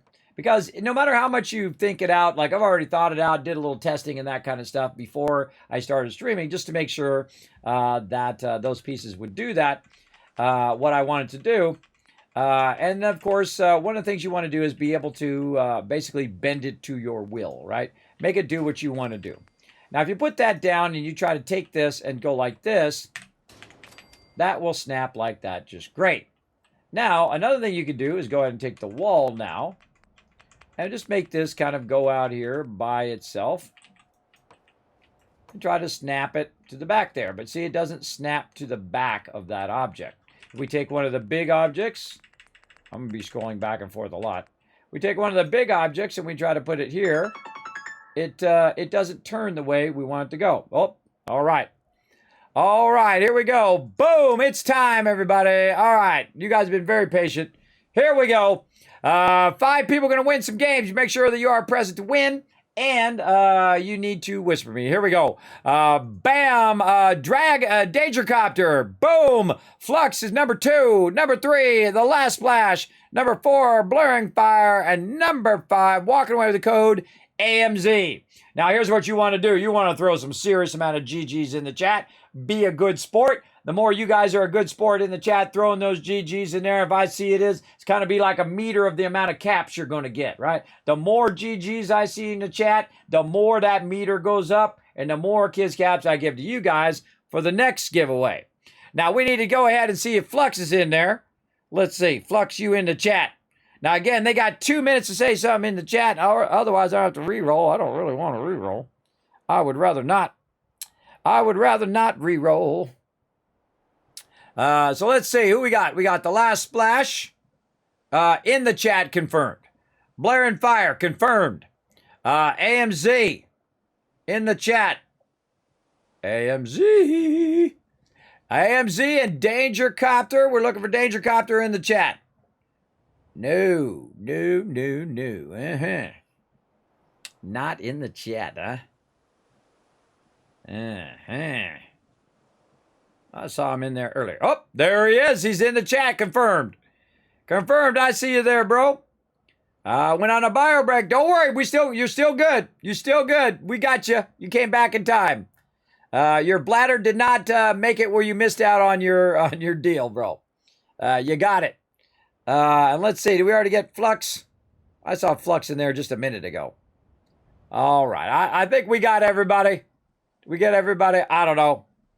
I'm just going to call it good. I'm old, everybody. Let's not do it. Let's not make it too hard on Kismet. Kismet been streaming for 13 days now, going on 13 days in a row. And I've been streaming a lot of hours, too. I think I've got more hours in these 2 weeks than I normally get in a month, everybody. Yeah, a lot. A lot of hours. We're just going to call that as good. Woo, thanks, Kismet. You're welcome. Now, here. If you want to get this, these giveaways, otherwise you don't whisper me, I'm assuming you don't want it. I would say hi in the chat. What you want to do is all those people I just called out, let me call them out again. Danger Copter, Flux, The Last Splash, Blaring Fire, and AMZ. I want to go ahead and click my name. Say, Kismet, I won the random game giveaway number 22. I know, I told you I would give tons of stuff away. Now, all the rest of you are like, Kismet, I missed the giveaway. Oh, no, you didn't. Because guess what? You're going to have another chance tonight. That's right, because we're going to do giveaway number 23. That's right, 23 coming up right now. Give you guys another shot at it right here. Boom, another giveaway underway. Now, you're like, Kismet, I'm new to the stream, bro. I don't know how to do the giveaway thing. How can I do the giveaway thing and potentially walk away with some epic amount of loot?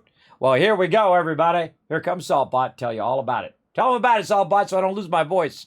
Thanks, Kismet. I'll give them a quick overview. Hi, I'm Saltbot. Let's talk about what are Kiz Caps, how to earn them, and how to enter Kismet's giveaways. What are Kiz Caps? Kiz Caps are loyalty points for watching Kismet's stream. Use them for contests and giveaways. How do you earn Kiz Caps? You earn 100 Kiz Caps by going to the Twitch menu in the upper right corner, open your chat in a new window and type /host Kismet.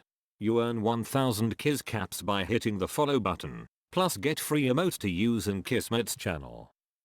Work together with your fellow Teamwork Tycoons in chat. Type !RT, then click the last link, hit the like and retweet buttons and everyone gets 1000 Kiz Caps for every 5 retweets. For those of you who want to go above and beyond, you can donate to the stream. The more you donate, the bigger bag of Kiz Caps you get. Plus you can subscribe using your Twitch Prime or choose one of the 3 levels of sub support for 5000 Kiz Caps. This also unlocks all the awesome Kismet emotes, holiday emotes and animated emotes. Plus while you are lurking in chat, you're earning 3 times the Kiz Caps and have 3 times the chance to win giveaways. How to enter Kismet's giveaway? First type exclamation loot in the chat to see how many Kiz caps you have. For every 10 Kiz caps you can buy 1 ticket. Here are several ways to put in tickets for the giveaway. Type exclamation ticket space max to enter as many tickets as you can. This can only be done upon first entering the giveaway. Or type exclamation ticket space 1. Everyone gets a free ticket and a chance to win. To increase your chance to win, you can buy more tickets like 10, 1,000, up to 10,000 tickets. This is a promotion from Kismet and his supporters. Twitch does not sponsor or endorse broadcaster promotions and is not responsible for them. Thank you for being an amazing part of the stream and good luck. Back to you, Kismet. Happy streaming. Well, thank you, Sawbot. He's always very helpful, isn't he? Saves my voice, everybody, especially when I'm streaming every single day. Now, what we're going to do is we're going to do some more tricks here. What we're going to try to do is get this to be back-to-back. How can I do that? Well, guess what? You got to fuddle with it. That's what we do all the time up here in the stream, and I'll show you a great trick.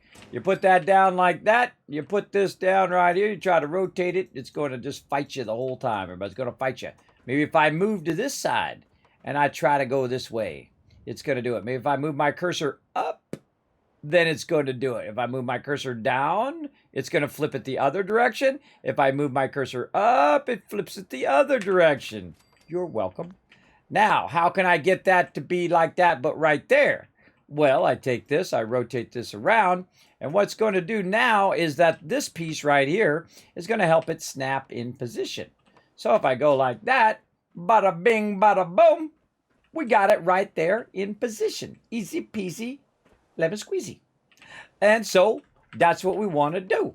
We want to go in and go ahead and, oh, hold on now. Hold on, little interlude got to happen first, everybody. We got to throw down. We got to throw down. We got to do some action up in here. Right here. Hold on. Let's save first. There we go. We'll come back to that in a minute because we got to go help Starlight Drive-In real quick. We got to defend our peeps. Gonna watch the Kismet kill box in action. Let's go. We got to get a little action in there while we're building too.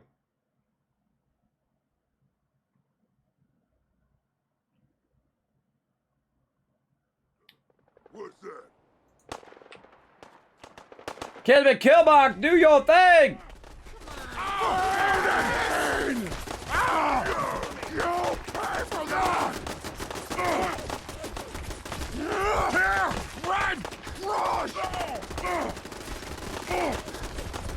Ring around the roses. Get him, Piper! Oh, Piper needs some more ammo. She's out of ammo. That's why she's not using her chain gun.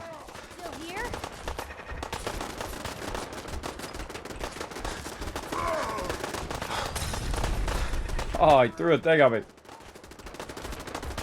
I love it when melee characters bring a knife to a gunfight.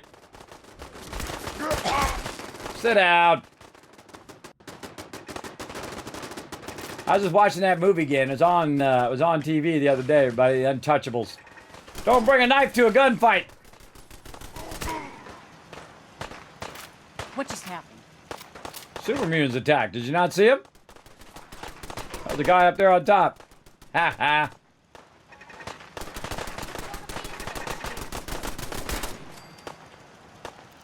And that's why the Overseer's Guardian is the best. Head snipe. Level 30. No bats needed. Now, there's no bullet drop on this game either, everybody. So that obviously makes it a little easier. But still, pretty sweet loot. I even need to pick this loot up. I seriously doubt it. So that's how I insult mobs, everybody. I insult them when they die by not picking up their loot. Right there. Of course, you know, some of this loot, you know, like those left arm bones there, that's loot I'm looking for. Yeah, boards, wood. Over here. Go check this guy over here. What's he got? Now, see, some people, they just grab individual stuff and leave the rest. I rarely ever do that. I rarely ever just do that. Because guess what? That rifle there, that's resources. Meat and board, that's resources. 38 ammo, something I could sell to the vendor. All of it has a use. And that is the brilliance of Fallout 4, is that all that stuff has a use, and you could use it in some way to benefit your settlements or yourself in the entire game. So that's why I don't do what I call onesie-twosies, where I go and say, all right, I'm just going to pick up this one thing, I'll pick up that thing. That takes like 1,000 times longer than to just pick it all up and then just throw it all away. It's way faster to just go RR, like that. It's faster to go over this guy, RR, grab all the stuff and run on to the next one, right? And just pick it all up. If you don't want it, then just throw it all on the ground or put it in a storage thing, and you're good. And then sell it or scrap it or do whatever you want to do with it later. Now me, I typically will build a giant sorter, which sorts it out. With a contraption workshop, you can totally do that. You put everything in the bench, in the workbench. It'll sort it out of the workbench and make it go into all of its various different places that we want it to go into. Even to the fact that it would go and drop it in there, convert it into its raw components, and then take those raw components and put that into a whole entire system, which would make you ammo or weapons or armor or whatever. It absolutely could. Right now, I could actually build a whole weapons thing, make me a bunch of chain guns, and give every single person in my settlement a chain gun right now. Especially people who are not my companions. If they're your companions, you have to give them the actual ammo, and they use the ammo up. But if they are settlers, you give them one ammo. You give them one ammo, and they have an infinite amount of ammo, which is awesome. Now, speaking of ammo, let's give this girl back some ammo, because she was just using her pistol over here. We'll just give her some more ammo. All right, what you got? Oh, yeah. There's nothing cooler than having your companions run around with a big old chain gun. Later on, I give them like Gatling lasers and all that kind of fun stuff. I mean, it's just really, really fun. Okay, well, we're not here to play around at the drive-in, though that is also a really great place to build a settlement there. You can build a real big one. I built like giant tower. I built like a Thunderdome one time where you capture all the animals and then you send the Yao Guai, send a couple Yao Guais against the Death Claws. Ah, so much fun stuff. Oh, look at the potential we got going here, everybody. Look at the potential. All right. Now, we got that going, so we go ahead and just take this now and switch it around this way. It loves to do that, everybody. It loves to switch around the opposite way. Okay, so there is the beginnings of the base of the tower. Now, what we also want to do is have a corner here as well. You can see that the corner snaps in unusual ways. Again, if you go down or up, you'll find that this piece, and of course, I'm also using the left and right mouse button. You'll see that this piece kind of more does what you want it to do, right? You rotate it, move down, and you get it to snap. Now, the thing is, though, that this is kind of capping off the end and has this middle piece, so I don't want to do that. I want to go ahead and do more of a corner edge in here. And there's not really a good piece that does that kind of corner edge. But what we can do is go ahead and just kind of use a corner. Let's see. We can use this corner to line up our other stuff, right? So we can do that. It's time for a stream avatar boss battle. Type !join and then make your choice between a warrior, priest, or mage in the chat. You only got so many seconds. Go! Sucks when that happens. All right, did you guys hear that voiceover that time? That should be working now.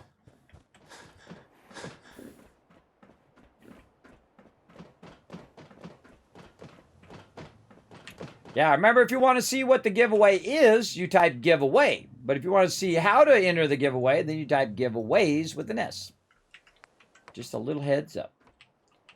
All right, I think you guys get the general gist of this. Again, we'll do our little up and down rotation thing here. Ugh. Sometimes this kit is so annoying. Do what I want you to do. Go where I want you to go. There we go. Okay. So again, what I did is I used the corner piece to just get me where I want to be, and then I took it out, and that allows me to turn the corner like that. And there we go. Now, I actually have some cool pieces, by the way, to fix this problem we have right now. See how you can see this kind of edge here when they're not like perfectly going together? Well, they have a top piece that does that, like right here. And they also have a bottom piece, which will make that look awesome. Just like that. And now you're starting to see our tower starting to form, aren't you? And guess where your names are going? Right here. Right there in big fluorescent letters. And again, let's go ahead and do it again. Now, if you notice, by the way, I'm also, if you guys are paying very close attention, I am not scrapping. I am storing the pieces because I'm going to use those pieces over and over again.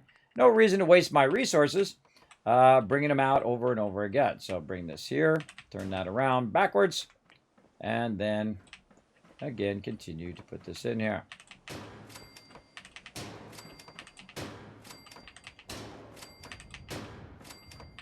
And we ain't building no tiny little tower here, everybody. This is the beacon of the wasteland.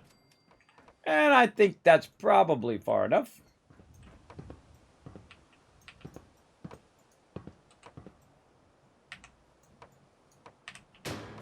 That's good enough. And again, putting in our corner. And I'm very specifically using this piece here so I can write on it. So I can write on that stuff. As well as I could use other pieces. Now, see how this is kind of the center?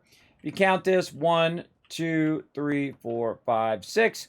But you can see over here that we got 2 on that side and 1 on this side. And you're like, Kismet, how can you fix that real easy? Well, if I could hold down E and try to pick it up, but it'll pick down all the foundation as well. But what you want to do is catch it before you get too far. Right? You don't want to make that mistake and, be doing this for like an hour and you're like, oh, God, I screwed it up. But there, I can just pull it forward. On this one, same thing. Pull this one forward.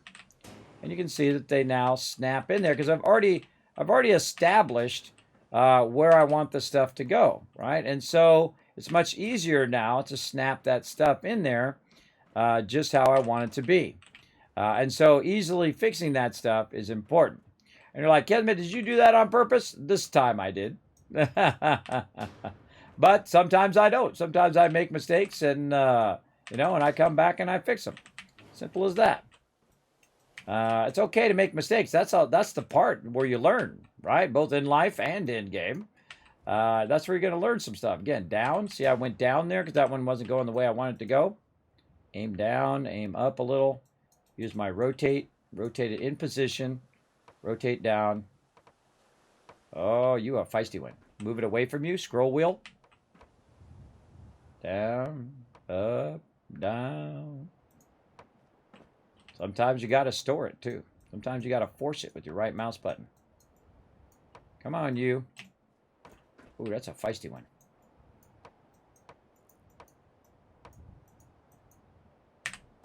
That's a feisty one. You know it works. That's the important part. See, when you hit right mouse button, I think it should just go like that. Every time you tap right mouse button, it should rotate. But it doesn't. Sometimes it just will not do it. And so it has to do with where your cursor is aiming, too. Where that little green dot is aiming. Whether it's high or low, how far back you are, and whatnot. And it just, the snapping is not great. It's just, you have to just live with the fact that it's not as good as it could be. But again, considering they were going to take it out of the game, I can't complain too much. They did, at least they did keep it going. Now, another trick to this, too, is you can go in the front and rotate it while you're in the front. I feel like that sometimes works better. Like this, and then grab it. Scroll wheel it towards you. And do that. Put that there. I feel like that does work a little bit better. And then I'm going side to side to get it to go forward. And then here we are on the corner.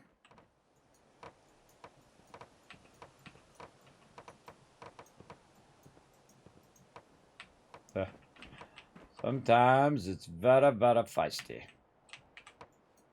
Come on, you. I know you work. I know you're going to go the way I want you to go. You're just going to do it eventually. You'll do it eventually because I never give up. I never surrender. Oh, there you are. There you are. Okay.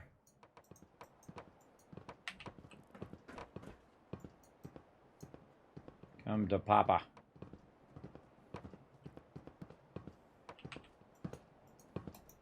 Again, I don't know why when you click it, it doesn't just click over, right? I'm right mouse clicking. Why didn't it just go over a step and over a step like it does in 7 Days to Die? I don't understand why it's such a struggle. And it has to do where your mouse cursor is, its ability to snap. Yeah, it just seems very odd why it just kind of forces it to do that. We can also try to aim at the wall over here. There we go. It's kind of like you're, you know, trying to work your magic. I feel like the wall works pretty good too. Aim at the other wall. Try to rotate it. Again, I don't know why. I see it just continues to snap that way. Now, it could also have to do with the foundation down below, underneath it, which way you have the foundation snap. Now, that one I actually don't want to be that one. That one I actually want to be a doorway. The reason why I want it to be a doorway is because I'm going to actually build out the center of this as well. And we're going to get as far as we can get in the vanilla version. Oh, yes, forgot that those have the second level on them. Maybe we'll do this.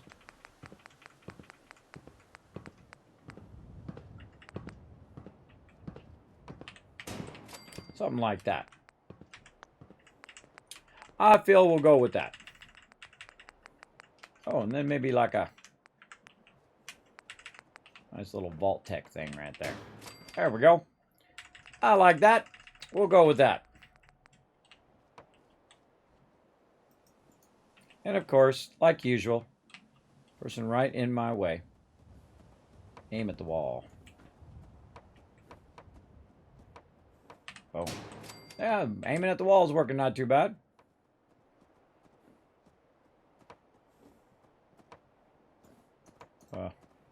I spoke too soon. And I don't know what the reasoning for that was. Why they have it snap like that? Why didn't they just make it you right or if you hold down Shift or something, it would snap 90 degrees, or you hold down Alt, it would snap 90 degrees. Obviously, that would work a lot better than it just, you know, finding a definition and that's its default snap position, and then you have to fight against that default snap position. But there we go. We have built the foundations of our first edge here. Now we want to go ahead and fill in the sides. Now I'm going to show you a little trick, everybody, if you are going to do kind of repetitive things in building, not just here in 76, or I mean here in Fallout 4. What you want to do is do similar pieces over and over again. Because that is how you do stuff efficiently, right? So if I have 3 of these put down, I want to put all 3 of these down first. Like that, and then go and do the ceiling ones. All 3 of those at the same time. Just make it easier. So we're building out the base of our giant Tower of Hope. Now remember, our Tower of Hope is actually going to be bigger, taller than that. Right? Now again, if we hit that upper limit, everybody, and I could, again, congrats on that win. I could go in and... I can go in and drop a bunch of guns and, you know, scrap those guns and drop the guns, scrap the guns, or you can just go get a mod and it'll give you unlimited building power, everybody. So, all right. So we want it to look cool. Ooh, I like that vault thing right there. Very cool. Very, very cool. But this thing's way too small. I mean, it's got to be huge. It's a mega build. It can't be no tiny stuff. Now, one of the things you definitely don't want to do, everybody, is just take your walls here. Take your little walls right here. Wherever they are, back this way. And just keep making a bunch of those that just go up, up, up, and up. Because that would take a massive, massive amount of pieces, right? So that's why it's good to use these. Because this is acting as one piece. This piece right here, that has a ceiling, 2 walls, and a floor, is the same value as this one wall. Yeah, pretty cool, right? Pretty cool. Good to know. Well, get out of there. So if we wanted to keep extending it upwards, what could we do? Well, we could make it symmetrical, right? Just kind of try to take this and put this right here on the top of it. You're like, Kismet, it doesn't snap, brother. Why didn't it snap? Don't ask me. I don't make the game, everybody. I don't know why they don't make it snap. Why they don't give me one that's 2 walls and a ceiling, or just 2 walls, or just a floor and 2 walls, right? Why don't they give me that? I don't know. Again, I don't make them. I just play them. Because that would be awesome right now. It would be incredibly useful. But if you did want to snap that in there, that's when you would use your wall here. So we could go ahead and put the wall in first, right up here. And then we could go ahead and get this and see how it snaps. But of course, you know, it always does the, you know, snap the wrong direction, snack in awkward ways. But if you aim it just right, maybe back up, use your scroll wheel, get it going, bam. See, that's not snapping to this piece. This piece up here is not snapping to this. No, it's not snapping. What it's doing is snapping to this piece. That piece snaps to this piece. And that's how you have to work around. Now, once you have that piece there, guess what, everybody? It's Funky Town. Yeah, that's right. It's time to go to town on that baby. And again, we'll leave those corners open. Right over there, we got that one. Now we got a bit of a problem, right? Oh, man, isn't that looking awesome? What do you guys think in the chat? Put a 1 in the chat if you think that's looking awesome. That's pretty cool. That's only 4 levels. We're going to go 20 levels high. Right? Looking pretty good, right? And again, very good for putting your names up there, right? So I'm going to go in here later on. And it's going to probably take me an entire day, so you guys got to settle in for when I go to do that. I'm going to take every person who donated more than $15 to St. Jude's right up there, and you can do it right now. You want to get your name on this Tower of Hope right over here.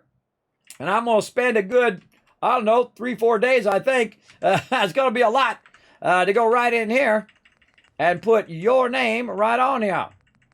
Second, I find where'd my fluorescent things go? Did I go past them? Where's my fluorescent lights?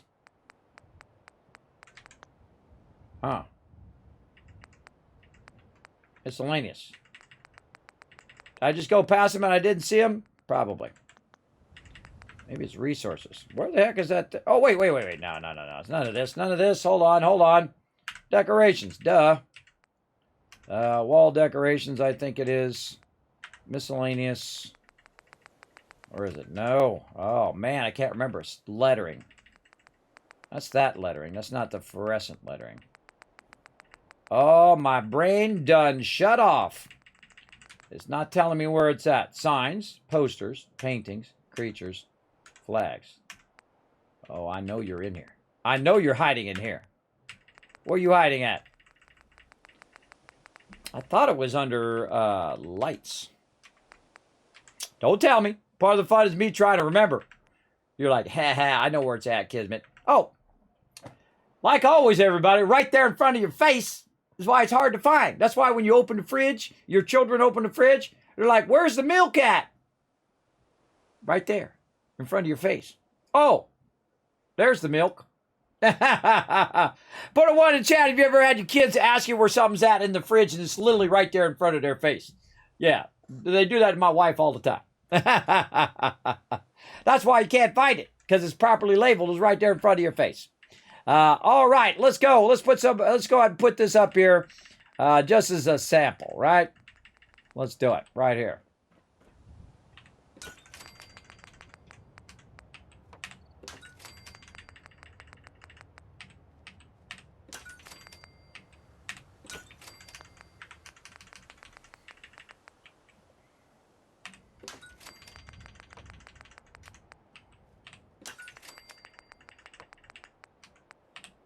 That.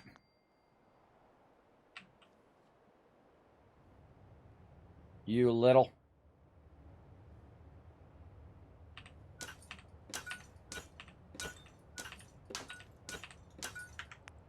Try that again.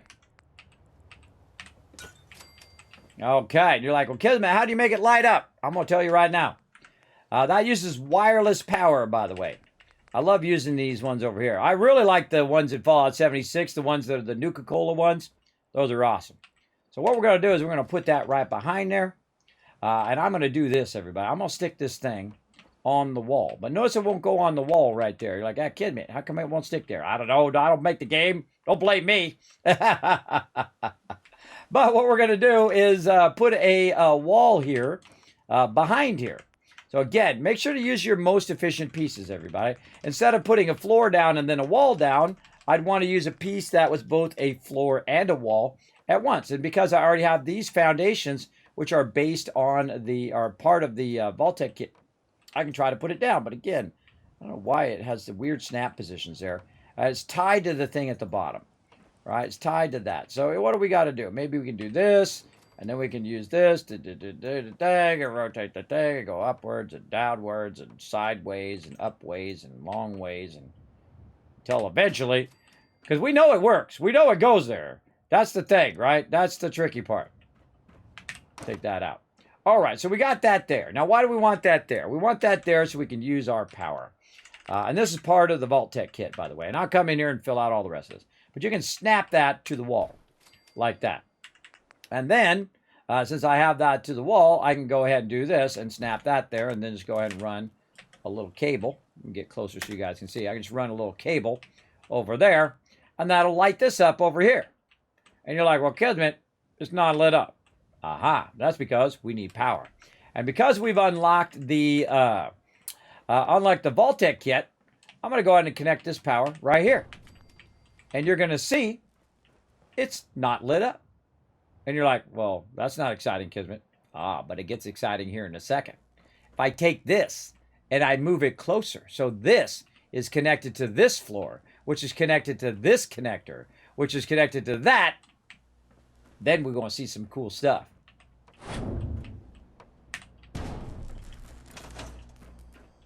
You're welcome. That's right. The power runs through the floor. You don't have to run the line. You don't have to run this line to that over there. It's going to go through the floor. Don't believe me? Watch this. I'm going to go to the other corner over here. And then I'm going to go ahead and put down another wall just like I did right over here. And we're going to go over to this and we're going to go over this way. We're going to snap that right there in the corner. We're going to put a light bulb down just so you can see it happen at the moment in which we do it. Let's go ahead and put one of these ones. And let's just put it over here. There we go. Then we're going to get one of these wall panels because these wall panels are awesome. Right there. Snap that to the wall. And you're like, well, Kismet, it's not on. Well, that's because we need a wireless transmitter. So we got to get in here, get our little switchies, our little power conduits. And then connect that over there, like so. And you're like, well, wait a minute, Kismet. Hold on. It's not connected. It's not lighting up. It's not lighting up over there. That's because that is not running over here. Why? Because this whole floor is not connected. I mean, it's connected here, it's connected there, it's connected there. But the whole floor needs to be connected together. So if we come in here and we say, okay, I still don't believe you. Go ahead, run that floor. I'm telling you, it's not going to work. Doesn't work for me. Well, guess what? That's because you're not doing it right. Watch this. Watch this. Watch for it. Watch for it right up here. Here we go. Right up there. Watch for it. Oh, it didn't work. What the heck? Why is it not working? Move this. That's because it glitches out. You're welcome. You're welcome, because that would have drove you insane right there. You'll be like, good at working. I connected the floors. I know it runs through the floors. Why did the thing not light up? That's because it didn't recognize that it could light up there. That would have drove you crazy. I tell you, it drove me crazy because I spent endless hours figuring that sucker out. I don't even know how many hours, everybody. I know 100. Now watch this. I'm going to take this floor out. And now it's off. Floor back in. I'll go this way so you can see it happening. Floor back in. Back on. Now it's working properly. Off. On. Up.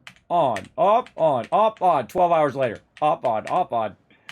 Now you know. It runs through the floor. Saving you so much time right now. Saving you, showing you some super advanced tips right here. Showing you my best of my best in my definitive playthrough of Fallout 4. Showing you the cool stuff, everybody. That's cool. I love that. My favorite part of the vault-tec kit right there. Showing you my best stuff right there. Nice. Now, how about outside? What if we take a light and we put a light on the outside over here? We'll find them lights. Where'd you go, lights? There we go. Now, if we take a light out here, light over this way. We take one of these lights, we put it right here. Boom, lights up. Is it because the power's running through the floor to this? No. This thing here is transmitting in a big bubble. And it goes a certain distance from that transmitter. So if we take this and we move it, it's going to get to a point where it's too far away. It's going to turn off. So if we think about it, that transmitter that's behind where it says your name is 1, 2, almost 3. So 2.5 roughly. I just call it 2 just to be safe. But it's about 2 away. Because it's actually, say right about here. So we'll say, 1, 2, and maybe 3. I guess we could call that 3 if you really wanted to. So just imagine a giant bubble that's around that transmitter, right? Now, not only does it go side to side, but it also goes vertical by 2. So if you were going to do your power at the ground level, where would you want to put your transmitter? 2 levels up, right? So you put your transmitter 2 level up, so then it's going down and up at the same time, and to the side, and to the side, so that one transmitter is doing all of that work at the same time. So you want to have it several levels up. And that will save you a bunch of time. So again, if you want to get your name on my Tower of Hope, and I'm going to put them all on there, it's going to take me a while. I'm going to put them all the way around, based in order, by the way, of who donated first. By the way, if you donate first, you're going to get your name on there first. And I've got a whole list of everybody who has donated.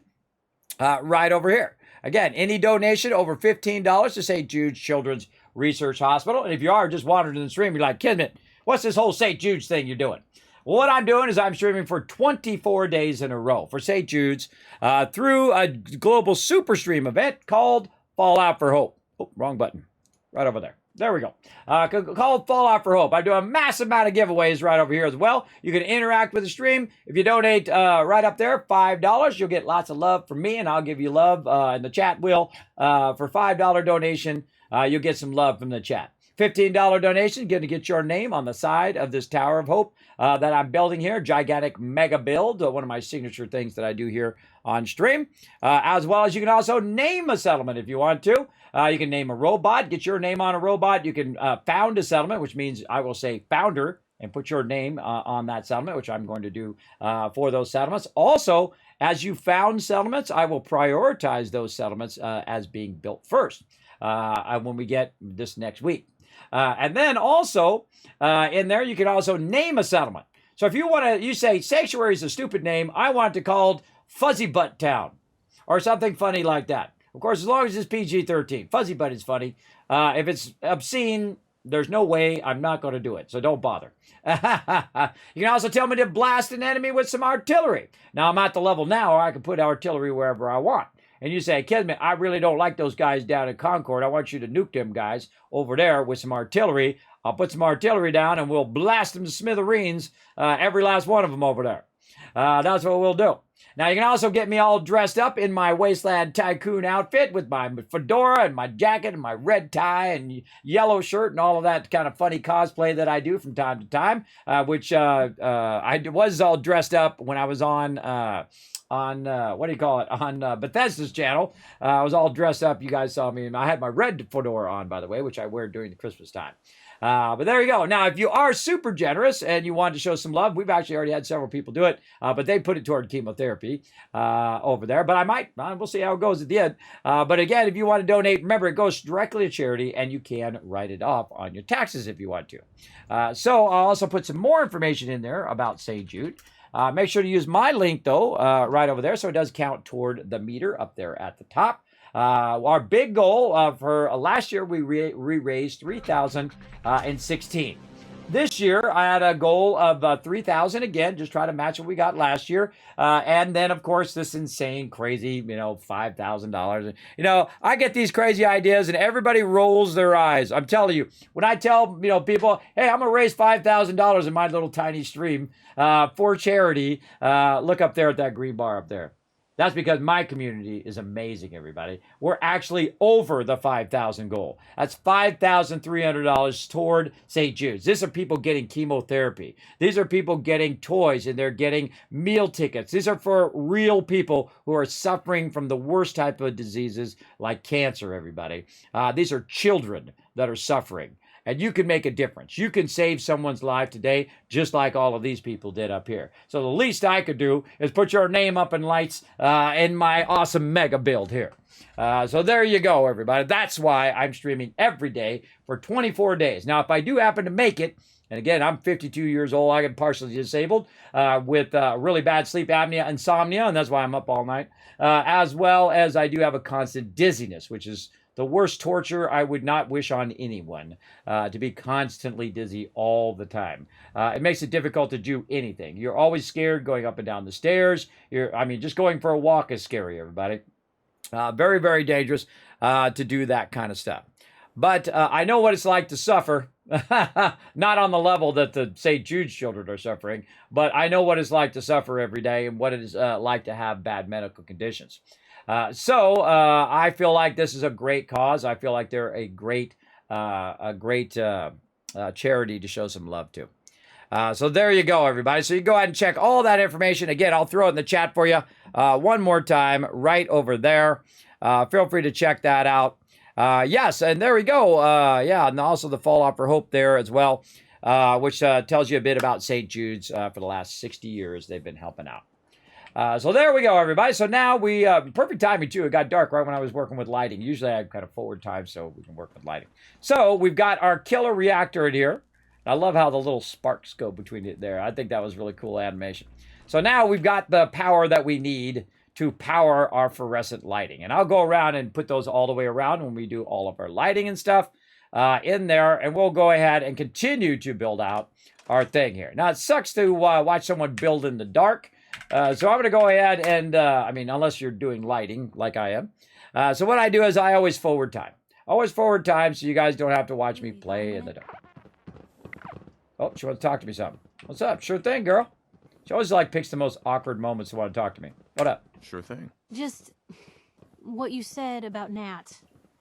I've been going over it again and again in my Hold on a second. Hold on a second, girl.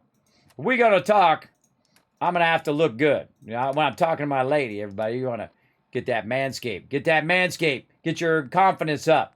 And sometimes you got to wear a suit, right? Wear a suit, look sharp. Like this when you're talking to your lady right here. That's because it boosts my charisma. All right, girl, come on. Why are we talking in the dark? By the way, look at the giant shadow that thing's already casting. Cool. All right, girl, let's talk in the light here. Get over here where you got good lighting. Over here. There you go. There you go. Hey. Point the way. She got the same glasses as me, everybody. Let's talk. Piper. So, you found a minute for me yet? Sure thing. Sure thing. Just what you said about Nat. I've been going over it again and again in my head and... Hold on a second. What you said... Forgot again, Piper. It's like walking away from your spouse when she's talking to you, right? She's like talking, just walk away. I better save first before I talk to her. All right, sorry, Piper. Hey. Okay, this time for sure. Hey, Piper. So, you found a minute for me yet? Here we go. Sure thing. Just what you said about Nat. I've been going over it again and again in my head, and what you said was right. Family's too precious. What kind of life is she gonna have if I never go near her again? It's just... Sometimes it feels like the only things I've got in life are Nat. She's sweet on me, everybody. What can I say? Someone I can count on. Someone like you. It's meant a lot to me. Not a lot of people want to hang around with the nosy reporter. I think you're awesome. My kind of nosy, exactly. It's like my wife is my kind of feisty. Yeah, but you're my kind of nosy. You're the exception. I haven't exactly made a lot of friends in this career. I just wanted to right the things I thought were wrong. And when Nat and I first got to Diamond City, there was a lot of wrong. Crooked guards, lousy infrastructure. There was a hole in the exterior wall that was patched over with a bookcase. One bookcase. That's it. I started the paper more as an act of desperation than anything else. It turned out I wasn't the only one who wanted things to change. After the first couple of editions, people may not have agreed with what I said, but everyone was listening. Cleaned up Diamond City, huh? Sounds like you really cleaned up Diamond City. Well, a lot of things got done. They even put a second bookshelf over that hole. And patched it with bricks. When that first edition hit the stands, I felt like I'd finally done something worth doing. But afterwards, things changed. People didn't want to talk the way they used to. Seemed that overnight I'd gone from being Piper, friend and confidant, to Piper, the nosy snoop. A lot of folks, they haven't treated me the same since. started to feel like the only person I could count on was my little sis. Nothing like being ostracized like that. It's messed up that people do that. But they also don't want you up in their business. You can count on me, Piper. I know I can. You're not afraid of me like everyone else. I was sure that the paper would be the best thing I ever did in my life, but being here with you now I don't know. I've needed someone like you in my life for a long time, Blue. I just never expected I'd actually get them. So thank you for being the friend I can count on. I'm a huge flirt, everybody. Here we go. It sounds to me like you're interested in becoming more than just friends. Oh, I mean, well, I'd be lying if I said I never thought about you that way. Not wear that the suit. I'm always thinking that way. It's just, Blue, I'm loud and pushy and constantly getting in over my head. Why would someone like you ever want someone like me? Because you're perfect. You don't need to be flawless, Piper. You're perfect for me. Perfect, huh? That's a new one. Well, well, I think you're perfect too. Goodness, Blue, I don't know what to say. She's blushing. You're everything I could ever ask for. Come on, let's not keep the world waiting. Boom! Maximum perk with Piper. You guys are using my emote in the chat. That's where that comes from, by the way, that emote. From me doing this all the time because my charisma's so high, I'm passing those charisma checks. There we go. The mighty Piper now got the gift of gab perk from her because I've got the highest level of affinity and I romanced Piper. I'm going to show you something really cool about when you romance a companion as well, which is really going to help you a bunch. I love that storyline. I love that interaction and whatnot. And it makes a great point, which I knew before I played Fallout 4, everybody. It doesn't matter if the other person is perfect. Spoiler alert, they're not. They're not perfect. You're not perfect. It only matters if you're perfect for each other. That's all that matters. So don't worry about being perfect, being flawless, making mistakes in life. You're going to mess up, everybody. You're going to screw up. Everybody does. No matter how many other people act like they're perfect and say, well, I'm the perfect person and I have the perfect car and have the perfect, this, that, and the other thing. Behind closed doors, they're in there and they are messed up. See, I don't go with all that BS, everybody.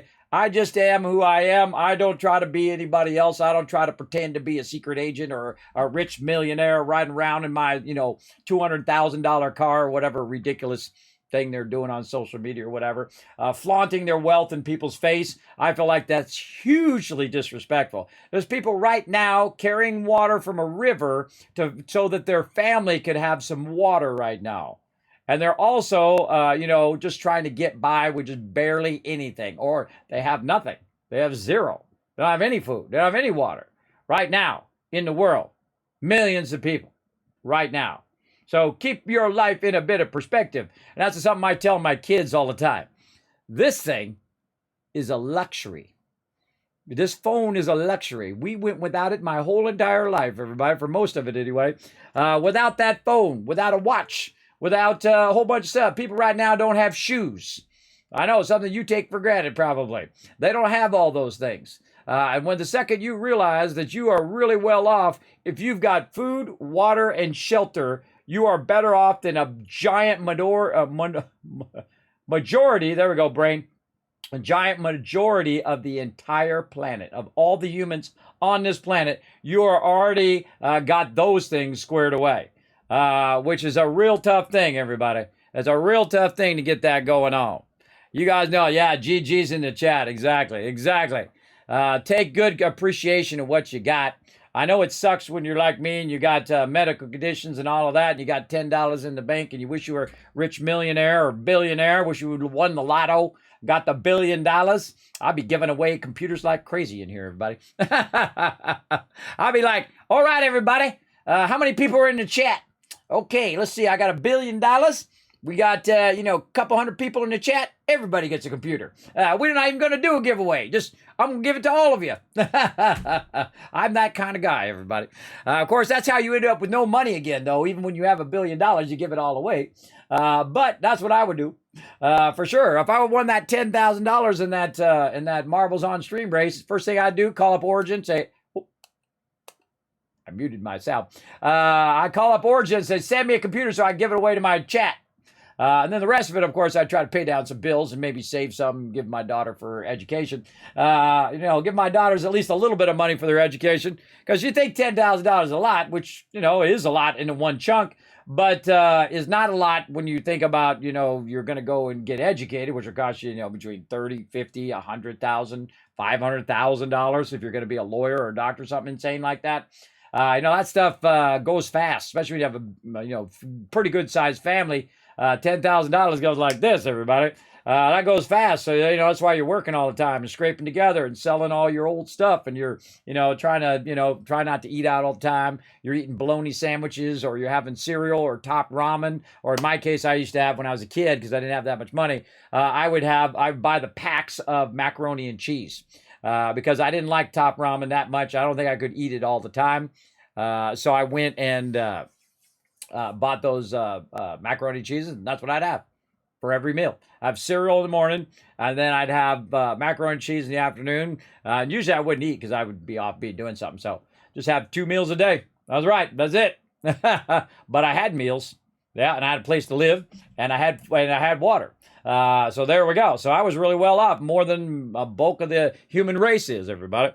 And of course, you always got those people you're looking at, they're in the magazines, they're all photo retouched anyway. And then all the people you're looking at who are millionaires or whatever. And then, of course, you find out later that they're not millionaires. They were just pretending to be millionaires. Or you got the people who are actually millionaires and they're actually famous and all of that. And then you realize they live in a bubble because they can't go anywhere. They can't go to the store. They can't go anywhere. Otherwise, they get mobbed by people and so on. So they live in this kind of, a trap thing, almost like in a self-induced prison. I like my anonymity, everybody. I like it. I'm like barely, just the most tiniest amount that people will recognize me when I'm like at TwitchCon. But I don't have 1,000 people rushing me when I go to the store to get some milk. I don't think people understand what it is. You're like, well, they chose to be famous. That's what it is. I don't care. They're still human beings, and I think that's not cool. That's why I don't think about when I see, I grew up in California, but there's plenty of famous people. I've watched them walk back and forth. I've also worked for a company that had all the biggest names, all the biggest rock stars, Motown, Capitol Records, all that stuff. And they come in and out all the time. I wasn't running up there, hey, could I, hang out with you? Could I be your buddy or whatever? They're a client, bro. No. I say, how's it going? Yeah, it's going good. All right, good to see you, man. And they walk through and they go do whatever, right? Or they say, oh, what are you working on? So, I'm working on this thing for you right here. I'm doing this poster. I'm doing your CD and all your stuff. And they go, oh, man, that's looking great. All right, great. And so stuff like that. Just treat them like regular people. I've seen, I've walked, I've gone to different art shows and stuff. Where I'm walking along and I'll see a famous person walking around and say, how's it going? And they'll know I recognize them. And they'll say, hey, how's it going? And then it's going good. Oh, you enjoying the show? Yeah, I enjoyed the show. Oh, wait, man, great to see you. Great to meet you. You have a great day. All right, bye. Right? I don't interrupt people when they're eating their dinner with their children. I don't care how much you love an actor or an actress, everybody. They're out to dinner. They're with their kids and their wife. They're having a little time. Give them their little moment. Wait for them to finish their meal. Wait for them to be outside. And then maybe, respectfully, say, do you mind if I, talk to you for a second? I love your work and all of that stuff. That's probably a better time than to interrupt their meal or to interrupt what they're doing, especially when they're around with their children. Do not go to their house. Let me just throw that out in the universe too, since we're on that subject. Do not go to their house. Do not show up on someone's house unannounced. I don't care if it's your friend. Don't show up at their house. I don't care if they're a famous person, a neighbor, an aunt, an uncle, or whatever. One of the most disrespectful things you can do is go to someone's house unannounced. And you can also get killed that way. If someone comes to my house unannounced and tries to come in my door, they are going to get shot. I'm not kidding. They are going to get shot because I don't mess around. I come from LA. I know all the bad people. I know all the people who do bad things. I wasn't doing the bad things. But I know those people. And those people have zero remorse, everybody. They'll go in, break in your house, steal all your stuff. Those kind of people. Those kind of evil people who only think of themselves. And that's why I had to distance myself from those people. Because they would go to jail, everybody. They went bye-bye. They went out of there. And that's so bad. And you might have somebody, you know, in your extended family or in your close family that has that same problem. That it went the wrong way, where the black sheep of the family went down the wrong road, right? Became a thief or a liar and a thief, or so on and so forth down the roads. I know some of you are thinking of those people right now. You're thinking of all those people that you ran across that are very, very dangerous, right? And they don't care whether you live or you die. And so I have zero remorse for those people. I have zero remorse for people who put your life in danger and your life of your family in danger. So don't do that. Don't put the lives of other people in danger by showing up at their house, and don't put your life in danger, right? Make good choices. Make good choices in life. But then again, they're your choices. They're all on you. I'm not telling you what to do. I'm just telling you from my point of view those are bad choices. And I see people do that all the time. You see it on the news, you see it on Twitter or wherever, that people are just hanging out outside people's house. Don't do that. That's creepy. It's creepy and dangerous for everyone. Yeah, tell it like it is. I do tell it like it is. I know I'm just trying to level everybody up here in my channel, both in game and in real life. All right, so Piper is an amazing companion. Now I'm going to show you something cool right here, the Gift of Gab. I love all the storylines of all the companions, even McCreepy. He creeps me out, everybody. I don't know, he just gives off that vibe like he's about to stab me in the back at any time. Piper, I like her a lot. I like Kate, I like Curie, I like Preston. Let's see, I like Cogsworth when he's not being crazy. And then, of course, Dogmeat is my favorite. My little buddy, my pal. Where's Dogmeat? Oh, I'll put him over there because I'm kind of tidying up my office today. Who else? Strong is funny as well. Great companion. You got Dance, who's also awesome. A lot of, twists and turns when you're doing stuff with Dance. Don't say why in the chat. Everybody make everybody play through and find out what happens with Paladin Dance. Cool stuff. Cool stuff happens. So there we go. What happens when you charm another female? I charm all of them, and they all love me. Yes, I charm every single one. All the ladies. That's what I love to do because I have high charisma, so it's easy to charm the ladies as well. in the game, you can actually charm them all. They don't like get mad at each other and start doing that. But of course, it's the wasteland, everybody. This ain't real life. This is the wasteland. We got to rebuild society here. And if you love someone, you love someone, even if it's multiple someones, right? Love is not a bounded thing, everybody. You don't have to just love one person in your life. But I set my wife above all other people, even my children, even extended family. My wife is number one.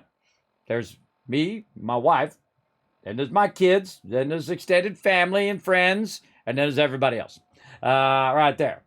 And I consider you guys extended family here in the channel. Extended internet family as well. So there you go. So let's go ahead and look at that perk. That's what we're doing. We're looking at those perks right in here. The Gift of Gab. Thanks to your relationship with Piper, you receive double XP for speech challenges and discovering new locations. Right? So that's why I like to do Piper very early in your playthrough, because she will give you a lot of XP for discovering new areas. That's why I didn't go to every single area right at the very beginning. You want to get Piper up to max affection. Now, you don't have to romance her. You can just be nice to her and, make the right choices. And then she'll love you anyway, or she'll like you anyway. She'll be your bestest buddy. Now, also, we've got United We Stand from Preston, which we all got to maximum. Now, obviously, if you had all of your companions at maximum, you have a bunch of tons of perks, right? A bunch of positive perks, by the way. There's no downside to having these perks. So it says, thanks to your relationship with Preston, you deal 20% more damage and gain 20% or plus 20 damage resistance when facing 3 or more enemies. So when you're taking on a bunch of people at the same time, you're getting more damage. And that does affect my Overseer's Guardian. So I'm like, bam, bye-bye, taking them out. And again, there's a lot of other perks. I'm not going to tell you what all the other ones are, though I do know them. I actually know what they are for all the companions right there. Sleeping while you have a romantic companion nearby gets you the Lover's Embrace perk. Come here, Piper. Over here. I don't think I can get to that. Sure you can. Just walk here. There you go. So there's Piper nearby. I'm going to sleep for now. Lovely night. Lover's Embrace, everybody. I love that perk, by the way. What a brilliant idea. So lovers embrace here. After spending some quality time with your special someone, you feel completely relaxed and ready for anything. Plus 15 XP, everybody, for a limited time. I think that is 30 minutes. Is it 30 minutes or is it an hour? That part I don't remember, but I do remember that that is a lot of XP right there, everybody. That's a lot of XP just for every time you're about to go out in the wasteland, get your romantic companion nearby. Now, even better, what you can do is to say I go to her right here. And then I say, hey, Piper. Heads up. What can I do? Let's talk. Piper.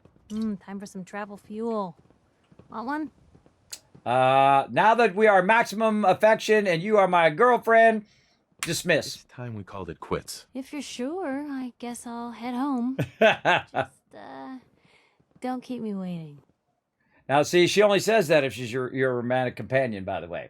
Now, I'm going to send her right here to Abernathy Farm. Now, she's here. Now, she's a settler here, right? She went where she's supposed to go. Then I'm going to say that this one is your bed. And so what's going to happen is at nighttime, she will stay there. And so if I come over here at nighttime and she's in her bed there, I know where she is. I can sleep in mine, and bam, lovers embrace every time. You're welcome. Save you some time there hunting down your person and trying to get her to stand over there and do all of that stuff and waiting for her to walk all the way over the bed so you can sleep by the bed so she's nearby. Just put the bed next to where you're going to sleep right there. Right? Makes it nice and easy. Nice, right? Yes, that'll help out a lot. All right, so that gave you the basic overview of some advanced building there, everybody. Very, very cool. Let me go ahead and stop my recording there, too, because otherwise it's going to be like 900 gigs on my hard drive. All right, so that is just the beginning of what we're going to do. Now, we're going to come back to this next time. You're like, Kismet, come on, do another 17 or 20-hour stream. No. I've still got, 11 more days to go, everybody. 11 more days to go. But we do have something fun lined up. We were trying to get to it yesterday. Stick around, everybody. I think you're going to dig it. It's going to be super fun. We're going to do that giveaway as well. We're going to do all of that here in just a second. Let me go ahead and switch over to that. And we're going to have some fun doing that. Thanks for watching this video. Keep the Kismet love train a-going. Drop by my Patreon and show your support. Big thanks going out to Resident Spike, Rotisserie G, JC Hunter, AMZ, Carlos, Jeremiah, Notorious TDK, Scriplin, Ems, Brando, and Blaring Fire. Click to watch more videos, and I'll see you next time.